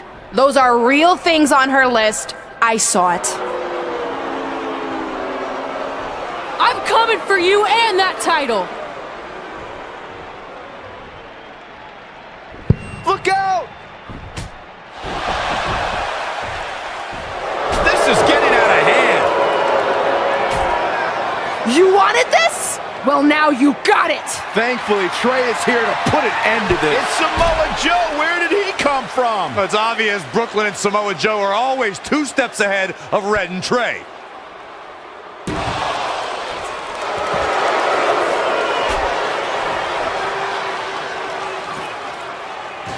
And now Brooklyn is going to force Red to watch her best friend get destroyed by Samoa Joe yet again.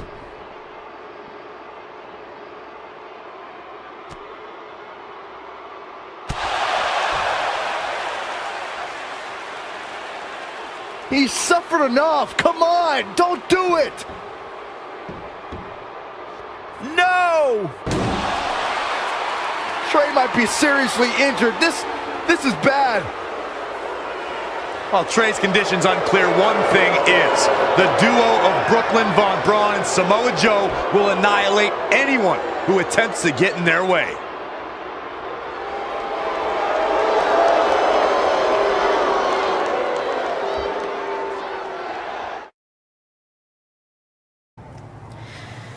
So what's the verdict? Nothing too serious. I'll just be out a couple weeks. You're lucky. That could have ended your career. It would take a much worse attack than that to end my career. Or being offered the hosting gig on America's Next Top Hand Model, which is the best show on TV, hands down. See? I'm a natural. So, are you mad that Brooklyn saw the list on my phone? I was, but I think I'm over it, considering you almost got snapped in half trying to help me. Besides, I just found out next week I have a #1 contenders match for the Divas Championship. So I'm still gonna cross it off the list. Good.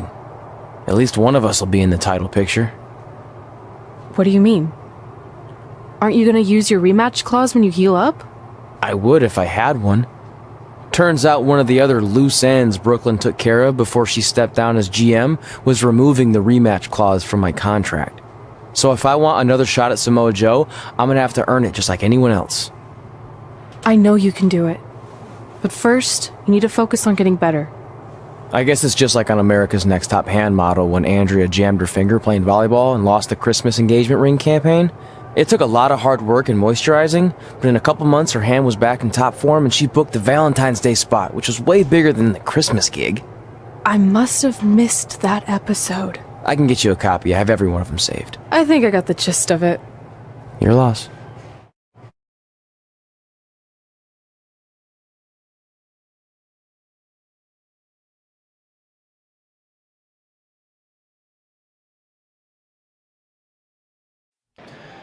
At the Royal Rumble, the WWE Universe will witness a night of firsts.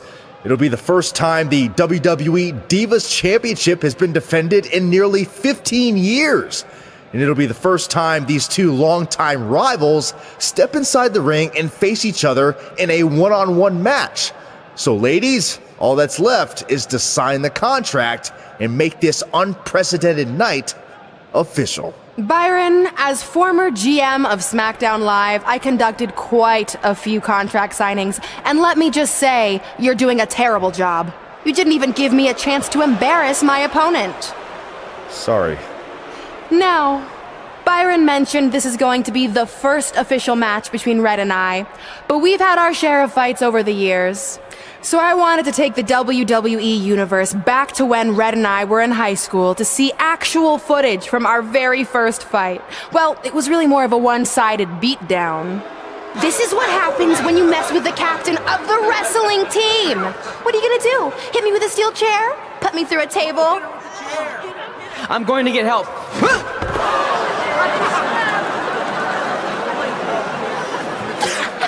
Everyone already knows Hothead Red, but let me introduce you to her best friend, Trey.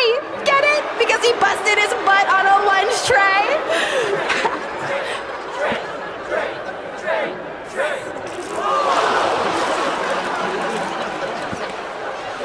Now her face matches her nickname. Hothead Red.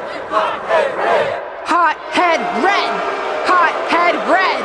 Hothead Red. At the Royal Rumble, our next fight is going to end just like they always have. You, on the ground, screaming in pain, tapping out to the biggest crossover star in WWE history, the American hero, Brooklyn Von Braun!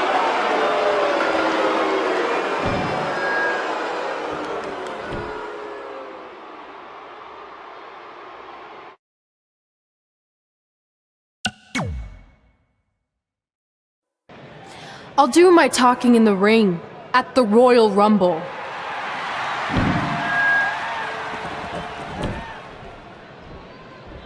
Wait, before you leave, I have a gift for you. To commemorate our big match and also honor our very first fight. Come on, it's rude to turn down a gift. Of course, Hothead Red loses her temper. She was provoked.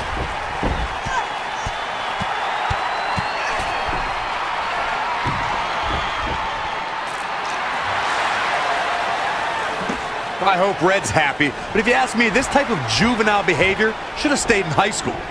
No matter how you feel about what just transpired, these two lifelong rivals will finally settle their differences once and for all at the Royal Rumble.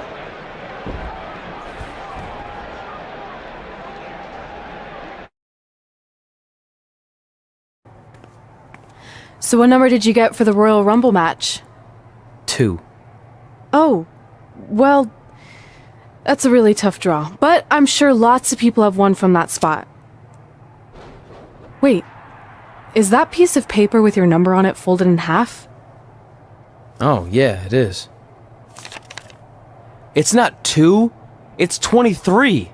Okay, now I like your chances a little better. Not that I was doubting you before. After I win the Rumble, I can't wait to watch you put Brooklyn in her place once and for all. She may have gotten the better of me in the past, but tonight's different. She has to step into my ring. Yeah. My only concern is she might pull something cheap, like having Samoa Joe get involved. I'll make sure that doesn't happen. By the way, have you seen Sin Cara? I think I owe him an apology. Why? When I thought I drew number 2, I may have thrown a slight tantrum and damaged his mini trampoline. I'm not sure he even knows how to get into the ring without that. I think he'll manage for one night. Besides, we have bigger things to worry about. Okay.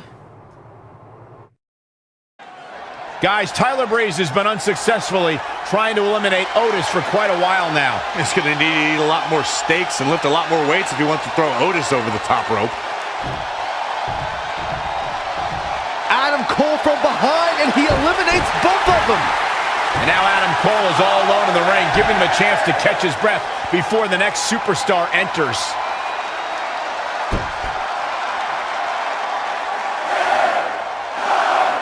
Here we go. Who's it going to be?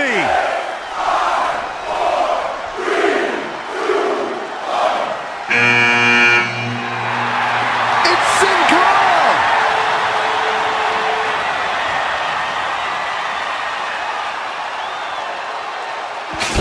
Whoa, what just happened there? His trampoline exploded. Is he okay? Considering he just hit the apron rib first at full speed, I'm going to go with no. Unfortunately, it looks like Sin Cara will not be able to compete in the Royal Rumble match.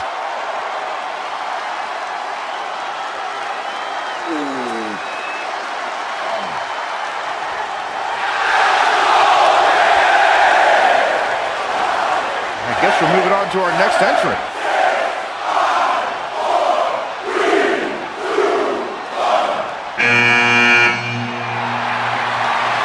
It's Trey. Adam Cole can't wait to get his hands on him. Sorry, man. That's on me. These two certainly have some unfinished business as Trey defeated Adam Cole for the WWE Championship thanks to Samoa Joe's Rumble, and will now go on to fight for a championship at WrestleMania. Wait a second. Why is the countdown clock starting up again? The Rumble's over. Apparently there's another entrant.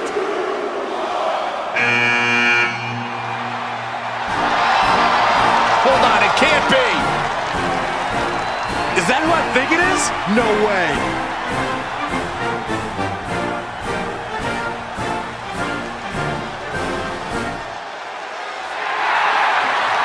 It's the President of the United States of America.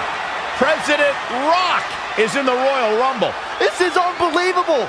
We all thought the match was over, but I guess there are 31 entrants this year. It's the president. He can do whatever he wants.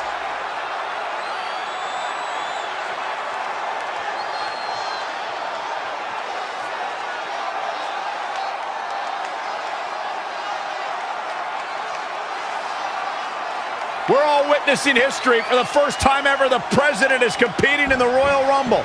And Trey has to beat him to go to WrestleMania. Over the years, there have been numerous surprise entrants in the Royal Rumble, from returning superstars to legends and even celebrities. But none of them were bigger than this. Surprise factor aside, what can we expect to see from President Rock tonight? I mean, as of late, all of his fierce opponents have been of the political variety in Washington. What kind of fighting shape is he in? Just look at him. I don't think he's missed a workout the entire time he's been in the Oval Office. In fact, I heard half of Air Force One has been converted into the top-of-the-line gym. And don't forget, Trey's already been in the Rumble for a while. The President's completely rested. You two may be right, but we're about to find out if our Commander-in-Chief has what it takes to win. Barring any more surprises, this time it's official. Trey has won the Royal Rumble and will compete for a title at WrestleMania. I still can't believe what we just witnessed. This is going to make headlines all around the world.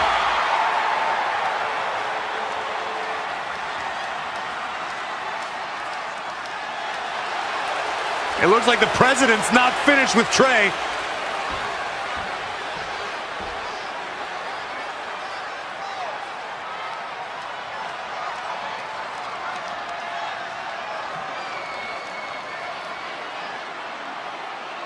Trey has earned the President's seal of approval. Maybe he's in line for a cabinet position. Let's not get carried away, Saxton. He should at least get an invite to the White House. You've known the President for a long time, Cole. You been to the White House yet? No, but he's a busy guy. I'm sure he'll get around to inviting me. Anyway, congratulations again to Trey on this history-making night.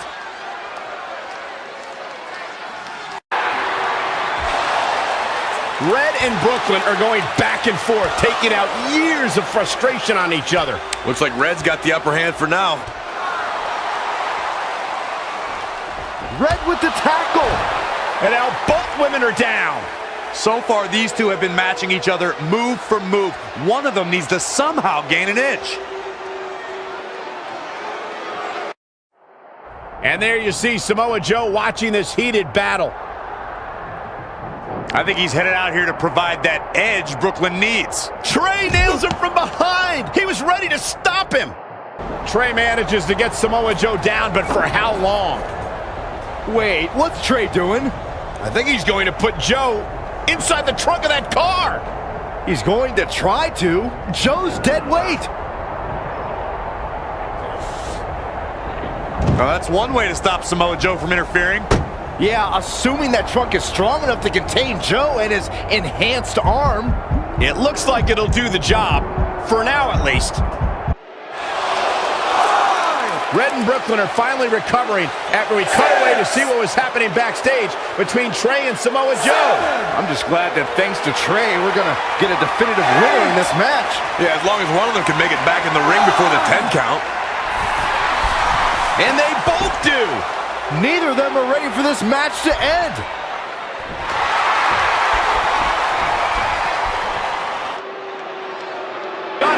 Not only has she defeated the woman who's tormented her for years, but she's also achieved a childhood dream in capturing the WWE Divas Championship.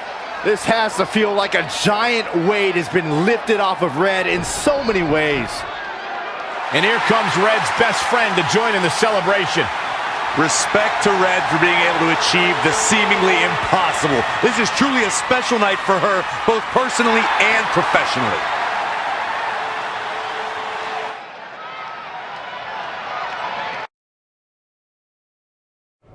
I knew you'd be here early. You always were an overachiever. You here to demand your rematch? Because I have no problem beating you again tonight. There's not going to be a rematch. You're giving up that easily? No, there's not going to be a rematch because you're going to announce your retirement tonight. That's news to me. It's why I wanted to find you first thing, so you could start writing your big farewell speech. But that kind of emotional garbage should actually come easily to you. I mean, if you get stuck, you could just borrow something from your earlier writing. You've probably asked yourself a million times, why? Why didn't they want to be my parents? The truth is, we did, but we had to make the hardest decision of our lives because we didn't feel we could give you the life you deserved. Garbage, garbage, garbage. Love always, your mom and dad. That's right. I found out you wrote that little piece of fiction kicking off 20 years of lies to your best friend. His real parents are dead, and you've been stringing him along this entire time, making him think they're alive just so you'd have one friend in your depressing life. You never told him the truth, even when he continued to pathetically leave 2 empty seats for them that would never be filled. Why? Why are you doing this? The why doesn't really matter. Right now, you should be more concerned with the what, as in what could happen next. I could expose you and all your lies, destroying your life, your reputation, and most of all, your friendship with Trey. Or you can retire immediately, and I'll make your secret my secret. But one way or another, it's happening tonight. I know walking away from everything you've worked for will be the hardest thing you've ever done, but you have to keep our secret. Please.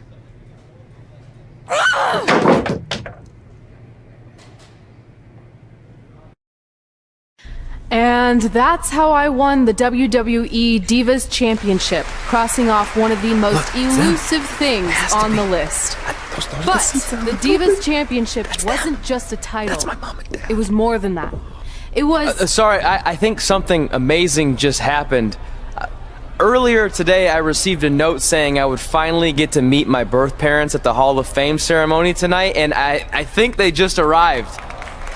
I don't know what's happening. I apologize if I'm a little distracted. Who are those people? I've been waiting for this moment my entire life.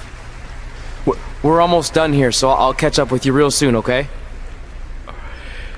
Sorry again for cutting you off. Where were you? There's really not much left to say, other than to cover how we ended up here tonight. When I defeated my lifelong nemesis to capture this championship, the same championship I dreamed of winning as a young girl, it was an amazing feeling. But after that wore off, I was consumed by a range of different emotions, ones that I hadn't felt in a very long time. Satisfaction, relief, peace of mind. The fire that drove me throughout my career to come out here and fight on a nightly basis was suddenly gone. I went from thinking, what's next, to what's left. And I realized that after crossing off the most elusive item on the list, the answer was not much. Because I accomplished everything I set out to do and way more. So I had to be honest with myself. If I kept going, everything after would feel like a letdown. And that's not how I want to live my life or remember my career. So with all that being said, I'm here tonight to relinquish the Divas Championship and announce my retirement from WWE, effective immediately. Is this actually happening? Unfortunately, I think it is. Now, I know this is probably shocking, and some of you might be disappointed or upset, but this isn't necessarily a bad thing. I've lived this part of my life to the fullest, and now it's time for me to go explore other challenges. And who knows, maybe I'll try acting again. You all saw how my only other audition went. Can't go worse than that, right? Finally, I just want to say thank you. Thank you for supporting me for all these years. Please continue to back the next women who take my place, who I am certain will be stronger, more athletic, and hopefully a little less temperamental than I was. So, yeah, that's it. Thanks, everyone.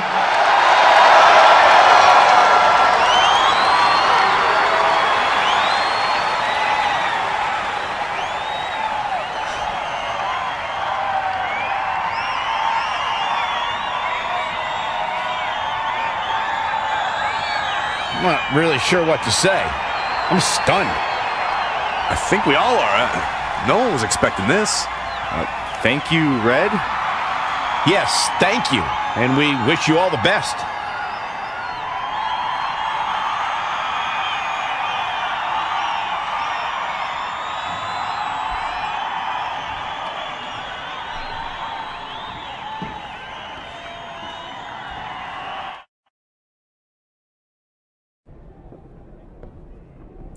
What was that? You can't retire. You've got years left on your career. I'm sorry, but I need you to try to understand. Maybe I could wrap my head around it if I had a little more warning. I mean, when you texted me, make sure you watch my promo tonight, I was expecting you had some clever line about Brooklyn, not that you were gonna walk away from WWE. This wasn't something I was planning for a long time. It happened quickly. Okay, fine, but if you're done, then I'm done. We're a package deal, remember? No, what? Don't do this. I need you to try to understand. What about the title shot you just earned in the Royal Rumble? And getting revenge on Samoa Joe for everything he's done? None of that matters if you're not along for the ride, too. You need to think about this some more. You're making an impulsive decision. I've made up my mind. I'm done.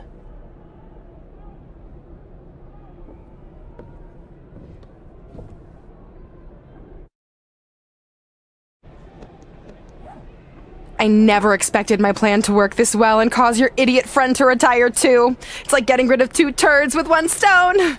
This isn't over. But it is over, and that's the best part of all of this. Anyway, just wanted to wish you a happy early retirement. Maybe you can take up bingo, or going to dinner at 3 p.m., or yelling at kids in your neighborhood. If you kick that ball in my yard one more time, I'm going to put you on my list. Hilarious. See you, never again. We're going live with your show intro in 5 minutes. Thanks. Just let me run through it once to make sure I've got it. Who will be named as your top 10? Prepare yourself for drama as our contestants get their hands dirty, glad-handing with the CEO of a manure company to see who can get the upper hand for their fall fertilizer campaign. It's all hands on deck. Coming up next on America's Next Top Hand Model. Do you think there's too many hand puns? It's perfect. It's not heavy-handed at all. I see what you did there. Hey, sorry I missed your other call. I'm at my new hosting gig. Look, if this is about getting Baron Corbin a spot on the show, I'm still relatively new here, so I don't think I have that kind of pull yet. Oh, okay, good, because honestly, I don't think Baron's hands are anything to write home about. Wait, what'd you say? Really? That's amazing! Did you tell Red yet? Yeah, she's been hard to reach lately. Okay, I'll try her. This is truly an honor. Thank you so much.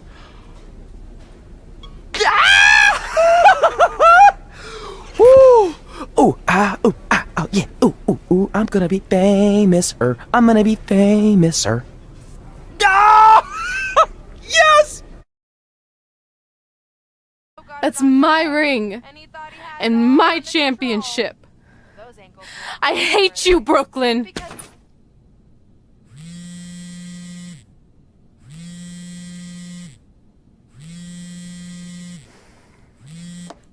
What?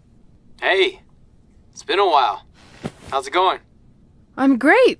I'm on vacation at the beach, which is why no one's been able to reach me. Trying to disconnect, you know? Oh, that's good to hear. I only have a minute, so I'll make this quick. I just got some amazing news. We're going into the WWE Hall of Fame together. Really?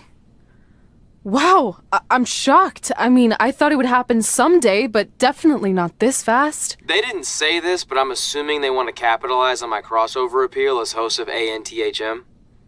I'm sure that's it.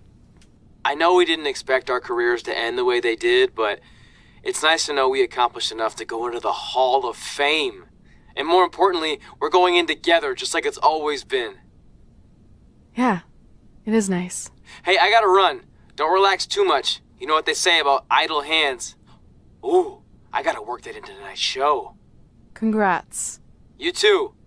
Ooh, I wish I could see Brooklyn's reaction. I'm sure she won't be happy.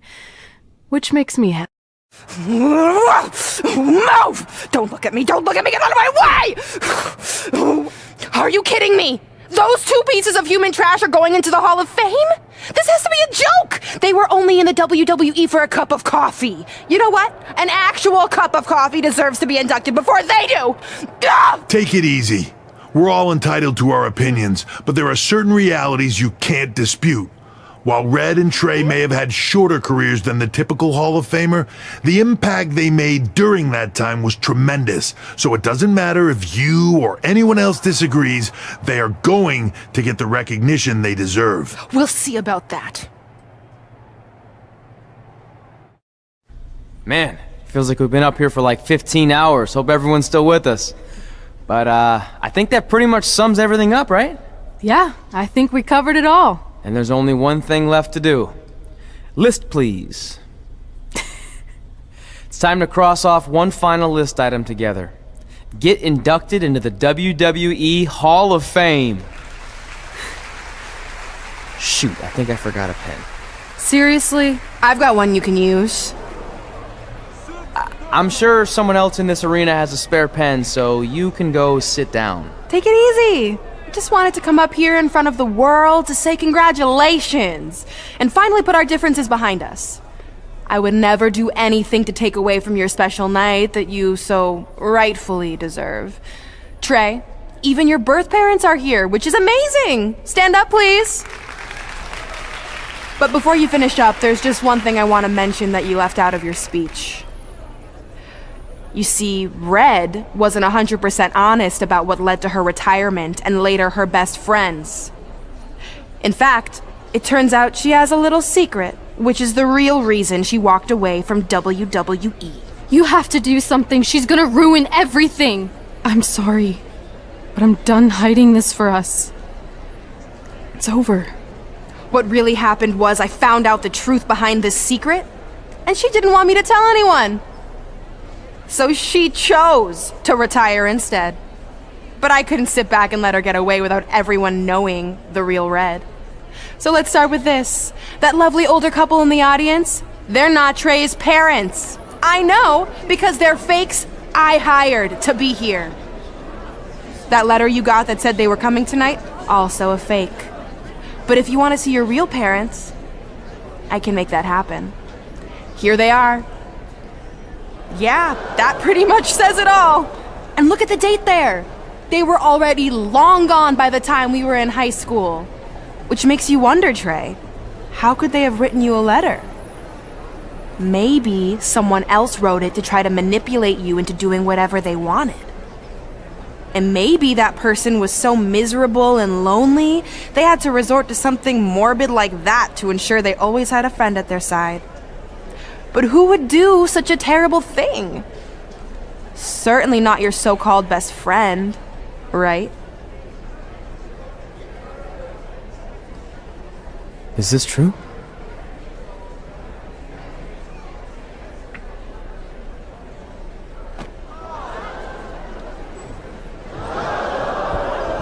We're not finished here.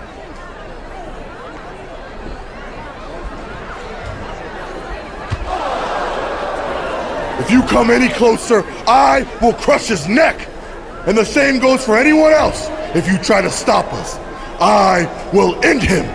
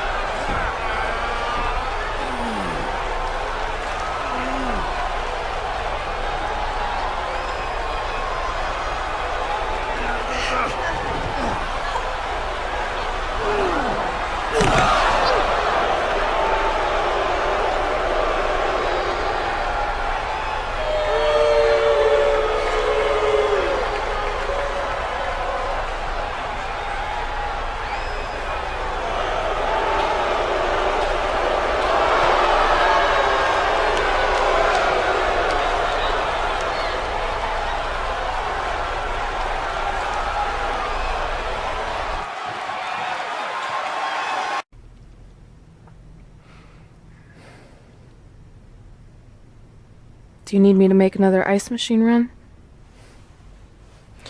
You know, there's some wounds that ice can't heal.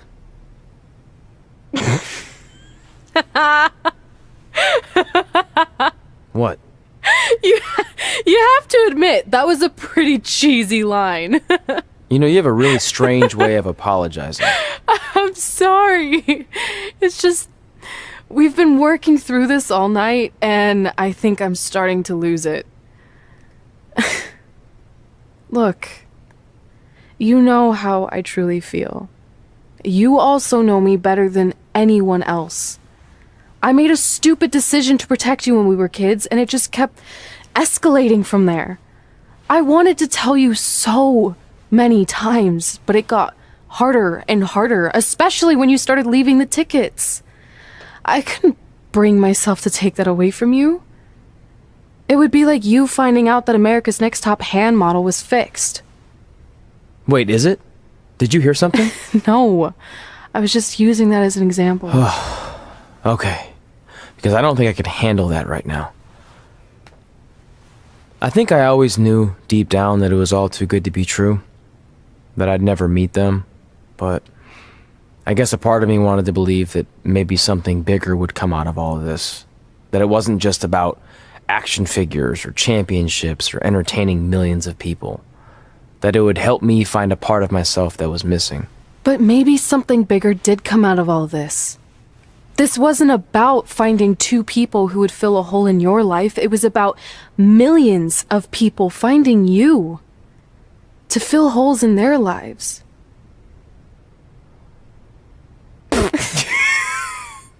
Now that was cheesy. But it's true. Maybe. I have something for you. Please don't tell me this is a letter from my long-lost aunt and uncle telling me to forgive my best friend. Just open it. What's this all about? It's our new list. On one of my ice machine runs, or maybe it was one of the times you locked me out of the room. I can't remember, but I made some phone calls to management, and it's unprecedented, but they've agreed to let us get revenge on Brooklyn and Samoa Joe at tomorrow night's WrestleMania. Assuming you're on board. I guess we're coming out of retirement. This has to be some kind of record. There's one other thing you need to know. Brooklyn and Samoa Joe agreed to the match, but only if we put our Hall of Fame spots on the line. You really want to do this? If we don't fight back after what they did, then we don't deserve those spots. Package deal. I'm in.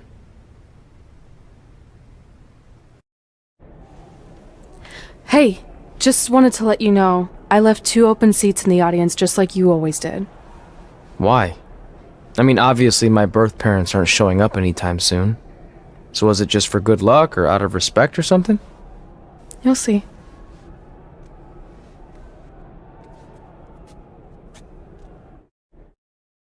I know you're gonna tell us it's not too late to change our minds about the match and putting our Hall of Fame spots on the line, but we need to do this. I wasn't going to say that at all. It's actually way too late to change your minds. The match is happening. Oh. Okay, well, that's good then. I was going to say that if things don't go well, Brooklyn and Samoa Joe can't erase your legacies. Everything you worked for and accomplished won't just disappear. Sounds like you don't think we can win. Look, you both have defied the odds before, but I'm just being realistic. When it comes time to honor the Hall of Fame class tonight, we'll be out there front and center. With respect to every competitor who enters the ring tonight and every championship that's contested, it's now time for the most important match of the evening. Red and Trey are here to take on Brooklyn Von Braun and Samoa Joe with their Hall of Fame spots on the line. It's truly impressive Red and Trey overcame both physical and emotional trauma to be here tonight. But I suppose revenge can motivate someone to do just about anything, including putting everything they've dreamed of and worked for at risk. Guys, what are these pieces of paper falling down from above? I believe it's supposed to symbolize their new list, and there's only one thing on it. Beat Brooklyn and Samoa Joe at WrestleMania. This is why I left the 2 seats. It's time to move on.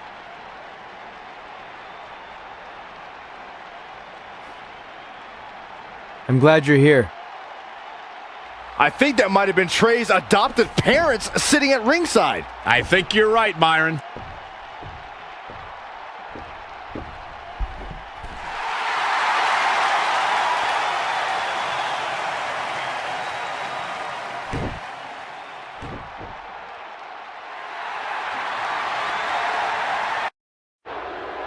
And now here are the 2 superstars who want nothing more than to take everything from Red and Trey to essentially erase their legacies in a single night. It's the so-called American hero, Brooklyn Von Braun and Samoa Joe. Yeah, these two have a much different kind of bond than Red and Trey. It's an affiliation based on shared hatred for their opponents tonight, dating back years in both cases. Full disclosure, I think we're looking at the newest members of the WWE Hall of Fame class. Brooklyn and Samoa Joe have been unstoppable from both a mental and physical standpoint since the moment they joined forces. Red and Trey would have a hard time stopping them if they were at full strength, and we know they're not even close to that.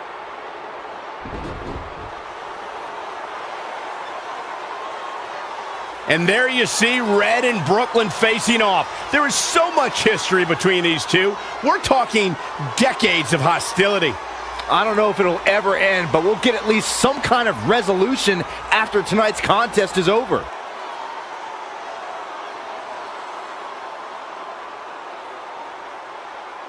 We're not sure who's going to start the match tonight. It actually looks like Brooklyn and Samoa Joe are discussing that right now. Apparently, it'll be Samoa Joe and Trey. Brooklyn's going to make Red wait. Trey escapes the Uranagi, and now he's got Samoa Joe in the Coquina clutch. Red takes Brooklyn down. Hold on. Is this actually happening? It is. Red and Trey of Brooklyn, Von Braun and Samoa Joe locked in their own submission holds. After everything that's happened among these four adversaries, this feels like the perfect ending. Don't get ahead of yourself. They need to actually finish them off. Can Red and Trey do the unthinkable? Will Brooklyn and Samoa Joe give up? They tagged. It's over. Red and Trey have pulled off the impossible and ensured that they will forever be honored in the WWE Hall of Fame. This match takes place 20 times, and on 19 of those occasions, Brooklyn and Samoa Joe get the win, but not tonight. This was special. This was your night, Red and Trey. Congratulations for the second time on your Hall of Fame induction.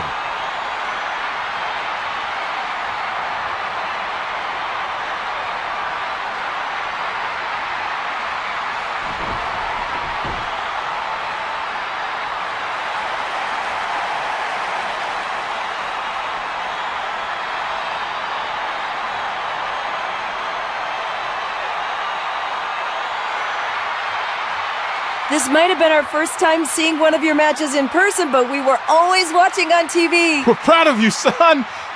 Can I still call you that? Yeah. We have a lot of catching up to do. I'm sorry about that. We all are. It's okay. We had something for you. Some maintenance guy from the arena was selling it online. It wasn't cheap. Luckily, we've gotten good at puzzles in our old age. Oh my gosh! I thought I lost you, but you're back. There's one thing left on there we need to finish crossing off. It appears that the list has somehow been salvaged. Red and Trey can now pick up where they left off 2 nights ago. Tonight, we witnessed the unexpected, an unexpected victory, an unexpected reconciliation, and finally the unexpected return of what some might think is just an old scrap of paper. But it was more than that to Red and Trey. It's what led them to this very moment that to them was expected all along. They may not have known how they'd end up here, but they knew when they created that list that this was their destiny. Well said, Michael. Soak every bit of this in. Red and Trey, you deserve it.